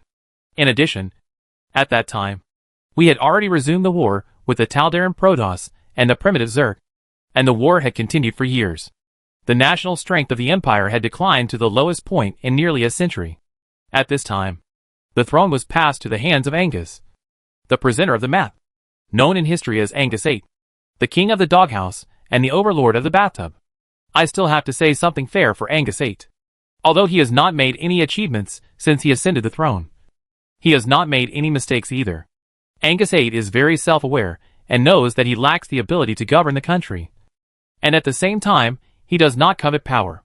He is willing to follow the example of the 11th Emperor Atlas the Great and delegate power to his ministers and the imperial parliament. Therefore, in the first 10 years of Angus VIII's reign, the turbulent situation in the Terran Empire gradually stabilized. Order was restored, and the economy began to recover, showing signs of revival. However, it was all because his opponent was too powerful. This man was called Alexander Duger, and he was the supreme commander of the Earth Federation at that time. Alexander's ancestor was the famous human hand Gerard Duger, who was the commander of the Earth Expeditionary Force that invaded the Copperless Sector during the reign of Emperor Augustus. There are many different opinions about the final fate of Gerard Duger. Some say that he committed suicide after his defeat. Another theory is that Duger was infected and controlled by the Zerg, and as the commander of the infected army, he committed many crimes against the humans in the Copperless Sector. In the final battle, Emperor Augustus defeated and captured Dougal. After that, through some means, Emperor Augustus ordered people to cure Dougal's infection and asked him to plead guilty as the leader of the Earth Expeditionary Force. After being cured, Dougal also realized his crime after getting rid of the infection of the Zerg. He was grateful for the Emperor's mercy and tearfully asked the Emperor to grant him a peaceful death, hoping to die as a human being instead of an infected person. Later, the people on Earth only found the video of the Terran Empire publicly executing Dougal, but did not know the cause and effect. Alexander Duger may not hate the Empire that much. Gerard Duger is too old for him. This declining small family does not pursue the so-called family glory and generations of hatred. But the Terrans and the Earthlings believe that he came for revenge. In short, in the 10th year of Angus VIII's reign, Alexander Duger once again kicked open the door of the Empire with a large expeditionary fleet and a declaration of war. At that time, he was only 39 years old, the youngest expeditionary marshal in the history of the Earth Federation. Marshal Duger is a rare military genius, and his subordinates are full of generals. The Earth Federation had already prepared to restart the war before he was born. And what kind of people are we here? The top military leaders of the Empire are all military nobles, who rely on their ancestors' merits to make a living. There was a group in the era of Emperor Augustus. And then, there was the group of Emperor Arcturus too. And there were also the favorites and relatives of the new and old emperors, as well as the waste, hooligans and braggarts, who tried their best to squeeze into the army to accumulate qualifications. The end of a dynasty is always like this, with sharp class contradictions, constant conflicts, inefficient and corrupt government, and no top-down control of local governments. Like a paralyzed giant, most bureaucrats are either useless or stupid and bad. People of that era also generally lack long-term vision. When others have taken out real weapons, they still think it is a joke. There are still many smart people in the Imperial Army. The higher military academies of Korhal and Tarsones still adhere to the tradition of their establishment, recruiting students regardless of their background or where they come from. Although this does not prevent powerful people from putting their children in to gain experience, these academies can still provide the Empire with a large number of outstanding military talents every year. And there are famous figures in almost every generation. But their top leader, Thomas Rainer, the Imperial Navy Marshal, is undoubtedly a complete idiot. People call him a talking pig. As mentioned earlier, there is a group of meritorious people who live entirely on the glory of their ancestors. As if your surname is Rainer, Horner, Warfield, or Hank, you must be a great general. For the people, this is understandable. After all, they have been listening to the legendary stories of Jim Raynor and Matt Horner since they were young. But many emperors actually think so too. No matter how incompetent the heirs of these meritorious families are, they can always keep a place in the court. As long as these people have a human form and don't urinate in their crotch, they will definitely be made dukes and prime ministers. Take the Reconqueror Arturus as an example. When he re-established the Terran Empire, the big families at the beginning of the founding of the country had basically declined. Not every family can survive from the old Federation era to the present like the Terra family. However, Arturus too insisted on bringing back these fallen families. This was entirely Arturus's own idea. He was a staunch bloodline theorist. Most of his courage came from his mysterious confidence in being a descendant of Emperor Augustus. Emperor Augustus once said that a king should not be honored by bloodline, but bloodline should be honored by the king. Back to Thomas Renaud. When Marshal Thomas heard about the invasion of the Earthlings, he immediately assembled his troops and led them to the battle himself. Isn't that very heroic? In the whole battle, he did only this one thing right. The Marshal was the only one who was responsible for the allocation of supplies. His most suitable position should be the transport captain. However, the Marshal had no idea how many warships the Earthlings had sent and how many troops they had mobilized. It just so happened that none of the people who came back to report from the Empire were normal. Some said there were only a few hundred warships. Some swore that the enemy was numerous. And some even said that there were so many that he couldn't even count them. Our great Marshal compromised and adopted one of them, saying magnanimously, "Well, it seems that the enemy is indeed numerous. Alas, this will surely be a tough battle. And the soldiers must fight bloody battles and live up to the grace of the Emperor. That's about it. I'm a casual person, and I like to be sarcastic like my mother." The Marshal didn't even send out a reconnaissance fleet before the war, so he didn't know the number, location and intention of the enemy. If he didn't ask, his good-for-nothing subordinates wouldn't mention it.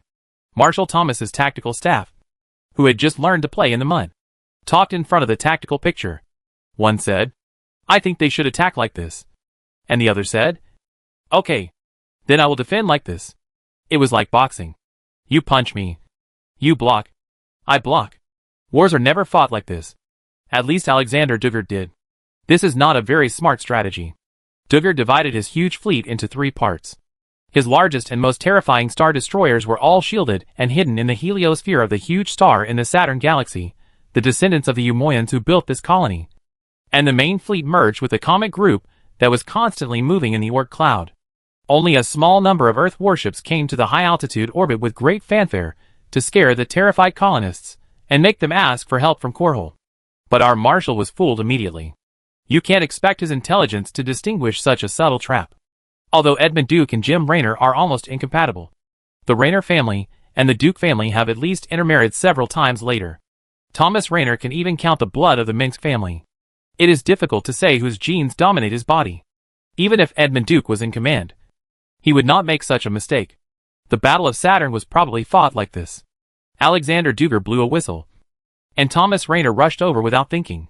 When Marshal Thomas led the first fleet to enter the Saturn system, an Earth fleet of only a few hundred warships suddenly appeared and attacked their flanks. Then the Earthlings retreated at once and quickly escaped from the attack range of the Imperial fleet. So the Marshal immediately sent out a fleet 3 times the number to pursue the victory. When the second larger Earth fleet repeated the same trick, the Marshal repeated his genius strategy, and repeated it over and over again, until more and more enemy fleets took away more and more of his own fleet. And 1/5 of the fleet left him. Of course, this is not the main reason for Thomas's failure. His luck was too bad.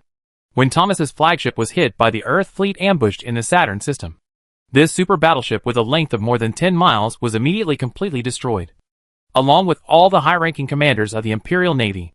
However, no one moved the entire fleet headquarters to his flagship like Thomas did, just to save time for meetings. How efficient. According to past experience. Even so, the Imperial fleet would not be defeated immediately. This kind of thing has happened in the past. When the highest commander of the fleet died, a lower-level deputy commander, a staff officer of the headquarters, a captain who suddenly discovered that he had command ability, or even a lower-level officer would take over the command and lead the Imperial Navy to break through the siege or turn defeat into victory. But not this time. The first batch of the Imperial fleet that entered the Sadoun system was completely wiped out within 8 hours. and the second and third fleets were defeated in confusion, either waiting to die in the hyperspace disruption field covered by the Earthlings for several light years or surrendering. All the Imperial fleets that entered were just chickens to be slaughtered. Within a day, the Terran Empire lost half of its fleet. Even with such a disastrous defeat, the Imperial Emperor Angus VIII still had a considerable military force in his hands. But he lacked time to assemble the fleet and appoint a new commander. Duger didn't give him the time. If the commander of Earth wanted to invade the Empire, then the Dalarian shipyard and Blaxis would have been the military strongholds they would have tried their best to seize.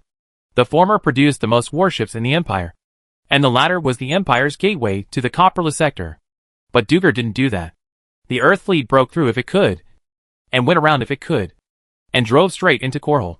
It was unstoppable, and no Imperial fleet could stop this terrible force. In fact, even at this time, the Emperor of the Empire did not need to panic, because no fortress world or planetary fortress could compare with Korhal in terms of defense. Every Emperor of the Empire would more or less strengthen the orbital defense facilities that few people could match until now, with the layers of reinforcement.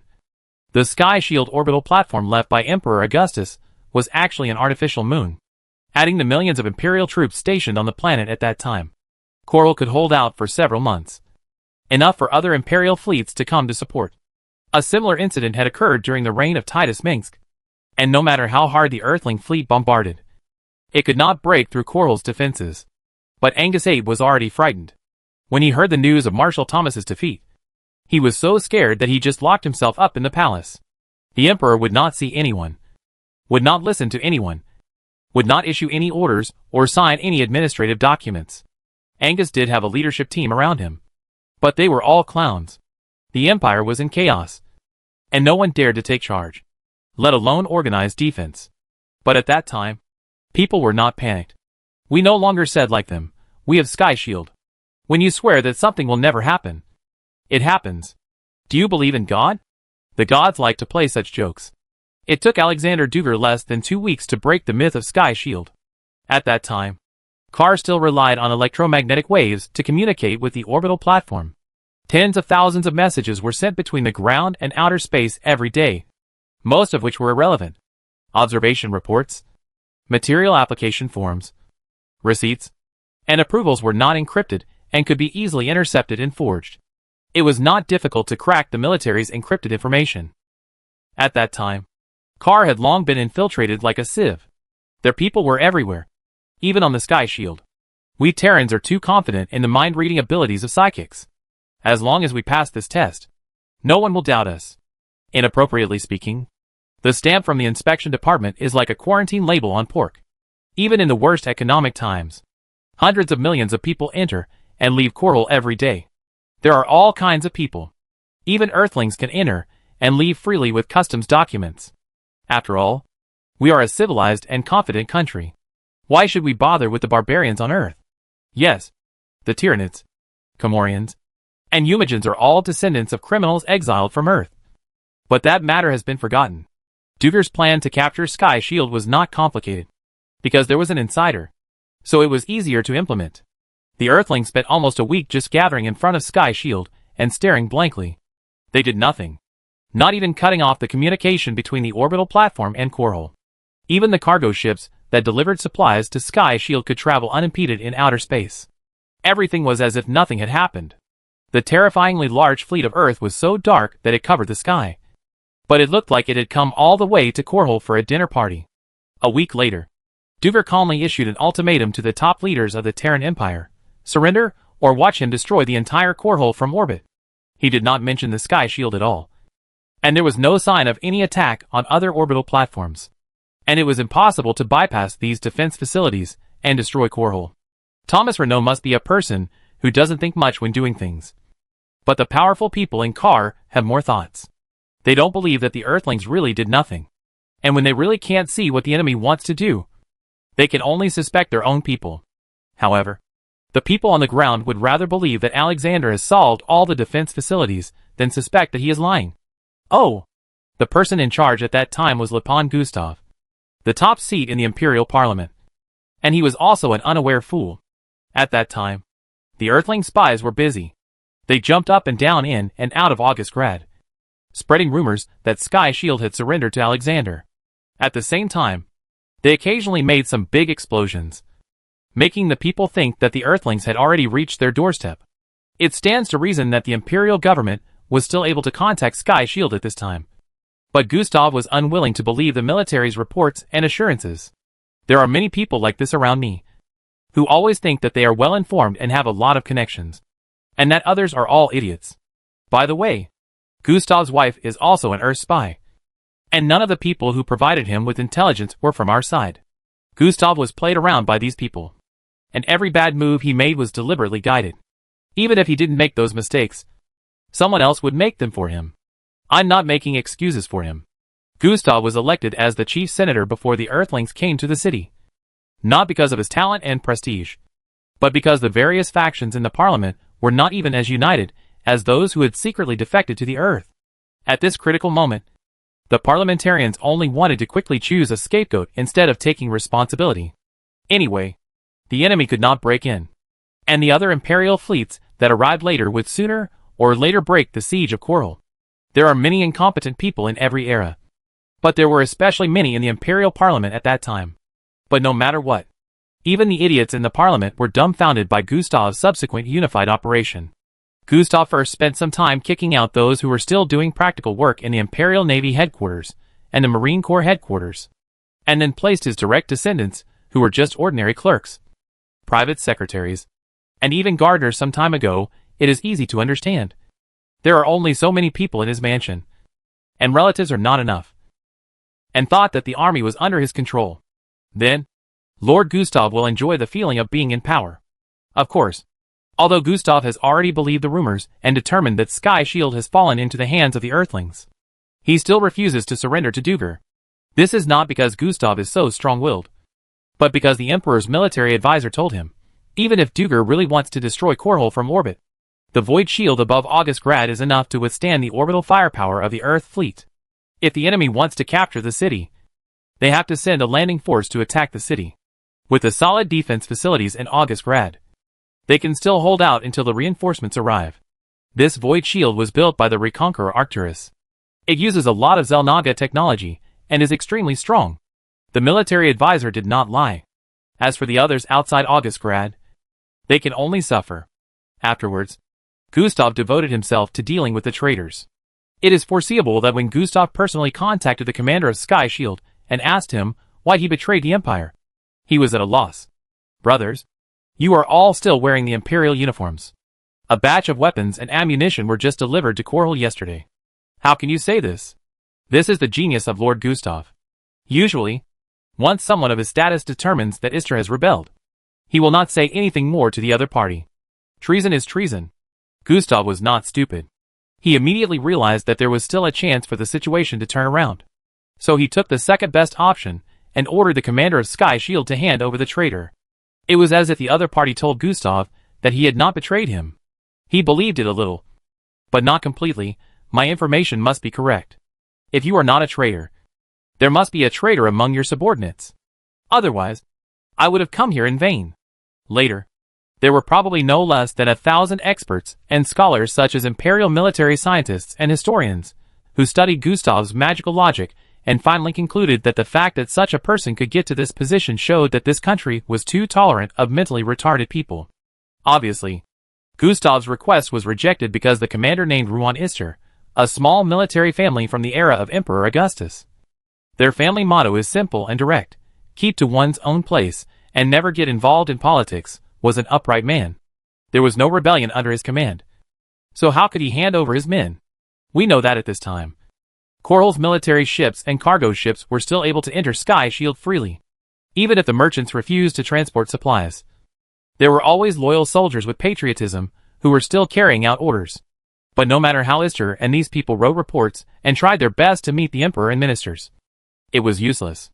It is said that Gustav was furious when he heard the reply, and completely ignored Ister's oath to express his loyalty to the Empire and the Emperor. Our Lord actually quarreled with Ister on the communication channel with his valuable body. It is hard to imagine. Right? The Earthlings did not even intercept the communication. The weirder the matter, the more suspicious it is. Gustav raised a fatal doubt. That is, if Ister did not surrender to Dougal, Then why did the Earthlings not attack Sky Shield? God knows why the Earthlings didn't attack Sky Shield. As if they could defeat it if they attacked. Gustav had 100 ways to prove Sky Shield's loyalty instead of doubting it. But he chose to ask this stupid question. Lieutenant General Ruan Istel was undoubtedly an upright and good man. But he had fallen into the trap of self-proof. In addition, rumors were spreading in Sky Shield at that time. And the soldiers thought that the enemy had bypassed them and entered Korhal. They were all panicked and worried about their families on Korhal. Istar complained, "My lord, if we have surrendered, why don't we use Sky Shield space-based weapons to destroy Korhal?" Gustav said, "How do I know? I'm not a soldier. This man has lived a life of luxury and has never touched a gun. His concept of war may still be that of primitive people fighting each other with sticks." However, Speaker Gustav is still willing to give Sky Shield soldiers a chance. Send Sky Shield's troops to attack the Earth fleet to prove their loyalty. This was a brilliant move. As a scholar who has studied this period of history has concluded, the Empire lost not because the Earthlings were so smart, but because our people were so stupid. You can definitely imagine how shocked and unbelievable the people in Sky Shield were. And at the same time, they were loyal to the point of being stupid, and actually sent a suicide squad to rush towards Duger's fleet. However, given that Gustav and Istar's communications were being monitored by Earthlings throughout the process, this was just a meaningless sacrifice. Without even taking action or putting in any effort, Duger's agent succeeded in inciting the ignorant Korhal people to persecute the families of Sky Shield soldiers. Because the frightened people believed that these soldiers would help the Earthlings burn them all to ashes. The police and military should have protected these people. But they were damn slow and didn't. There is no shortage of sensible and intelligent people in the Korhal imperial government and military. But they either don't speak with enough weight or they discover it too late. Augustgrad is a megacity with a population of 22 billion. When the enemy is threatening to burn them to death, the infinitely suppressed but nowhere to release fear and tension will soon turn into something more terrible. One group of people persecutes another group of people. In this way, when the loyal soldiers of Sky Shield found that their families were tragically drowned, strangled, burned, and burned with laser pliers, how desperate they must be. Coldly speaking, an excellent military commander should not let his subordinates know this to avoid disturbing the morale of the army. But when General Istel learned that his parents, wife, and 2 children had all died tragically, he had a stroke and fainted. Even so, Sky Shield still did not betray. Istar's successor was his adjutant, another Renault man named Trace Renault, whose family was prosperous and numerous. Trace was a very capable man. He stabilized the morale of the army and prevented Sky Shield from being paralyzed due to a serious lack of manpower. There were probably more than 1 million soldiers on Sky Shield. After hearing the news, most of them were distraught, while others tried to forcibly seize ships and return to Korhal to save their families. As far as I know, none of these people had a good ending.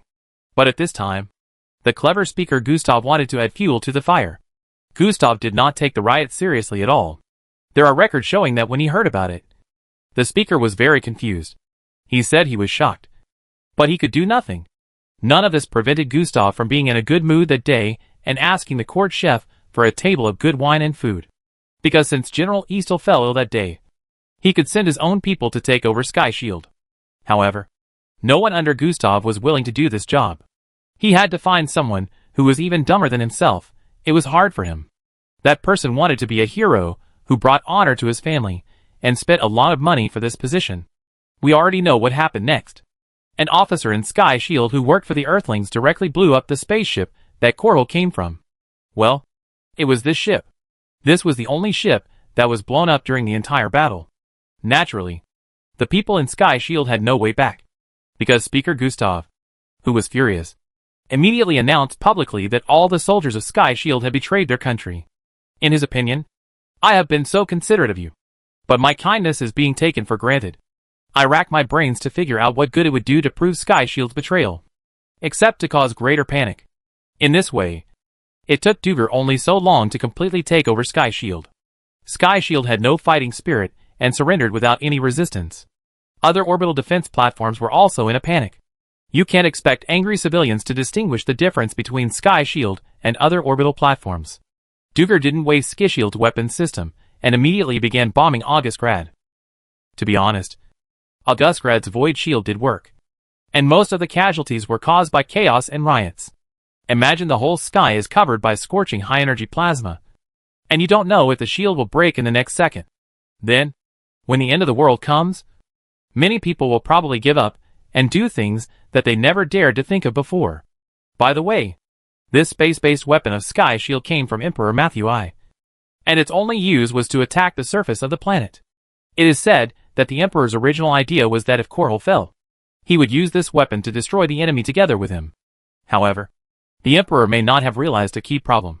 That is, if Korhal had fallen, Sky Shield would not be in his hands. Duggar bombed Augustgrad for about 2 days, and Gustav surrendered, and he was scared out of his wits. Angus VIII was even worse than Gustav. It was said that the Emperor was still bathing in the astonishingly large bathtub before Duggar's soldiers entered the palace. When he heard that the Earthlings were coming, he hid in the kennel where he kept his hounds, fighting naked with the beasts for food until he was pulled out of the kennel by the Earthlings and obediently presented the star map symbolizing the Empire's territory. There was no more trouble after that. Sometimes, the destruction of an empire is just a moment, so fast that you feel caught off guard. 30 years of rule began. Some people also call it the Dark Ages.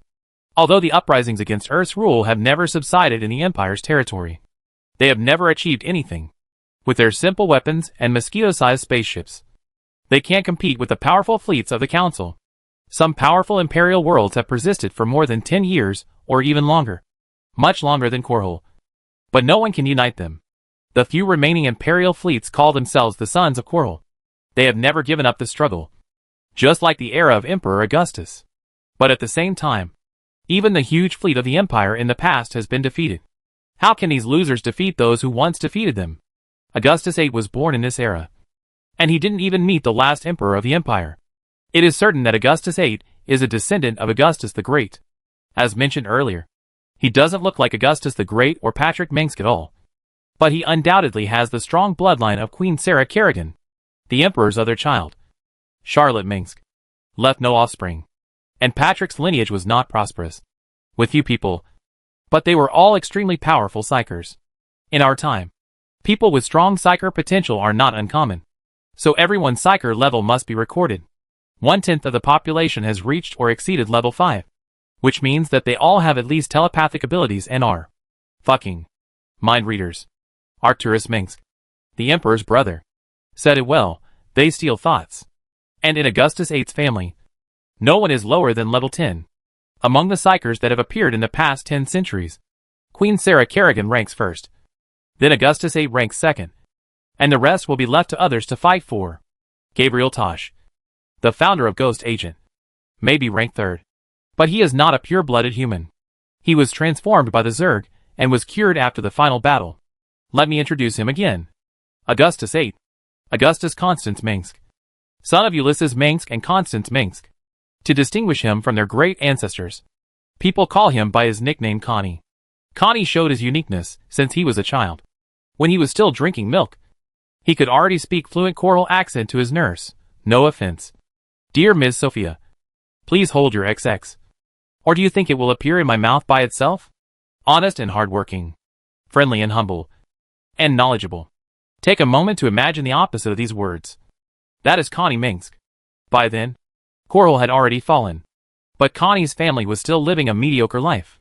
They had an ancestral home in the Stilling district of Augustgrad, and the wealth accumulated over generations was more than enough to support dozens of loyal servants.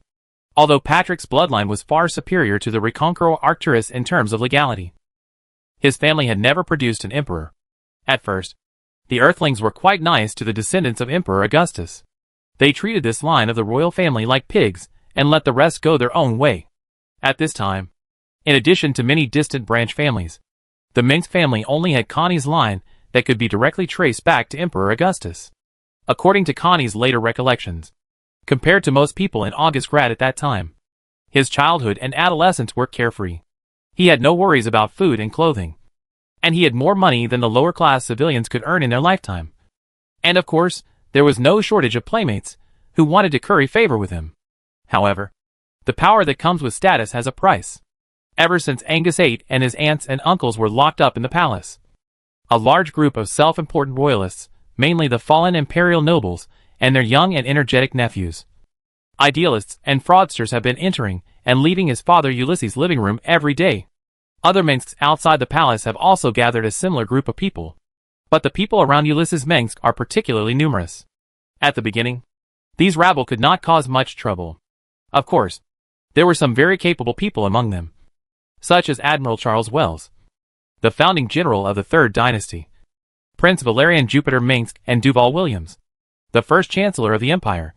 But at that time, they were either young boys as old as Augustus VIII or had high aspirations but low skills. In addition, there was a girl from the Terra family, named Azura Terra. In the memory of Augustus VIII, she was like an angel, lively, smart, and could do almost anything except being a soldier and fighting. But she did not live to the end. Until Connie was 14 years old. His daily life did not change much. He had no ideals at such a young age.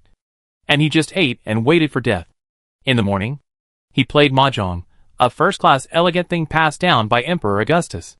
And in the afternoon, he listened to his father bragging to the group of lunatics who dreamed of restoring the throne all day long, and then went to the card game in the evening. However, just like the beginning of all the prince's revenge stories, God will definitely not let Connie live happily like this. Finally one day, Connie's old father Ulysses was flattered so much that he was a little confused. He suddenly had a brilliant idea and was really ready to rise up in August grad. The terrible thing was that Ulysses' idea was immediately supported. Almost all of them responded. And these mobs thought they had planned well and were really ready to do something. Ulysses' uprising ended as suddenly as it began. Before Ulysses could recruit troops, agents of the United Council broke into his house in the middle of the night, seized all his ancestral property, and sent his family to prison. Those who had gathered at Ulysses' door immediately scattered, looking for the next unlucky Mengsk. Augustus VIII never mentioned what happened at that time. When his father Ulysses was hanged as the main criminal, he was still imprisoned in the prison converted from the palace as a Mengsk. He had never been to the palace before, and thanks to this surname, he could get the same treatment as the royal family when he was a criminal. Some hedgy wizards, who once served the royal family, claimed that Connie's terrible psychic talents were fully revealed at that time, like a waking flood beast. Although he was halfway across August grad from the execution ground, he still saw his father's painful death through some kind of precognitive future vision. Ulysses Mengsk was a complete unlucky person. He took the unwritten family motto of the Mengsk family seriously. Mengsk family members are born to achieve great things. Ulysses' father said this to him. And so did his father's father. Ulysses also brainwashed Connie in this way. But his son just wanted to lie down. Unfortunately, Ulysses compared himself to Augustus the Great. But he never accomplished anything. Nor did he hurt anyone. He just enriched the pockets of countless businessmen, dreamers and liars. Ulysses' power was very strong. But he never used it to kill anyone. He only used it to perform magic tricks for Connie, or help his neighbors pick fruits from fruit trees from a distance. This man dreamed of becoming an emperor like Augustus the Great. But he was blood scared. He could have killed hundreds of people in a flash. But he was captured by a group of Earth soldiers with no psychic powers, who thought they could subdue a 12th level psychic with a psychic blocker. Shortly after Connie was born, his mother died, and Ulysses was his only relative except for an uncle who was missing. When Ulysses died, Connie began to become as hard as steel and began to become a so-called Mengsk. The Earthlings were generous and did not trouble Connie again, nor did they keep him under strict surveillance. They were not unaware of how powerful Connie was. In fact, at that time, a group of scientists from Earth were thinking of dissecting him for research. You know that Earth considers psychics as third-class people, and the fourth-class people are Marines. It was Alexander Duger who stopped them after hearing about it. People's moral values are sometimes so contradictory. Alexander could immediately order the killing of 10 million people for victory. And of course there might be children much younger than Connie among them.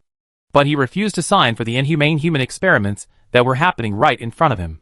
Duger certainly didn't know how many Earthlings this 14-year-old boy would kill in the future. Augustus VIII hanged more Earthlings than all the emperors of the empire combined. His most common phrase was hang them. And he was called Cruel Augustus. Although the Earthlings didn't slice Connie for research, they couldn't just let him go home. For such a threatening high-level psychic, it was actually appropriate to lock him up in the palace. The Tyranid psychics once caused a lot of trouble to the Earthlings. A powerful psychic mixed in the ordinary army could produce the same destructive power as a high-level Protoss Templar, not to mention the more mysterious ones. It is rumored that they can break steel with their bare hands or distort thoughts. Earth and the extraterrestrial colonies basically do not produce psychers, unless they are hybrids with copperly humans. The United Council has focused many of their technologies on anti-psi technology, and their soldiers can even compete with the Protoss.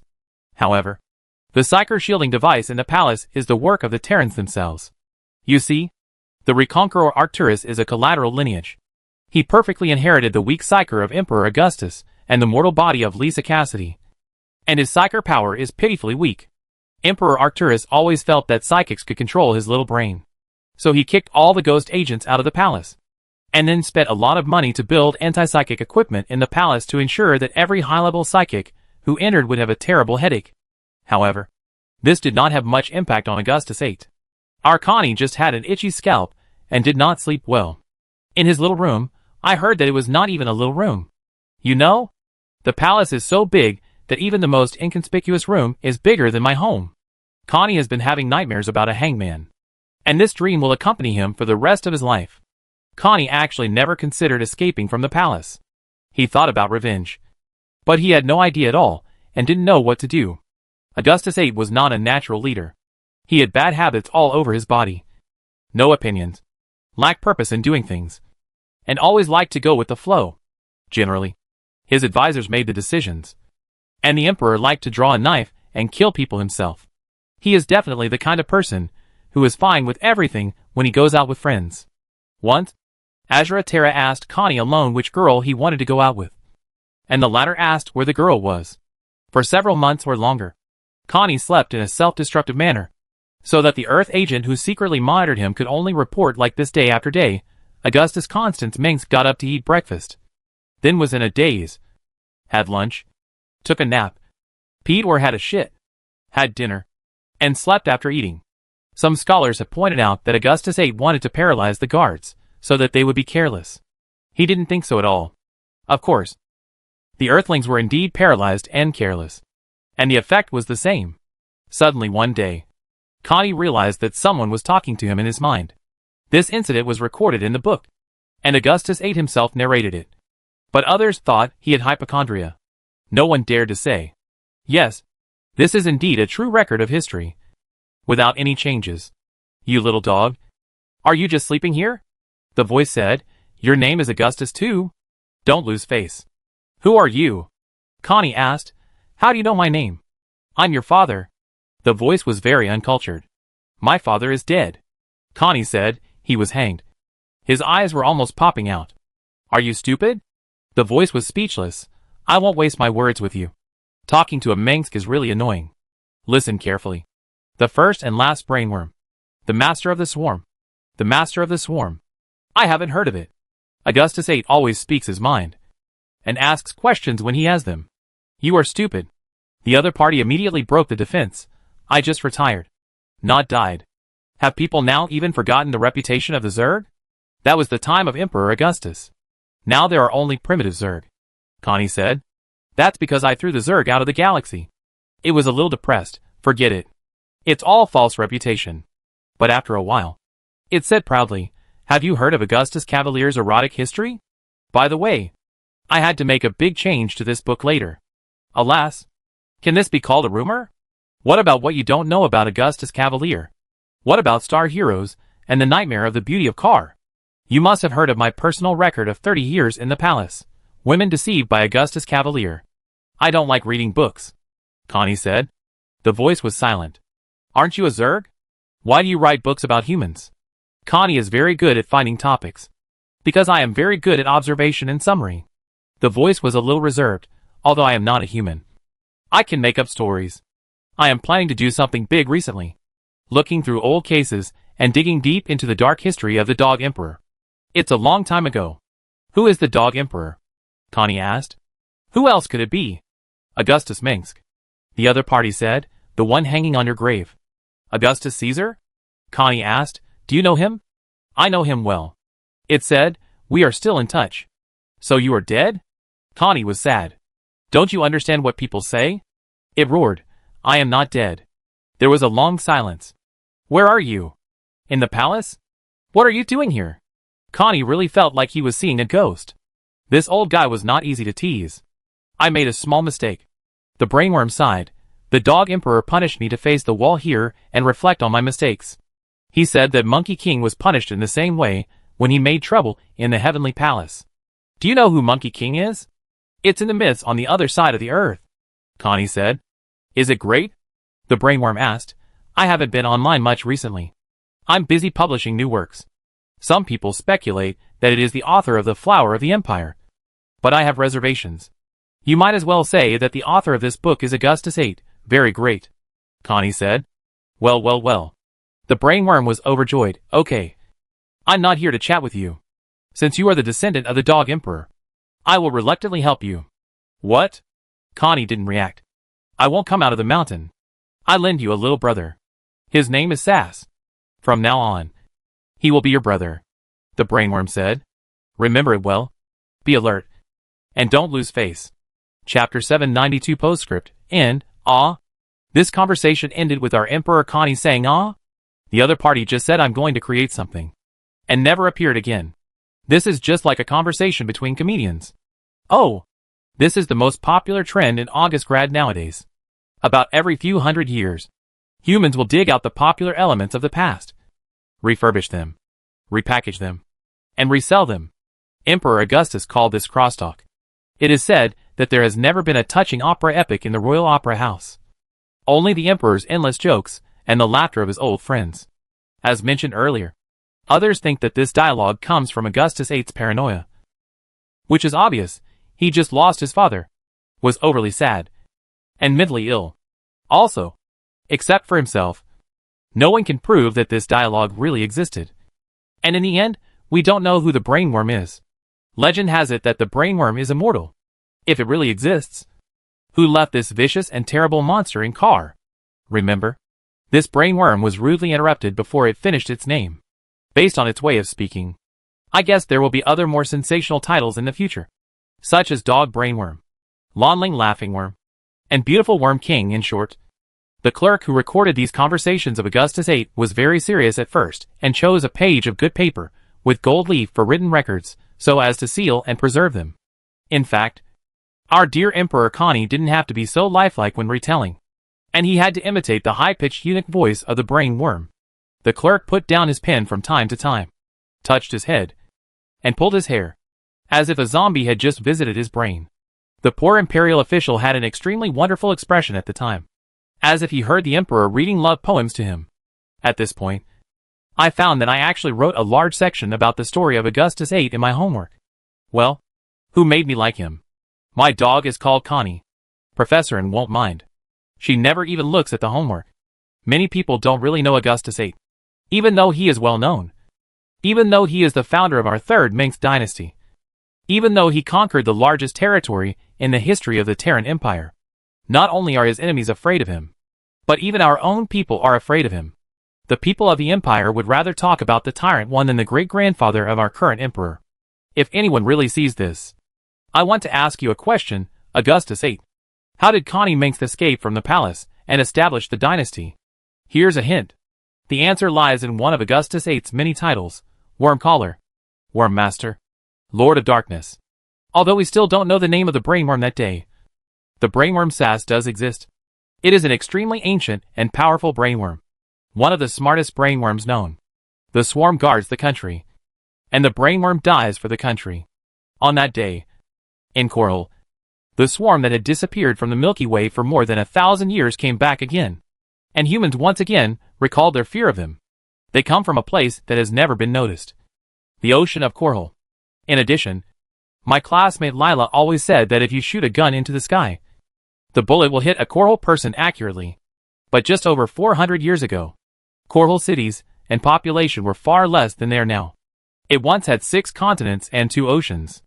It is said that even longer ago, standing at the highest point of the old town of Stilling, you can see the blue coastline, where the summer villa of the Minx family is located. This beautiful white marble building is where Emperor Augustus was born. Now all Minxes call it the ancestral home or the old house. Of course, the real ancestral home had long been destroyed, and the current one was just an imperial palace that had been expanded 4 times. The Zerg emerged from the largest ocean on Korhal. Compared with it, Fairy Lake, the largest artificial lake in Augustgrad, is just a small puddle inhabited by frogs. This vast ocean was once evaporated by the Apocalypse-class nuclear bomb of the old Federation, and then filled up again with wastewater full of radioactive dust. It was not until many years later that the land and the ocean regained vitality.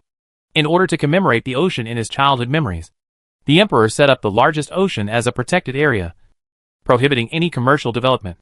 According to some urban legends at that time, children who often picked up shells on the beach could sometimes encounter huge alloy blades covered with blue patterns like Damascus knives.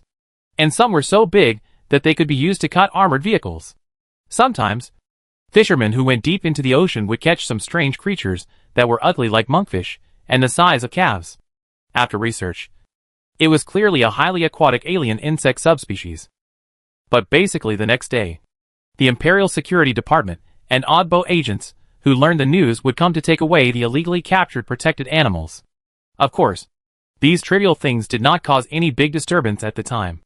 Normally, if they encountered a rooster that laid eggs, UNN would be excited and cluck, as if it was its offspring. However, the pictures of alien monsters that were big news at any time were buried in the sea as soon as they entered the submission mailbox. Now some people may think that hiding alien insects at home is to invite the tiger to defend itself. But they are precisely the last army of coral willing to fight for the Empire. On this day, 10 million king insects that have evolved giant eyes, porous epidermis, luminous organs, poisonous spines and multiple pairs of fins rose from the separated sea water, like a fleet of Zeppelin airships built by an ocean civilization. Then came the hundreds of millions of flying Zerg, which came from the deep sea hatchery. Their skin was moist but extremely hard. Most of them looked like the sea monsters described by navigators.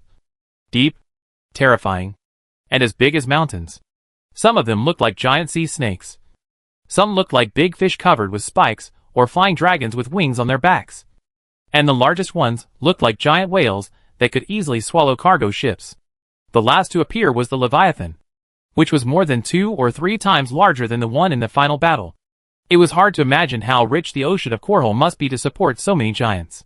Many years later, Imperial scientists found the answer from a specimen of an aquatic Zerg. Part of its genome was highly consistent with the remains of the Zelnaga inanna. And the master of this aquatic Zerg, the brainworm Sass, personally admitted that they had received the gift of God, and they had psychic powers. It was also on this day that the observation station set up by the Earth occupation forces in Korhal and in the planet's orbit fell into a frenzy of hysteria.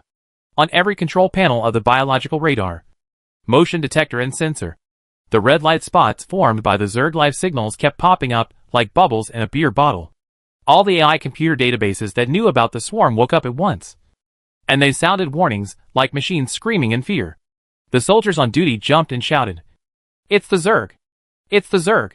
Call the fleet! Call the fleet!" But the fleet was as panicked as they were. We still don't understand why the Empire had to wait until Korhal had fallen many years before using it if they had already kept such a trump card. It can't be because they forgot about it. Earth built the biggest and best warships in the galaxy today, and they had a massive fleet stationed on Korhal, 6,000 star destroyers designed to destroy colonies on their own, another 40 to 50,000 motherships and battleships, and countless auxiliary vessels, even the smallest of which could wipe out the largest Imperial warships of Augustus's time as easily as dust off a shoe. And the Gorgons were bathtub toys by comparison. With the exception of the Dallin Protoss, no known non-Earth Federation fleet could rival them at the time. Korhal was once known as the last and strongest fortress of the Terran Empire. But after Alexander Duger took it without a single blow, all the Imperial fleets that tried to retake their capital world could never cross the sky shield again. Since the last Imperial Navy admiral who tried to retake Korhal was defeated here, and the last Imperial fleet was destroyed, there has been no decent large-scale naval battle in this system for more than 30 years. And there has not been even a slight storm. Therefore, although the Earth army of Kar would not neglect its duty, it was inevitable that it would be careless. At that time, 3/4 of the Earth fleet was stationed in the port anchorage in the outer space orbit of Kar, and 1/4 was patrolling around the Kar system, the farthest of which was still half a light year away. This is understandable, since there are a large number of fleets on guard in the periphery and the largest orbital defense facilities in history as a barrier. The Earthlings do not need to, and will not keep all the warships in the port fully staffed and well stocked at all times. At the same time, the numbers on paper are just on paper after all. A considerable number of warships in this garrison fleet are undergoing maintenance, repairs and weapon upgrades, and some are used to train new recruits and rotate shifts. The number of soldiers left in many warships docked in the dock is less than that of dock workers. This is the same for both the Terrans and the Earthlings' fleet soldiers, as long as there is a chance. Even if their warships have city-sized entertainment facilities, these people would rather go to land to drink low-quality wine and breathe polluted air, rather than stay on the deck for even a quarter of an hour. As mentioned before, Korhal had not fought a major war for 30 years, which was 30 years of peace for the soldiers stationed here for a long time. This was long enough for a 20-year-old fleet soldier to become an experienced soldier, and the veterans who participated in the last Korhal campaign had already retired. That day, as usual, many soldiers of the occupation army on leave were drunk in the bars of Augustgrad, and those who were awake were busy robbing and soliciting prostitutes. And the officers enjoyed feasts in luxury hotels and top clubs, flirting with local upper-class girls. According to historical records, when the commanders of the occupation forces, who were also naked, pulled their subordinates out of the bed of a widow of the imperial army, these people screamed louder than women. I won't talk about other more embarrassing things, as some Imperials may not like to hear them. According to the recollections of a senior Earth Navy staff officer later, more than 10,000 warships were neatly parked in the port, with too few people on duty and a lack of combat personnel. It was just enough for our enemies to concentrate their firepower and kill them like meat on a skewer. At that time, it was a blessing from God that one of every 3 warships could be put into battle immediately. The Zerg's attack was so fast that we were defeated before we had time to retrieve the people on the 2nd and 3rd warships and send them to the sky. They never dreamed that the enemy would attack from the inside of the planet, directly below them. If the enemy attacked from the front of the sky shield, they would only see a super interstellar fortress armed to the teeth with countless point defense arrays, time and space fragmentation devices, high-energy cannons and missile nests. Every corner you can see is densely interwoven with impregnable defense lines. Sky Shield's void shield is strong enough to withstand planet-destroying forces. If a warship is to be equipped with such a configuration, it must be at least as large as Korhal. But if you attack from the bottom of Sky Shield, it will be much simpler. How do you deal with a hedgehog or a turtle? The best way is to turn it over and attack the relatively vulnerable belly.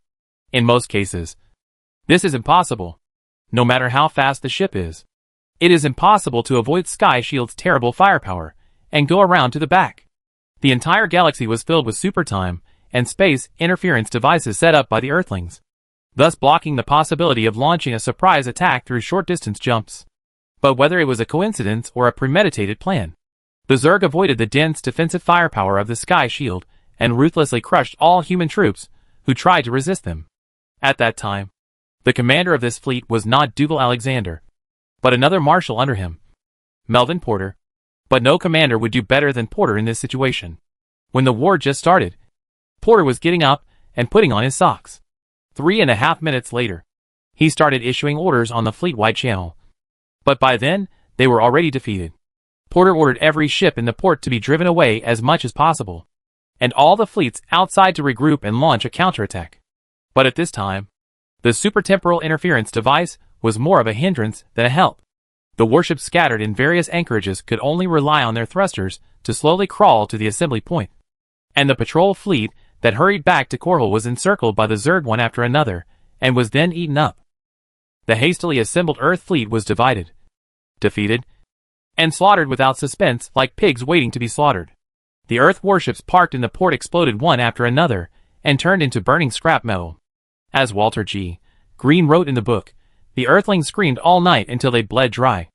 After the Zerg left, the sun was able to rise again from the Sky Shield, and there was a purgatory under the sun. When the Zerg ran over the Sky Shield, and an entire Earth fleet, like a truck, ran over the bugs, another equally large ground hive was attacking Augustgrad fiercely. But this was not a war at all. In fact, it was also a one-sided massacre. A real carpet massacre. There were quite a few regular troops in Augustgrad, but more than half of them were sleeping. When the rest tried to resist, they found that most of the weapons of mass destruction that could really threaten the Zerg were still locked in the armory.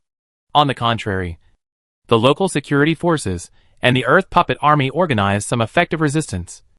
But they only made a small splash in the tide of the Zerg and were not noticeable at all. Back to our Emperor Connie Minsk.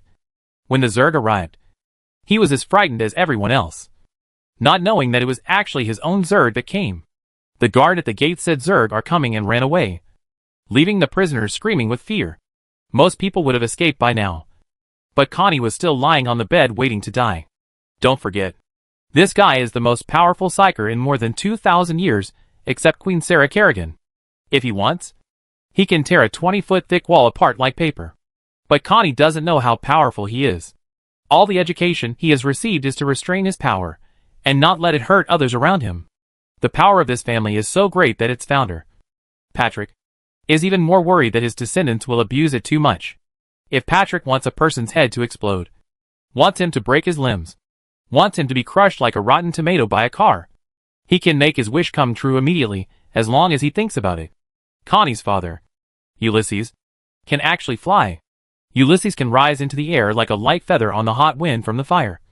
But the most he has done with this ability is to send a baby bird home after it fell from the nest. No one has taught Connie how to shape his terrible psychic power into a form, to use it to cut a skyscraper in half or boil an entire lake.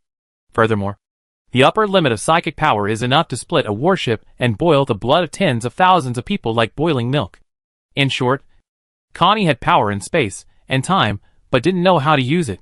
He just wanted to see Emperor Augustus as soon as possible. He swore in his heart that if his ancestors had pity on him, they would take him away quickly. Otherwise they would give him the power to subvert the world. Unexpectedly, Emperor Augustus did not accept his unfilial descendants, and slapped back the damn thing that was trying to cheat his ancestors. However, unexpectedly, the first to rescue him was not the brainworm Sass's troops, but an imperial princess holding a key. This princess was the only daughter of Angus VIII and his first queen. Since her mother died, she has been neglected. Not only was she deliberately ignored by her family, but even the prison guards, who guarded the royal family, allowed her to walk around in the palace. I have to say, why didn't a lovely princess rescue me from this cage-like college life? Just imagine. This princess is really beautiful, with gray hair and gray eyes of the Minsk family. She holds the key thrown away by the guard, looking at you helplessly, wiping tears in fear, trembling like a drowned puppy. This is Rachel Minsk. The Minsk family is a family of wolves, a group of lions. But Rachel is a woman as pure and flawless as a lamb. She is the future queen of the third Minsk dynasty. I have to say that after more than 1,000 years, the two families rarely intermarry, and their kinship is actually very different. Those who make a big fuss about this are just looking for trouble, but the princess didn't come here to save Connie. Emperor Connie didn't have the nerve to do that, and the other party didn't even know him. In addition to Connie, the princess's unruly relatives were also imprisoned here, but these people were in a hurry to escape, and didn't even say a word of gratitude. Ironically, none of them survived later. Connie was the last person to be rescued, and he was the only one who said a polite word. Thank you. But do you know how we can get out? Connie thought she had some way, like a shuttle that could take them away from Korhol. There were shuttles, but they had all been taken away. And if Princess Rachel hadn't come to rescue the gang, she might have been able to get a spot. As Emperor Augustus VIII wrote on her tombstone, the dumbest woman in the galaxy, the luckiest good woman in the galaxy. Wait for death. Connie rushed over and spread his hands. Ah! Stupid women only know how to say. Emperor Connie did not wait for death. He was just used to saying discouraging words. But it did not mean that he would really accept his fate. He was the kind of person who shouted that our army was going to be defeated while hacking the enemy to pieces. It's just that some people who are born lazy think that they can solve everything as long as they start working hard. But in reality, they often fail to do so. Unfortunately, Connie was such a person. He led Princess Rachel around the palace for a long time, but he could not find anything that could fly except flies. In the end, he could only admit that he was a brainless idiot. Fortunately, the Zerg was originally sent by Sass to rescue him. These Zerg with single horns and webbed feet could easily tear the throats of a group of guards, but they were as docile as loyal dogs in Connie's eyes. He took a step, and all the Zerg crawled on the ground to make way for their Dark Lord, the future monarch of the Terran Empire. The Emperor later recalled, the son of a bitch Sass could have informed me in advance, but he deliberately wanted to give me a warning, and it would be best if he could scare me to death. It almost succeeded. My ancestors blessed me. I almost peed in my pants. Go through the declassified files and find the part about the brainworm Sass. You will see the sentence, Sass the second most unique brainworm in the Terran Empire. Sass is a bad-tempered brainworm. It is very much like a minter who deliberately picks on you. It is bald, vicious, narrow-minded, and hermaphroditic. He will point fingers and nag like an old mother all the time, as if he can do better than you with his butt. Coincidentally, Connie is not one to swallow one's anger, so the two of them are a perfect match. In the memoir The Undertaker by Lieutenant General Paul, who served as an aide to Augustus VIII, similar dialogues can be seen. Augustus, another great victory. If you don't mind, I have to point out the 120 mistakes you made in this battle to prevent you from making them again in the future. I'm sorry. You are not qualified to point out my mistakes. Your Majesty. No offense. Maybe I should let Abathur transform you properly. Increase muscle density. And expand brain tissue structure. In other words, a walnut-sized brain is enough for humans. I think you are a maggot that has become a spirit and is about to ascend to heaven. Congratulations, my Majesty. Congratulations. If I hadn't stopped the antimatter bomb in time, you would have died as worthlessly as a plague pig in a cesspool. You saved my life, Sass. Thank you. Your mother is alive. From the 14th section of Augustus the Great Quotations. Connie. If she is a Zerg, then Abathur can use her essence to revive her. But unfortunately, she is not. This matter has been delayed for too long. And the thing that you humans call the soul is no longer there. No. This is good. This is good? Sass. My father told me that Emperor Augustus took away the souls of all his relatives and friends. They live in a world like heaven. After that, all the upright and kind minks will reach the void after death. My mother is also there, and our family will be reunited there. I killed so many people, and I know clearly that most of them are not so damned. It seems that I can't go to this place. I haven't heard of such a thing. The Void Gate has been closed for more than 1,000 years. Maybe there is such a thing. Just like the legends of dwarves, fairies and dragons. It's all a joke. But many people believe that this conversation prompted Augustus VIII to leave the galactic empire he built and look for a childhood fantasy that didn't exist at all. Back to the story. Connie was finally taken to a Leviathan of Sass. Oh! And Princess Rachel was taken away with him. This story is quite cliché. The story of the last descendant of the dynasty who bore the hatred of his father's murder, and the princess, who carried the hatred of the country's destruction saving each other. However, the people who rescued the princess were not riding white horses, but Zerg. After taking down the sky shield without any suspense, the Zerg swarm of Sars left, leaving the frightened Earthlings to gather the remnants and sneak out of Kar in disgrace.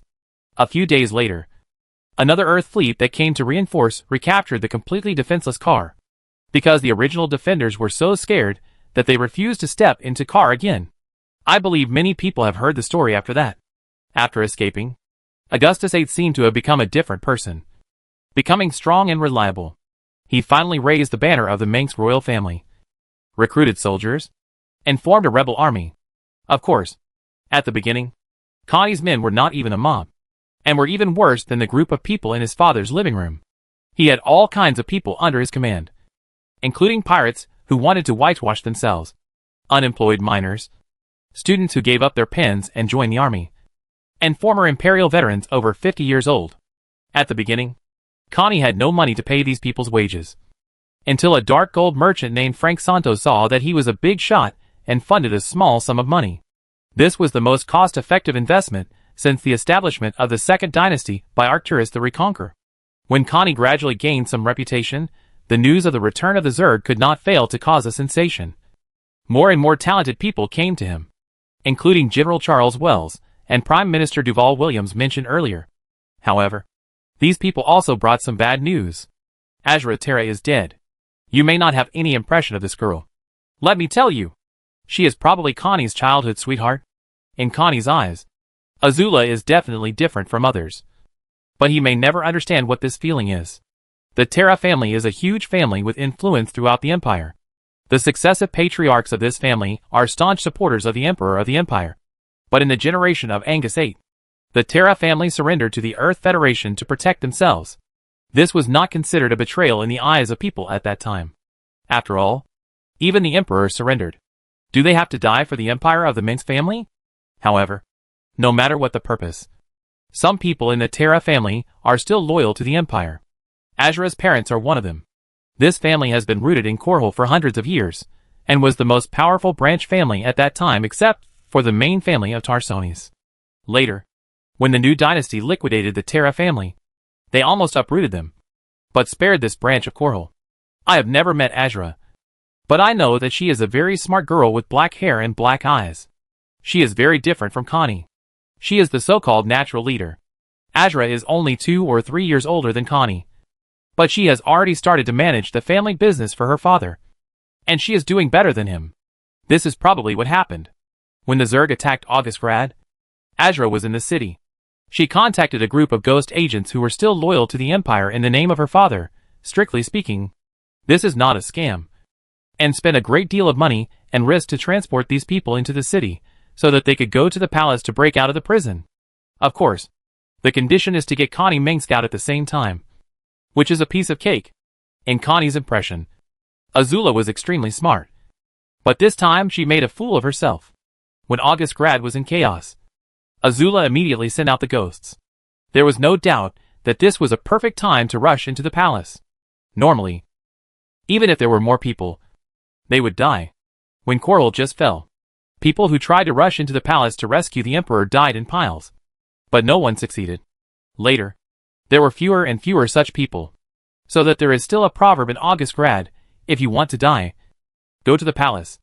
No one will ever know what Azula was thinking, but it is certain that she spent 10 times more effort than defeating a hostile family to find out that Connie was still alive. And she must be the only person in the world who was desperate to save him. In short, the people she kept around her were definitely not enough to protect herself. Connie never mentioned Azula, and he didn't allow anyone to mention it. Nothing hurt him so deeply. This was not Connie's fault. And of course, it had nothing to do with Sass. Sass swore that it would never attack civilians. And if it did, let it be sucked dry by the Zelnaga artifact, although I don't quite understand. But I guess this is a huge oath for the brain worm. But it was too chaotic at the time, and Azula did not choose to leave in a private shuttle. This was a wise decision, because most of the private aircraft that crashed that day were shot down by their own anti-aircraft firepower. The problem was with the family guards, who protected Azula. It was not their fault. Even the most well-trained soldiers would find it difficult to resist shooting when a large group of insects approached. What would a girl do when she saw a cockroach? Either scream or kill it. This is the human instinct to deal with fear. It would be better if you had a younger brother. But the Zerg is not a cockroach, and it is useless to ask for help outside the field. There is actually room for recovery at this point. The Zerg is known for its efficient killing, and SARS is the best at this. It usually doesn't waste time slaughtering civilians unless they are ignorant of the danger and stand in the way of the Zerg. However, it just so happened that there was a group of Earth troops who were being killed by the Zerg nearby. When they saw someone in the Terra Sky Tower reaching out for help, they immediately rushed over like a drowning man grabbing a life-saving straw. Confusedly, Azra and his men suddenly began to resist the Zerg's attack together with the Earthlings. Just like you jumped onto a sinking ship, this is not surprising. The Zerg attacked Augustgrad, not Roman Venice. You would naturally regard the Zerg invading your home as enemies, and the Earthlings as allies. The tragedy happened. Azra did not die at the hands of the Zerg. She was hit by a stray bullet. Of course, the Zerg do not use bullets. This is a friendly fire.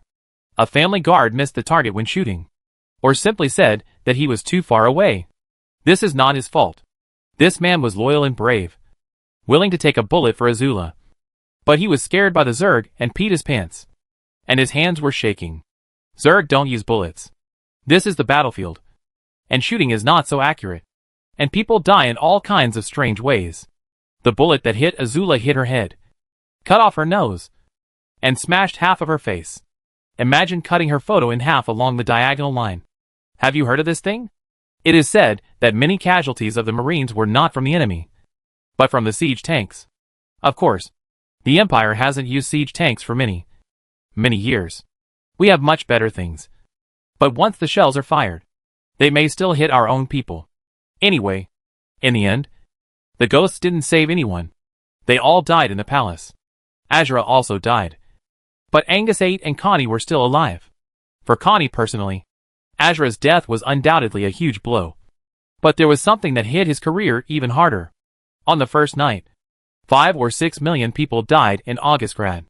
when people dug out countless bodies from the collapsed buildings and pieced them together, and when the seriously injured who survived the first night died in the following days. The number increased dozens of times. As mentioned before, there were too many people in Coral. The Zerg should bear the blame. But I still have to say that if anyone is willing to look through some of the data at that time, they will find that most of the dead have no traces of Zerg bites or acid corrosion on their bodies. Their direct cause of death was a large number of accidental attacks. Fires that burned for several days and nights in the city, and fusion warheads that accidentally fell in densely populated areas. Needless to say, the Earthlings put all the casualties on the Zerg. After all, it was the Zerg who started it first. After all, no one would have thought that the Zerg started the war just for a kid locked up in the palace. After all, the Zerg would not argue. Later, people all knew that the Zerg reappeared in response to Connie's call, and he was the only one in the world who could control the Zerg. Undoubtedly, he was a scourge, a disaster, and a damned avenger. 30 years ago, the Earthlings killed more Imperial soldiers. But by comparison, the Imperials were more afraid of the Zerg. Well, the bad reputation started from here, and this may not be a bad thing for a conqueror. Every monarch must want people to praise him for his kindness rather than condemn him for his cruelty. Although Caesar Borgia was considered cruel, he unified Romagna with cruelty. It is best for a great monarch to be loved and feared, which is what Augustus the Great did. Some people say that one must reach the level of Augustus the Great to be honored as a great emperor. But it is too difficult to do both at the same time. Being able to do one of them is enough to go down in history. It is easy to lower the standard. Either be a good person all your life, or do bad things, or make people love you, or make people fear you to death. If you are loved, people who are grateful to you will naturally be willing to bleed for you. But think about it. We humans are like this. There are many people, and the lifespan is short. So most of them are short-sighted, indecisive, and ungrateful. In the eyes of these people, those who are loved are mostly kind. And another meaning of kindness is weakness, which means that you can betray at will. No one doesn't want to be loved, but it is really difficult to do. In contrast, it is much easier to make people fear you. And you can take the initiative in your own hands instead of hoping that people will be grateful. There are many ways to win people's hearts. You don't have to talk about ideals. Promising benefits is the most direct and effective. At the same time, you have to make them respect you and think carefully about the cost of betrayal. Secondly, it is best to make your enemies tremble when they hear your name and unconsciously fear the outcome of defeat. The swarm is the embodiment of fear. For Connie, he can't help but make people afraid. He can only go down this path. For conquering the world, loyalty gained by fear is very fragile. But he just needs to keep winning and win to the end. As the saying goes, the barefoot are not afraid of the shod. Anyway, since Connie really raised a decent army and had the support of the Zerg, he used the fleet as a base to attack the scattered Earth Federation fleets. They attacked cities, looted supplies, and ran away after the fight, never staying for long. The Earth fleet that came to put out the fire basically came up empty-handed every time. Those who could catch up could not beat them, and those who could beat them could not catch up. Connie didn't know how to control the strength at first, but later he became more skilled, even taking off his pants and running desperately. Later, the rebels lived better and better. Just like advertising, as long as the name is loud enough, there will always be people willing to buy it. Although the identity of the descendants of Emperor Augustus and Queen Sarah Kerrigan is no longer as popular as before, it is still more effective than any other claim. In addition, Connie still has Princess Rachel as a card to play, the only free former royal family member. The shipping giant Angel family was the second to bet on the new emperor. They sent Connie a large number of cargo ships filled with a full set of materials that could transform these ships into raiders. Then Grayson and Hobart Group moved several obsolete civilian production lines to quickly transform the looted resources into armor and mecha. The Umoyan people hoped to establish an independent country, so they also invested a large sum of money. You may ask, at this time, what about the famous Alexander Duger, the one who destroyed the Terran Empire 30 years ago? This brings up the kinship between Earthlings and us Terrans, humans, a great and stupid race. At that time, Duger had actually retired for many years, and many of his capable subordinates had also retired, either retreating to the second line or disappearing from the world. Instead, The most mediocre people under his command at that time were in control of the army. In the power struggle, there was no strong enemy outside. So the internal struggle was a life and death struggle. Anyway, it was impossible for them to work together. If Duger had not had a high prestige in the army and the people, he would have been finished like the people behind him. When the various factions in the Earth United Council can unite because of a common enemy, they can ignore identity prejudice and class status, and put the real hero on the stage. When the dust settles, they will kick him away like a drowned dog without hesitation. In fact, Duger is only 69 years old. People in high positions have many ways to prolong their lives, and his brain is far from being old and dim. Oh, Emperor Augustus said that 30 years in the East and 30 years in the West. Don't despise the young and poor. Now 30 years have passed, and it's our enemy's turn to be stupid. Humans' courage and honor can make the Protoss feel ashamed, but they are also very foolish. At this time, the generals of the Earth Federation have been replaced several times, and the council is full of new faces. In fact, if we must say it, the Earthlings always feel that we Terrans are taking history backwards and want to practice feudal monarchy in the interstellar era. If all the rulers are wise, it's fine. But if there are tyrants, everything will be over. I don't deny this. However, the fact that an elephant drowns does not mean that a donkey will definitely swim. People as a group may not necessarily not make mistakes, and the leaders they elect may not all be better than tyrants. Most of the people around me are good people, or not too bad. At least they have all gone through compulsory education in the Empire. This group of people should be enough to manage an immigrant community. But most of them don't really care about politics. Some people don't even recognize all the candidates for parliament in their own constituency. The people they elect may not be able to manage a public toilet. Of course, this is my personal opinion. My family is considered a royal family, and my butt is crooked. In other words, the Earth United Council has changed a group of people on the surface. But the real power holders are still those people 30 years ago. They once defeated the Empire, of course. They have to count their own credit. Without them, Duger would still be a farmer now. And the one who uses the sword is still a human being. Now they won't make a fuss about this little thing. Well, the Zerg may be a big problem, but their number is not large. Compared with the Zerg in its heyday, the Zerg of SARS is just a small branch nest. The defeat of Korhal should be attributed to the lax military discipline and the dereliction of duty of the generals, which is also the final conclusion of the council. The enemy succeeded by surprise attack, so the Earth fleet was fully prepared and ready to fight head-on. The outcome is still unknown, and they have at least 50 such fleets, 1/3 of which are stationed in the mainland, 1/3 in the Empire, and the rest are almost the maximum mobile forces that can be mobilized. Enough to deal with a few buzzing bugs. War means military merit, no matter what. Augustus Constance Mengsk did give the Earth Federation a wake-up call. The first time a young lady rode in a sedan chair, Augustus the Great said so. Don't ask me what a sedan chair is. Without Duger, can't their generals and marshals accomplish anything? The generals who commanded the fleet all felt that they were no worse than Duger. Everyone was eager to make merit and vowed to avenge Korhal. If these people still couldn't solve the problem, then they could invite Duger back. If the situation is really urgent, the most powerful person in the council will personally visit and apologize, or even kneel down. But it is definitely not now. Unfortunately, the generals of the Earth Federation are definitely not all useless. But judging from their battle records, we can only conclude that few of them are normal people. The second major defeat of the Earth Federation occurred a year after the Battle of Korhal, when Connie Mengsk was 15 years old. In Eta Ursa Minor, the Earth Federation Navy assembled an invincible fleet, which was 5 times the size of the Korhal garrison. The commander of this fleet was Maurice Cecil. When Alexander Duger invaded Korhal, he was just a combat staff officer who was temporarily inserted until the last minute. There is a long-standing consensus on Maurice Cecil's military level. It is generally acknowledged that he is barely a qualified fleet commander. In peacetime, such a person can complete all orders from his superiors. But when it comes to making decisions, he makes many mistakes. Another view is that Cecil's talents have been seriously underestimated. In hindsight, his judgment of the situation was very accurate, and the orders he issued were completely correct and reasonable at the time, and there would not even be any better options. In fact, after realizing that his troops were about to be surrounded and annihilated, and that there was no hope of breaking out, Cecil immediately ordered to cut off the tail and survive.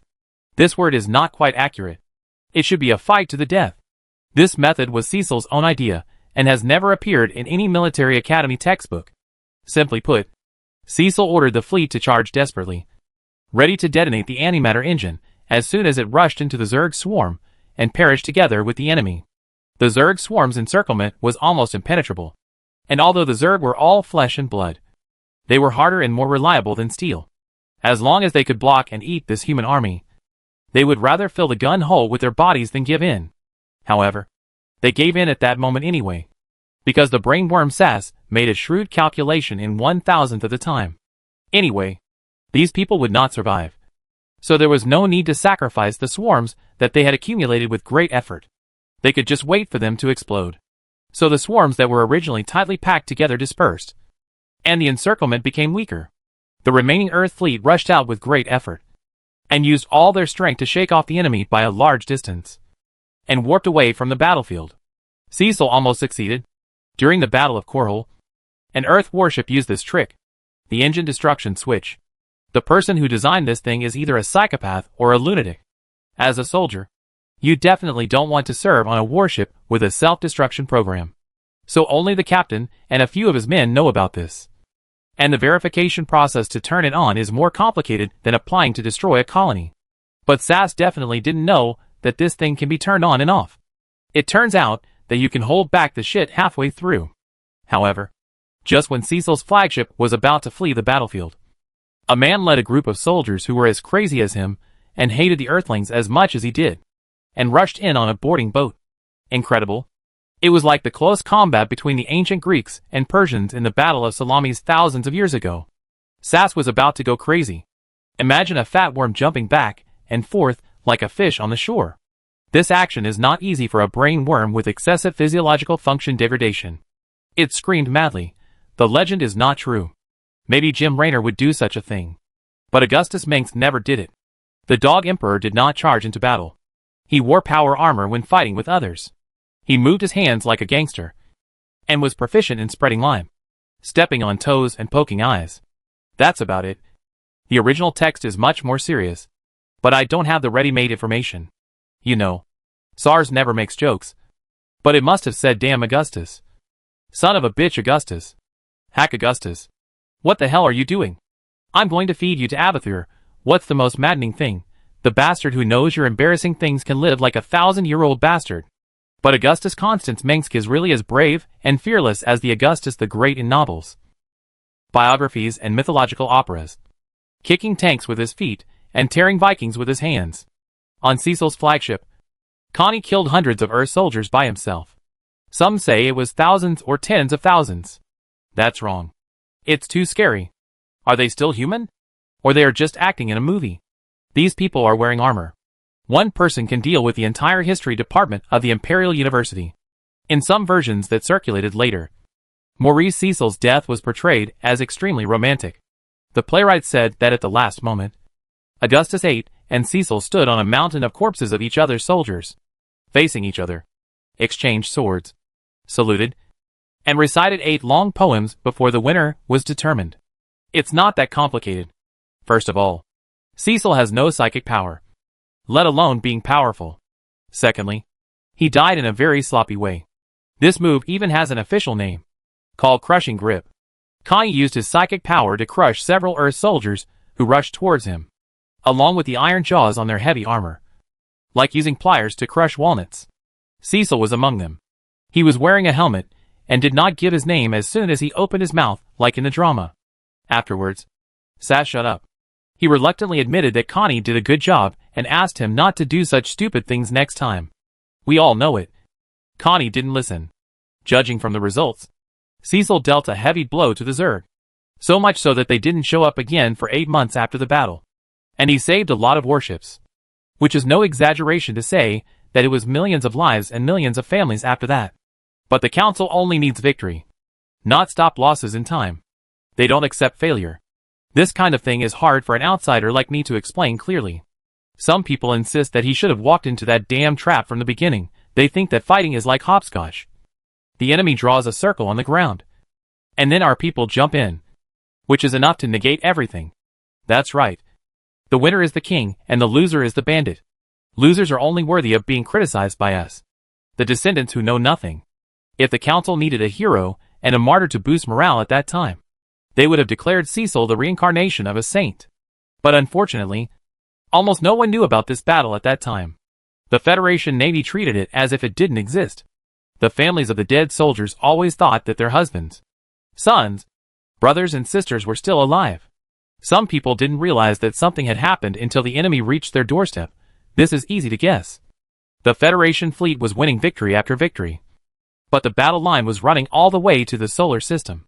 This assignment is too long, and I'm definitely not good at telling stories. I forgot to mention how Cecil was surrounded by the Zerg in Eta Ursa Minor during the Brood War. The time of Emperor Augustus sounds long enough. At that time, the Earthlings fought against the Zerg, but their expeditionary forces did not send back any useful information after the defeat. After that, the Earthlings did not deal with the Zerg for more than 1,000 years. No experience. Let's put it this way. The Earthlings trusted their own detection methods too much, and hastily concluded that the Zerg would not rack their brains to interfere like the Imperials did. The person who discovered this was a soldier, a communications soldier, named Arthur J. Madrid. There are only so many records about this person, and no one knows his fate later. A little detail.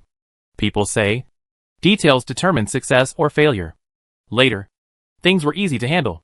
Connie told this idea to Sass, and Sass handed the matter over to Abathur, and Abathur did it well. Soon, the Zerg swarm had a new variant that could create a cloud of microorganisms that adhered to other Zerg. This cloud could make a large group of Zerg appear smaller and fewer in number on human detectors. Simple, but effective. I forgot to mention who Abathur is. Abathur is the evolutionary master of the Zerg, a unique existence among the Zerg, and a self-contained entity in the classification subject. He is obsessed with the study of the genetic structure of the Zerg, and is devoted to creating excellent genes. His lifelong pursuit runs through the whole process, making the Zerg perfect. It may be difficult to understand. For example, God created the world, created various animals, including fish and birds, as well as livestock, insects and beasts, and then created humans to make the world a little more difficult. Abathur is the god of the Zerg. No one knows how Abathur came about. Legend has it that he was created by the Overmind, but no one knows what happened later. Anyway, Abathur's master is now Das. In other words, Das is the master of God, and the master of God is Connie Minsk. I'm getting off topic again. With new weapons, the war is easier to fight. The one who gave Connie advice was the future Imperial Prince Valerian Jupiter Minsk, a distant branch of Prince Valerian's lineage, a distant relative of distant relatives. By Jupiter's generation, his family had lost their titles, and the previous generations were all engaged in business, and no one mentioned the glorious days of their ancestors. In Eta Ursa Minor, Maurice Cecil's fleet captured a swarm of millions of insects, of course. This swarm did not use microbial swarms, so they still looked the same on the detector. Since the Battle of Korhal, all the soldiers on Earth have been holding back their energy to avenge their previous humiliation. As the saying goes, the generals and commanders are of one mind, and the three armies are dedicated to their lives. They did a good job of encircling and annihilating the swarm. Cecil's soldiers were really happy for a while, and everyone wanted to pursue the victory. The Earthlings soon got what they wanted. Not long after, the second group of insects came to take revenge. There were a lot of them, and they seemed evenly matched. But as long as they had courage and determination, there was no enemy that could not be defeated. This would be a head-on confrontation that the council wanted, and it was fair. But in fact, the enemies who came this time were much more than they thought, and they were as numerous as smoke and clouds. The terrible thing was that it was too late when they found this out. The third major defeat of the Earth Federation was in Pisces Row. At that time, Connie was 19 years old and already a great leader. He had fought hundreds of battles and never lost. He was called the Red-Haired Augustus, the Bug Emperor, and the Uncivilized Beast by his enemies, either in fear or contempt. It was rumored that he liked to tear people apart alive and eat their hearts and livers raw. It was also during this period that the council watched Connie's troops gradually grow stronger over more than 4 years.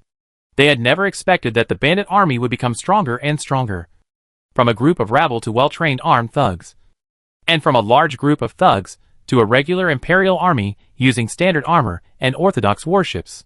To be honest, although the empire had been destroyed for many years, many good things left behind were still there.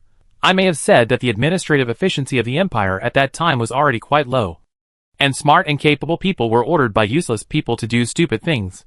Every position in the government was crowded with people, but there were fewer people who really did things than lice on fish.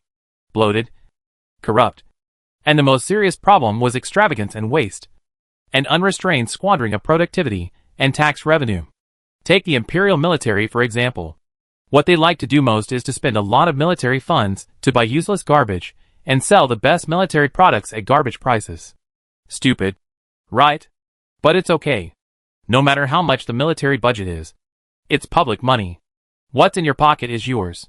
Let me tell you a trick that the high-ranking officials of the Imperial Army do. They buy things based on kickbacks. It doesn't matter whether the things are good or not. As long as they can fool the civil service system of car, it's easy to be such a bad guy.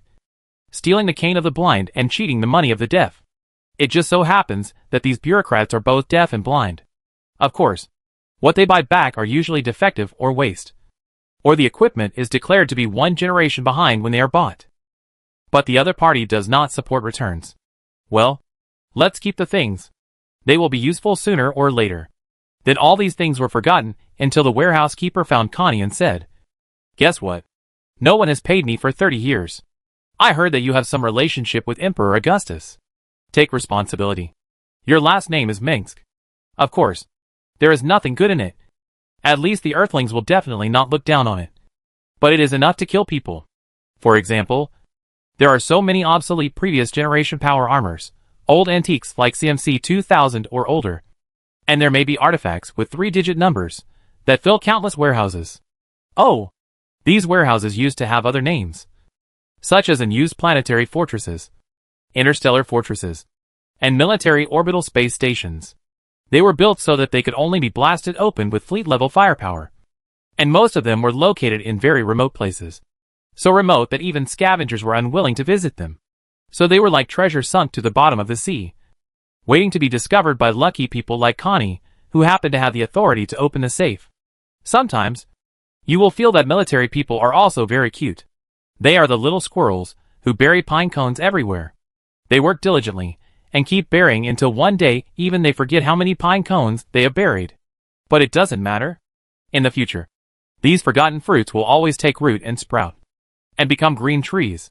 One day the little squirrel died, and the enemy dug out the pine cones it remembered based on its confession, and found the most conspicuous ones. But there were still some that were forgotten by everyone. For example, entire abandoned orbital shipyards forgotten in countless imperial documents and archives may be lying with thousands of retired warships that have been scrapped but not yet sold and dismantled, as well as sealed giant war machines. If you have heard the story of Tychus Finley, it is said that this person is covered with wounds and has bad habits. But he is the longest lived among the demons of heaven. He lived to be 100 years old. If he stayed at the end, it was because God had no eyes. Why good people have short lives, and bad guys live 100 years. You must know that his giant super mecha Odin is just a baby compared to these. But these gold-eating beasts are just mascots that burn money in peacetime. No enemy is worthy of using such war weapons. There was a period of time, 10 years before the Earth Federation restarted the war, almost when Angus VIII ascended the throne. The Earth was fighting fiercely with Korhal, and everyone was shouting for peace instead of war. And friendship lasts forever. Many people also thought that humans would never go to war. And then some stingy and clever people among the imperial bureaucrats took advantage of the situation and locked these expensive toys in the warehouse. Of course, this is not enough. The research and development of the next generation of main battleships can also be stopped to avoid the Earthlings saying that they are deliberately provoking war. And since the Navy has no new toys, you Army should just make do with it. Don't think about new equipment. Marching and fighting rely on walking, and it doesn't consume fuel. Sometimes you will think that this group of people will be finished. When the Terran Empire and the Earth Federation were at loggerheads, they had to confront each other in everything. The Earthlings liked sweet food, and the Terran people's food had to be salty. But when the relationship was good, they were as good as brothers. Peace can sometimes last for generations, long enough to make people forget about war.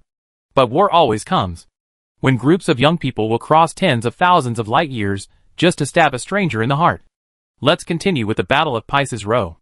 There are not many records about this battle. We only know that both sides invested quite amazing forces and detonated one of the binary stars.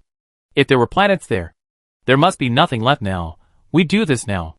We have warships specifically designed to destroy rocky planets. And some models can destroy smaller stars. As warships, they are all incredibly large. But if you ask why we have to spend so much energy on destroying things, what's the benefit of doing so? Isn't it better to use such abundant energy to benefit the world? Believe me, humans will blow up the universe sooner or later. In addition, the Protoss have much better weapons of destruction than us. Keep up with the times. Understand? At the end of the First Dynasty, there was a separatist regime that inherited half of the vast territory of the former empire, called the Kelmorian Combine. Of course, they have nothing to do with the former Kelmorians. It's just that a Terran named Royce Ramsey unified a large number of Kelmorians and went public through a backdoor listing. The Confederation prospered for decades until they tried to bring their huge fleet into ire. I say, the creators are a bunch of bastards. Look at what they created, according to records. The war was very fierce, and a huge star field covering hundreds of star systems was turned into a mess. The Council had completely lost its patience and was eager to save face. So it forced the then Supreme Commander, Admiral Farion Sprague, to find an opportunity to fight the rebels and wipe out these bugs in one fell swoop. Some people even compare Admiral Farron Sprague with Thomas Rainer. He is at most an unlucky guy with unsatisfactory skills. At that time, the initiative of the war was still in the hands of the rebels. If the Earth Federation wanted to fight a decent battle, it had to find the real main force of the enemy first. Therefore, Connie was the one who decided whether to fight, when and where to fight. Then, knowing that the enemy was eager to fight, it was impossible not to know this. First, the fleet left the port, and the military dispatch was all under the eyes of the Zerg. And second, all the media controlled by the Earth government were promoting such a statement. Augustus, if you are a man, come and fight. The best choice is to leave them alone. Play them around, and wait until these people lose their minds. Then you can choose the most advantageous place for yourself to fight, and decide the outcome in one battle, according to the military strategy. The right time, right place and right people are the right forces. Larry used this trick to lure men. But of course, she would get into trouble sooner or later. I advised her many times, but it was useless. At that time, Connie had two armies in his hands. The main force was still the Zerg, but no one knew that his human army, which rarely appeared, was actually very powerful. You know, Emperor Augustus would call this a trump card. At the same time, Connie might also be the first person to drive the Zerg to fight with human thinking. He or some of his subordinates had some qualities that the Zerg lacked, such as the foresight and clear purpose of the Overmind. In short, Connie, Sass, Jupiter and others finally chose Rho Pisces as the place for the decisive battle. Their advantages are as follows. The galaxy's violent stellar winds and a large amount of high-energy radiation will damage the shields of Earth's warships. But the Zerg adapts well and will hardly be affected. Secondly, they have advantages in numbers and strength. Finally, they take the initiative and have a retreat, while the enemy does not. In retrospect, this is not an advantage. A hungry wolf at the end of its rope is better than a well-fed lion. A truly combat-ready army that is determined to fight to the death is better than millions of lions. This battle was still much harder than expected, and the casualties on both sides were jaw-dropping. More people died than Connie expected. As before, his main force was still the Zerg, but Admiral Sprague's fleet was indeed a tough nut to crack. It can even be said that the strength of that fleet can be ranked in the top 3 in the entire history of mankind. They fought all the Zerg, forcing Connie to go into battle personally. This was an overtime game. At that time, the enemy-to-us ratio was 1 to 10. For every wounded warship on the enemy side, we had 10 warships that had just joined the battlefield. At that time, Sprague had already died in the battle, and he was replaced by an unknown figure named Cole Gregory, who was just a little bit away from changing history and leaving his name in history. The remaining Earth fleet must have been extremely desperate at that time. They had just defeated the Zerg at a very heavy price, and before they could celebrate their victory, they saw the huge fleet of the rebellion. Cole Gregory was indeed a hero. He integrated all the remaining warships in a very short time and made the captains from different fleets support his decision without reservation. Gregory saw at a glance that although the rebellion warships were numerous, The models were uneven, including the most advanced star destroyers and old battle cruisers from centuries ago. In addition to armor, speed and firepower, the most obvious difference between them was the generation gap in jump engines. These warships can perform fleet-coordinated jumps, but the time to re-prepare the engine is different each time, while the warships on Earth are completely updated with unified standards. Very good. Then, there is a solution. After 2 short jumps, in order to keep up with the Earth fleet, the most backward ships of the rebels were left behind. After the 4th jump, a local outnumbered situation was formed. By the time Connie realized this, Gregory had already rushed up with his men, and the gap in strength between the two sides was almost completely eliminated, and his bulky ships would take at least several hours to arrive.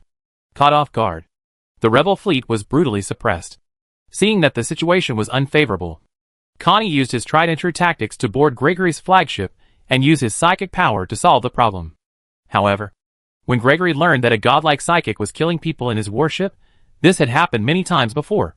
He was unusually calm. Gregory's first order was to abandon the ship. The second was to order nearby warships to focus on his flagship. And the third was to hand over his command to another captain.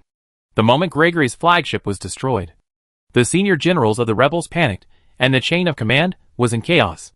If the Earth captain who took over the command had not misjudged the situation and ordered a retreat, they would have been wiped out before the reinforcement fleet arrived. Of course, Connie survived by chance with his unparalleled psychic power. Otherwise, he would not have become the future emperor of the Terran Empire. But all the soldiers who followed him died. Cole Gregory also survived like a legend. The escape pod he was riding was not destroyed, but landed on a nearby planet. Finally, it was discovered by a scavenger ship and returned to the Earth Federation world after a long journey. Gregory should have been Connie's biggest enemy, but he was sent to a military court as soon as he returned to Earth. As soon as the trial ended, he was sentenced to death for cowardice, mismanagement, and disregard for human life. The Battle of Pisces Row caused the Earth Federation to suffer a serious blow. Almost all of the mobile fleets, half of the fleet stationed in the Empire, and the elite fleets in the homeland. At this point, the Council lost the powerful fleet that it used to deter the 4 directions. Without a fleet, it means that they can no longer maintain their rule over the occupied areas. From this time on, the galaxy was in chaos. The worlds of the former Terran Empire either rose up or took sides and destroyed each other.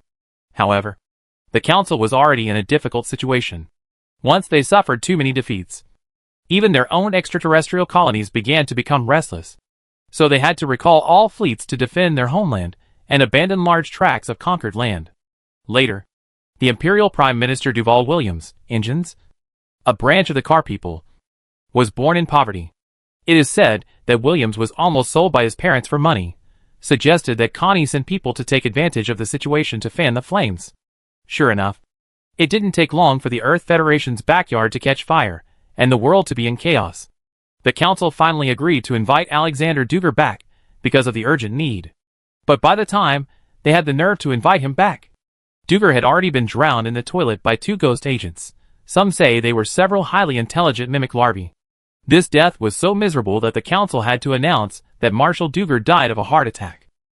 The year after Duger's death, Connie summoned various rebel forces to march towards the solar system. Maybe someone in the Council had a flash of inspiration. Or maybe someone came up with a good idea. The Federation's propaganda machine began to publicize the evil of Connie and the Zerg, slaughtering every conquered world, hoping that they would resist desperately out of fear, buying time to assemble a fleet to protect the Earth. But this was a bit too much, or the people in charge were too damn good at executing it.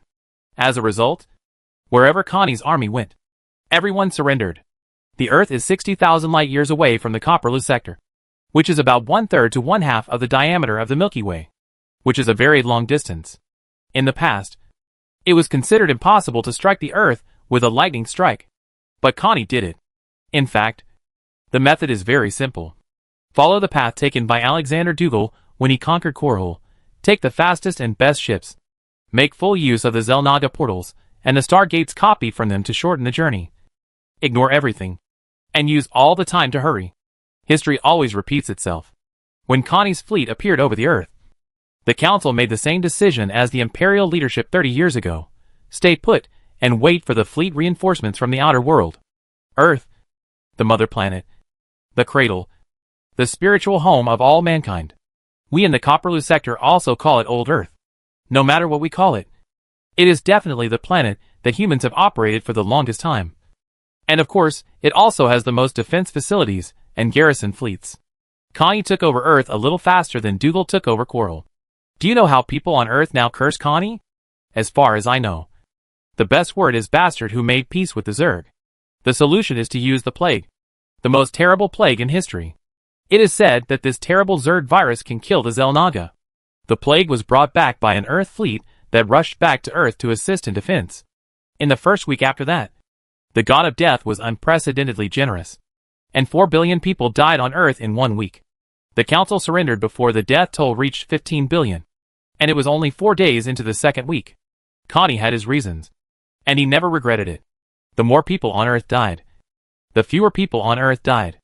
On the day the council surrendered, Augustus Constans Mengsk ascended the throne on Earth and became Augustus VIII, conqueror of the solar system.